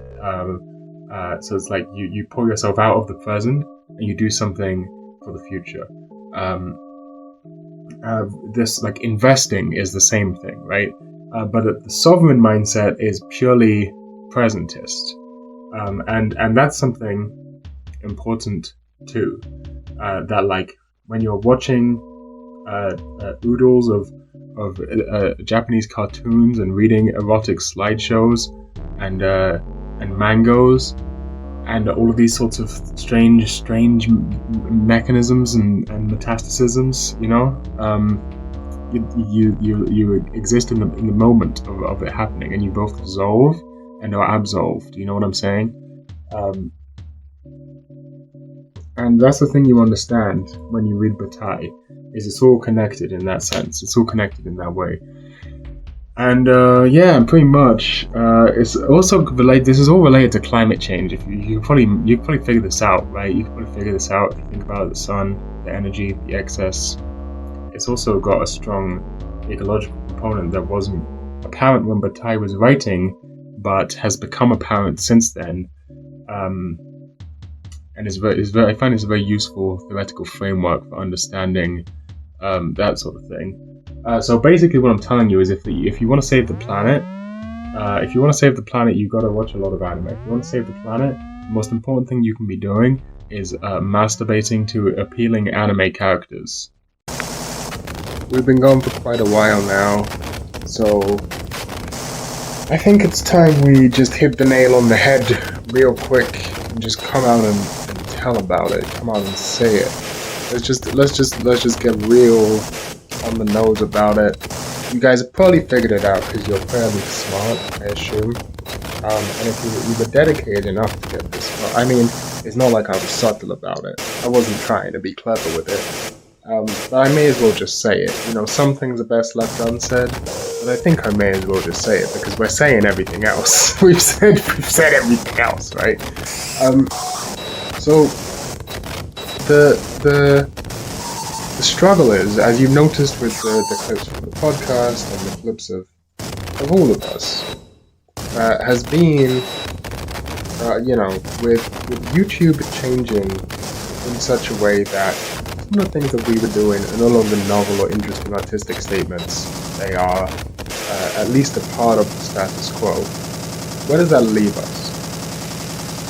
Well, as we pretty much established in the podcast, it leaves us nowhere.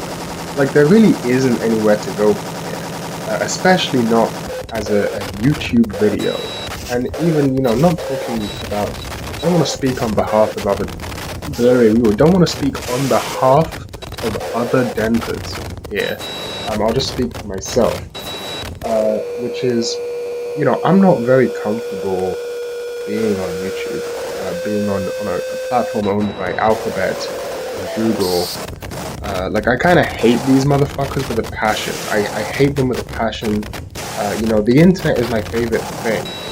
I like lots of things, and all of them rely on the internet being a thing. I am old enough to remember when the internet was not all the time. I remember a time before smartphones.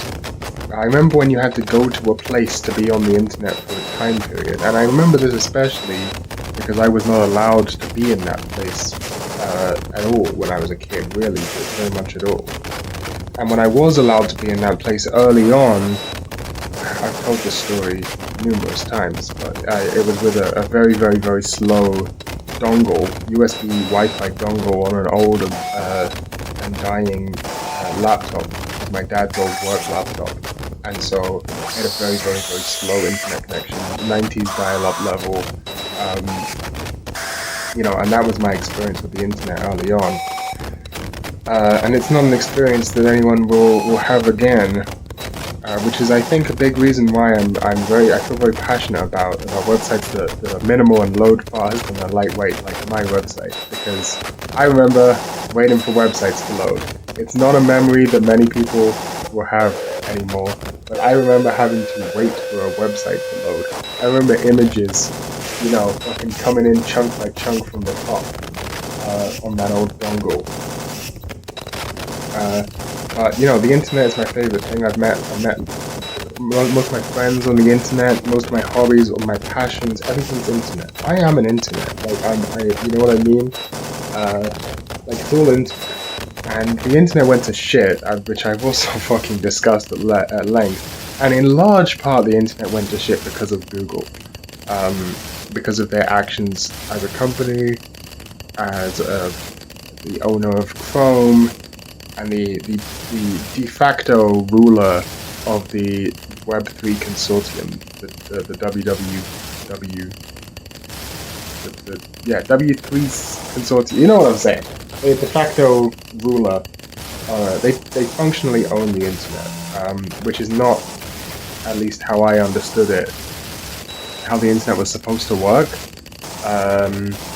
But Tim Berners-Lee is a cunt who sold out the internet to corporations because he's a bad person. He sold out the web, at least. And I've been making more and more efforts to get away from the surface web because I hate it. It's not something you can fully escape, but it's all about going underground, really. I mean, I did that video where I tried to do a day without YouTube, and it wasn't that hard, to be honest, but, you know, I'm not super against watching a YouTube. Like, this is not a moral issue for me. I'm someone who doesn't like moralizing. I've been Sterner-pilled for a long time, okay? I've been Sterner-pilled for a long time. I've been Nietzsche-pilled for a long time. Actually, maybe less time, but, you know. I'm not a moralistic person, and while I do personally feel like Google is morally evil, I don't think, if that was my only justification, I wouldn't do anything about it. It's practical. It sucks. It just sucks to use, and I don't like any of need I remind you about YouTube removing the dislike, which is like, they just do shit like this. They just do shit like this, and there's nothing you can do about it, There's nothing anyone can do about it because they hold absolute power. And it sucks. It fucking sucks. Need I remind you that Google, alongside, Netflix and streaming services, were the ones that pushed for DRM to be included in the web standards, which is, fucking evil. And sucks. It's not just evil, it's not just bad, like, it's not just morally wrong because it invades your privacy. It sucks to use. Like, it's annoying. You can't freely share files.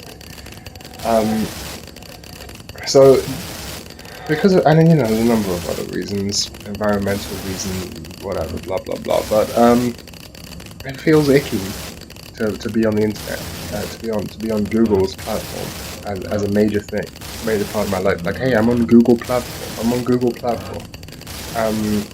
And if I can figure out a way to do it, then I will definitely be hosting this video myself, in addition to it being on YouTube. So, I don't know if it'll be the case, but hopefully there will be a link in the description to somewhere else you can watch this video that doesn't rely on Google or YouTube.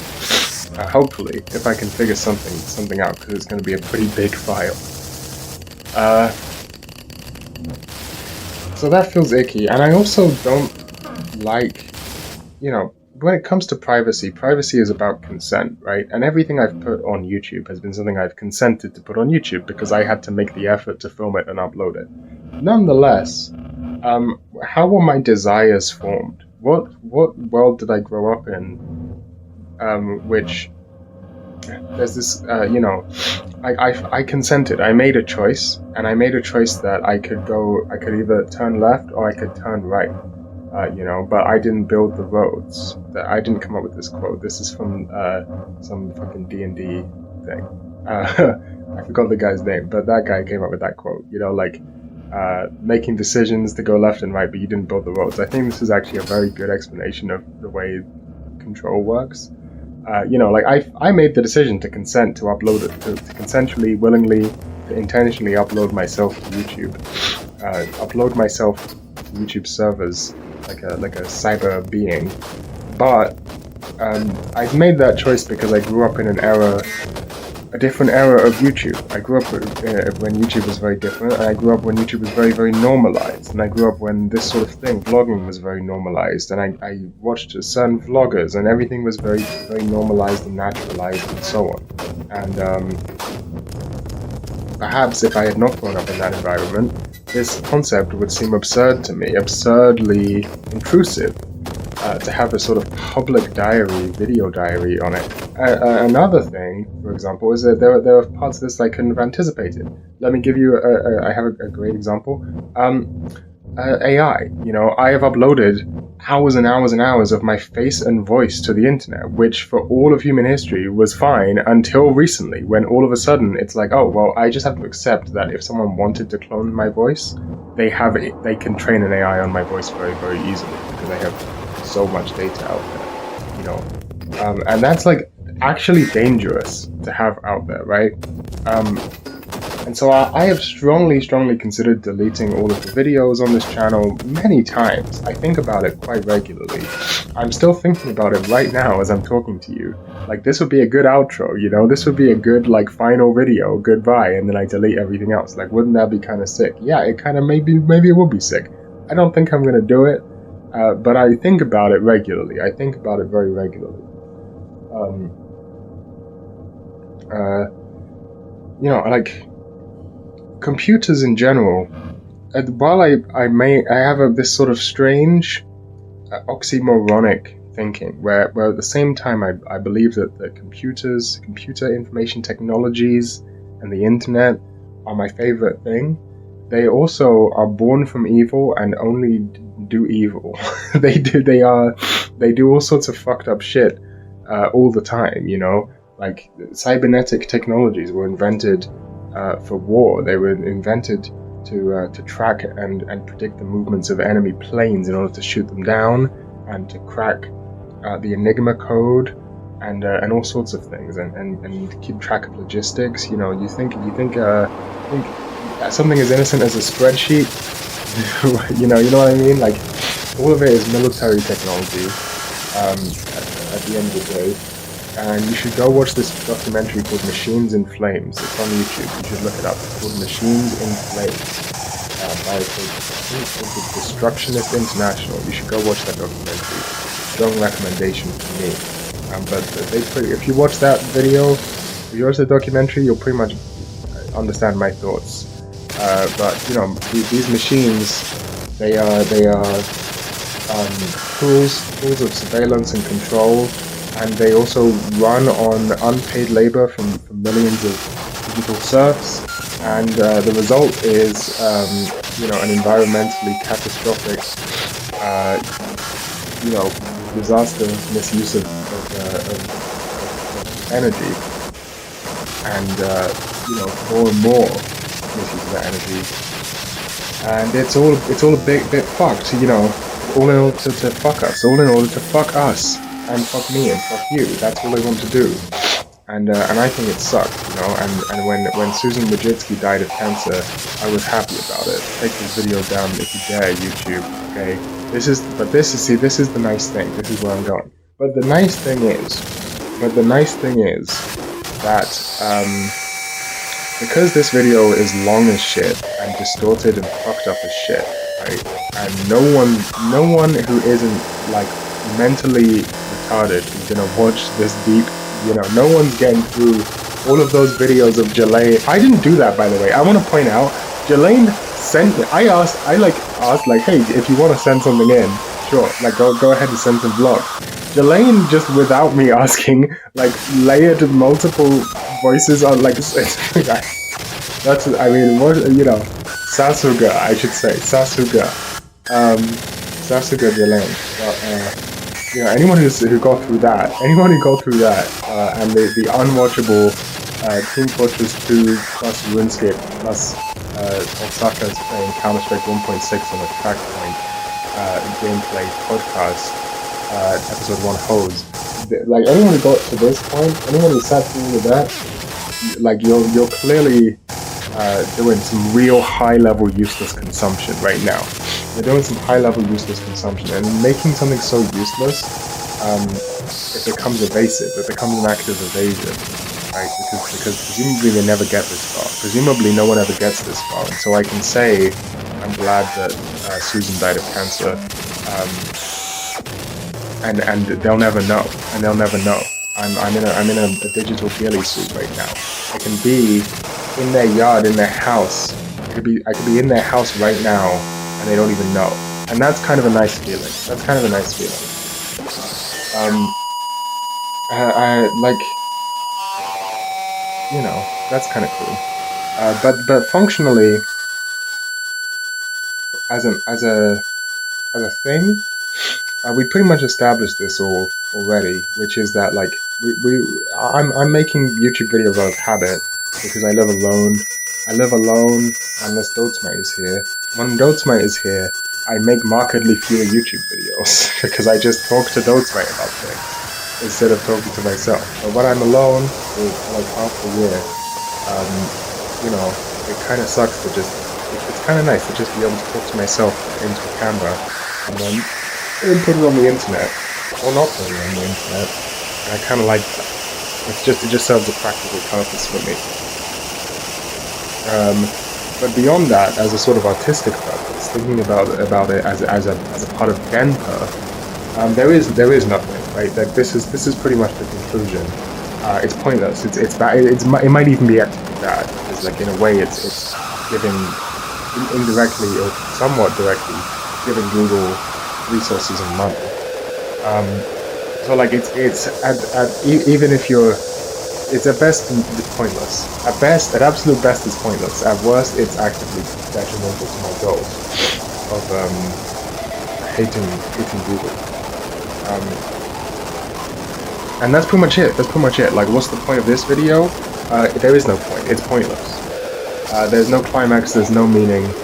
There's no point.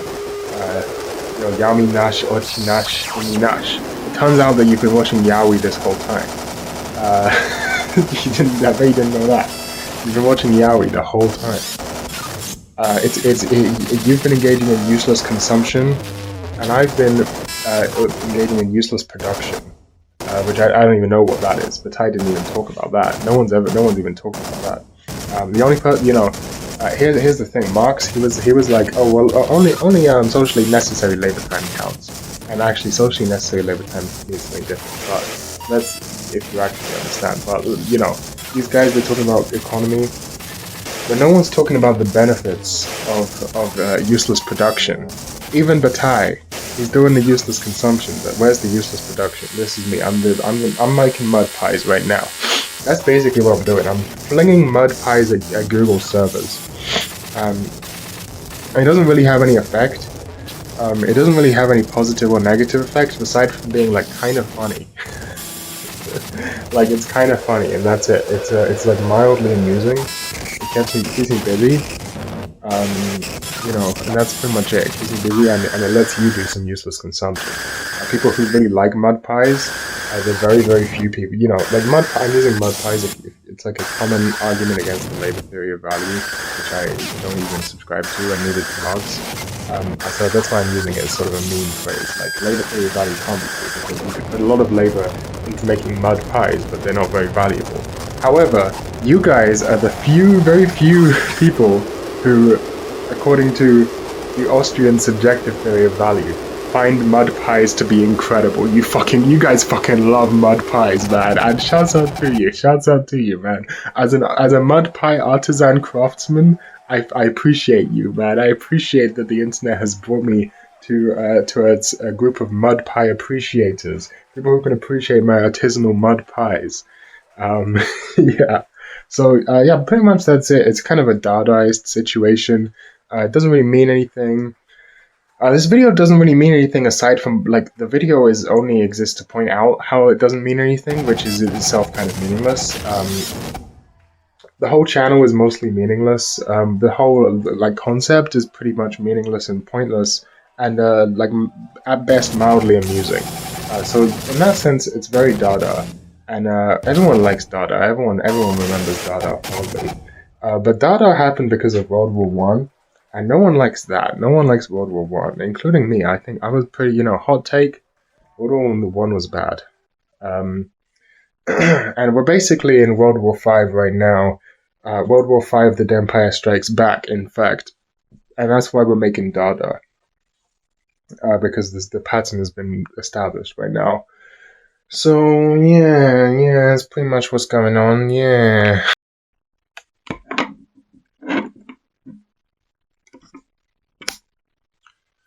It used to be the case that when I made these videos, I hoped that someone would see it and think to themselves, oh, that was clever. And I actually had that experience perfectly with Denpa 1, because at the time, many of us were making big movie videos, and I was put in very, very basic foreshadowing. Like, if you watch Denpa 1, which I don't recommend doing, but if you do, right towards the beginning of the video, I say, like, oh, there was an ant on my hand, and I do some terrible acting, pretending that I saw it, that there was like an ant on my hand. And it comes to be that by the end of the video, you realize that that was a reference to Une chaîne andalou, which the Salvador Dali film, in which in one segment there were a bunch of ants on a guy's hand, and it was all like one big twisted reference. And there are a number of things that happen like that in that video, and also in The Sacred Cow. And a few people did actually point out, like, oh wow, like that was actually really clever. Thing is, that wasn't clever. That was just like basic planning and like a mild thematic, I don't know what to call it, thematic sort of comparison between two pieces of two things. Like, hey, these are both kind of surreal. You know, it wasn't actually very clever. And in this one, I'm not even pretending to do anything clever because I'm way past that section of my life. I don't need anyone to tell me that I'm clever, because I know that I'm like not that clever, but like, you know, I'm okay. I'm doing okay for myself, I guess. That's pretty much how I feel about it. Like, yeah, I mean, it's all right. You know, could be better, but it's all right. So that's not really it. There's nothing to it. Like, you know, there's nothing to this. There's nothing to this. I mean, I've been trying to explain this. This is nothing. Like, what you're watching, what you've been watching, presumably, you might have skipped. This is something to put in the background, and I actually hope that one of you has done this. I should have put this at the beginning of the video. This is a video to surf to, as in Counter-Strike surf. Like, this is a video to put on in the background while you surf in Counter-Strike. This is a video to put on a second monitor where you do some other shit. You know, this is just weird. It's just weird and kind of stupid and not very good, to be honest with you. And like, that was the point. The point was to be like, well, you know, making shit entertaining is to make no wave. It was to make no wave. To make a no wave YouTube video. Like the OG no wave films, because there was actually a no wave cinema movement in conjunction with the no wave music movement, and eventually they came to make fairly, I mean, they're still artsy movies. Stuff like Strangers in Paradise, I think, is maybe the most famous one. But some of the super early ones, like there's one which I believe is called, I think it's called like Rome 78 or Rome 79. Like, they just broke into a building. They just broke into this random building, dressed up in like sheets, and just improvised as if like pretending to be Romans. And it's all shot on like Super 8, and there's no plot. It's like you can barely make out what anyone's saying because the audio is terrible. They just leave in like bad takes and bloopers, like where they're laughing and shit. Like, it's pretty. I really tried my best to watch this film. I could not. It is like okay. I didn't really try my best. I think I could give it another shot. I think I could sit there.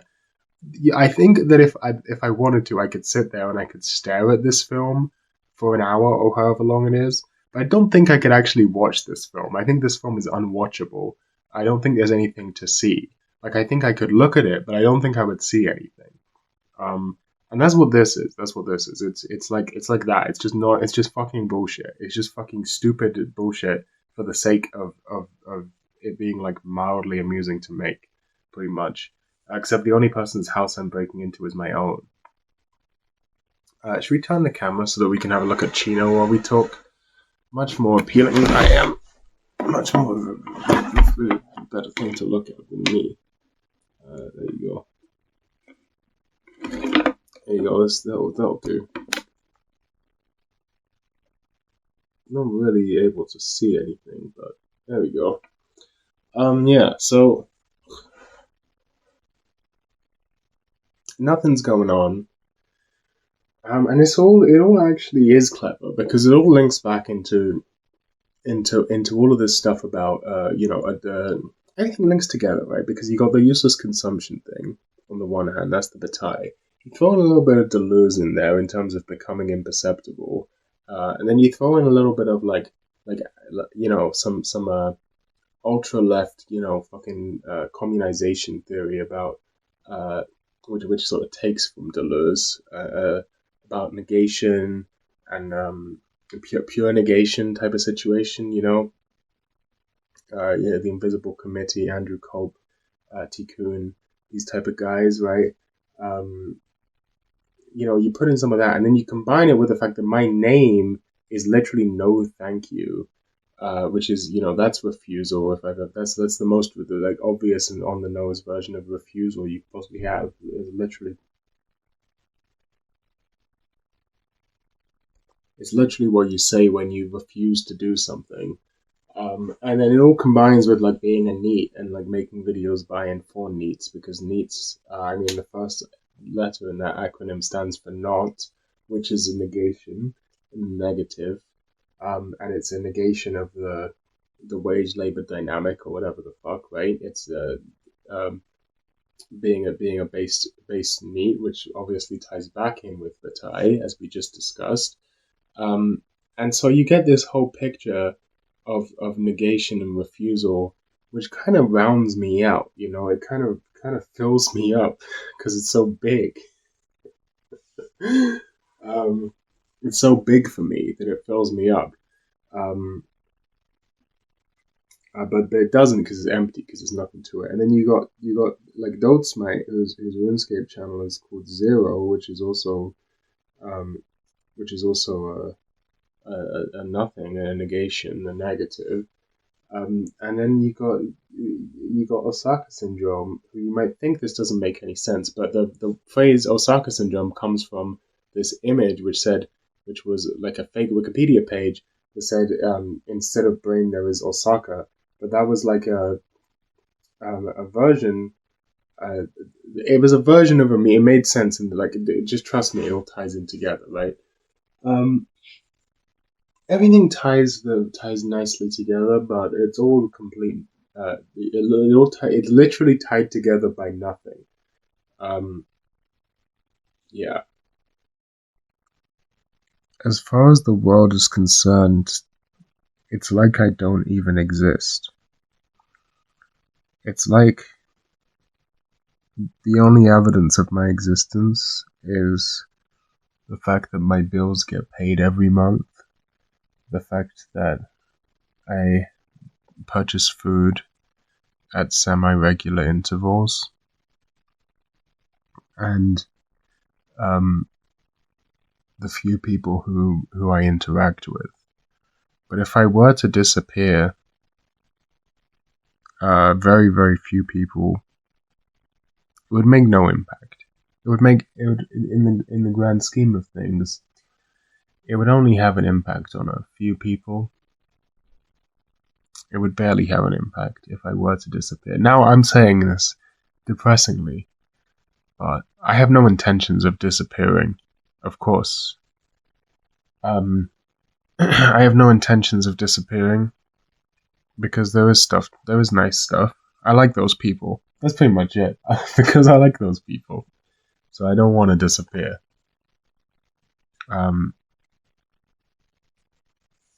But I functionally faded into the background.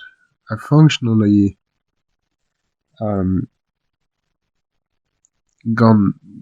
away. I functionally gone away as a problem.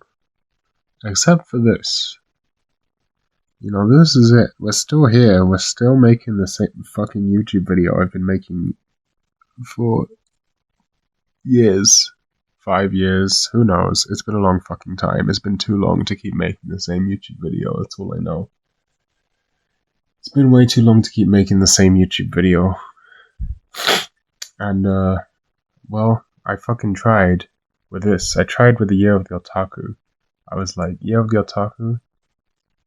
I've got a whole year to figure out how to make interesting videos about anime, because no one's figured it out yet on YouTube.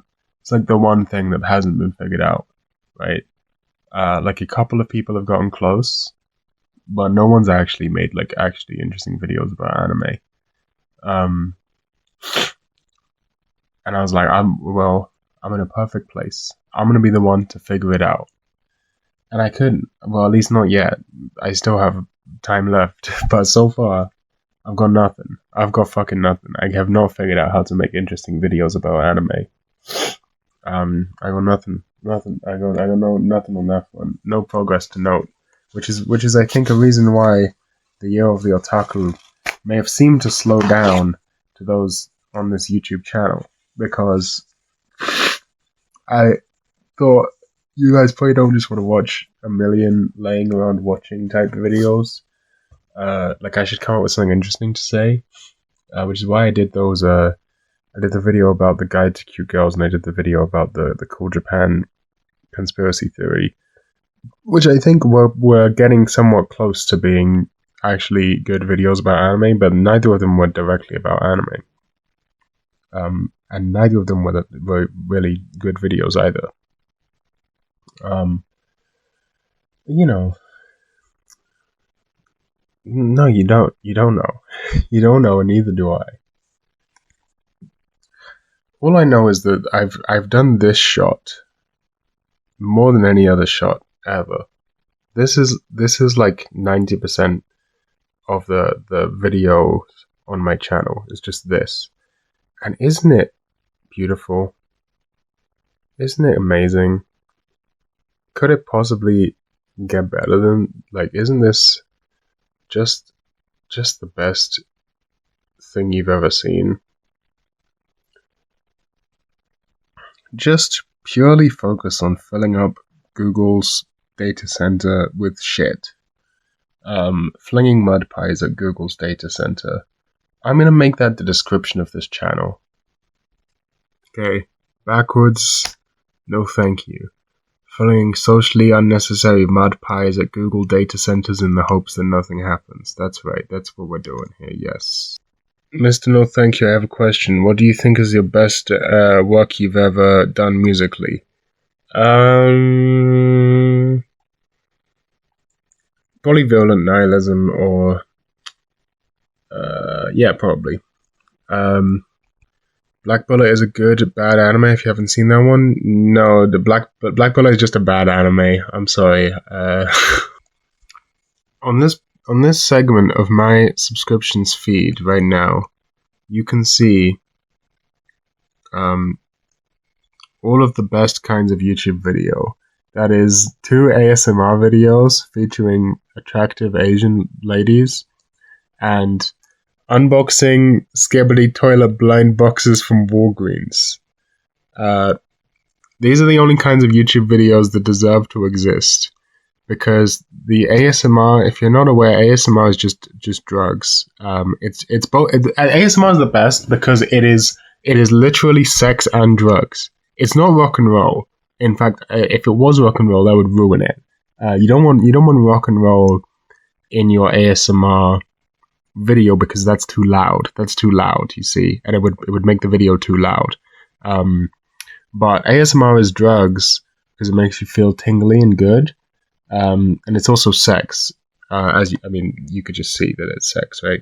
So that's the first good type of YouTube video. The second good type of video is unboxing Skibbity toilet blind boxes of Walgreens. People keep asking me for blog recommendations. I'm not going to do that. I'm not going to recommend you blogs because half of the fun is finding the blogs. The destination is the journey and so on. However, I'm going to recommend something which is just as good. Which is this. This is what social media would look like if it was good. It's called Sortition Social. This is the URL. It's socrasia.online/Sortition. There you go. You can see that pretty well. Ignore the Kizumonogatari streaming site after I went on a rant about how I don't use streaming sites. I lied. Sue me.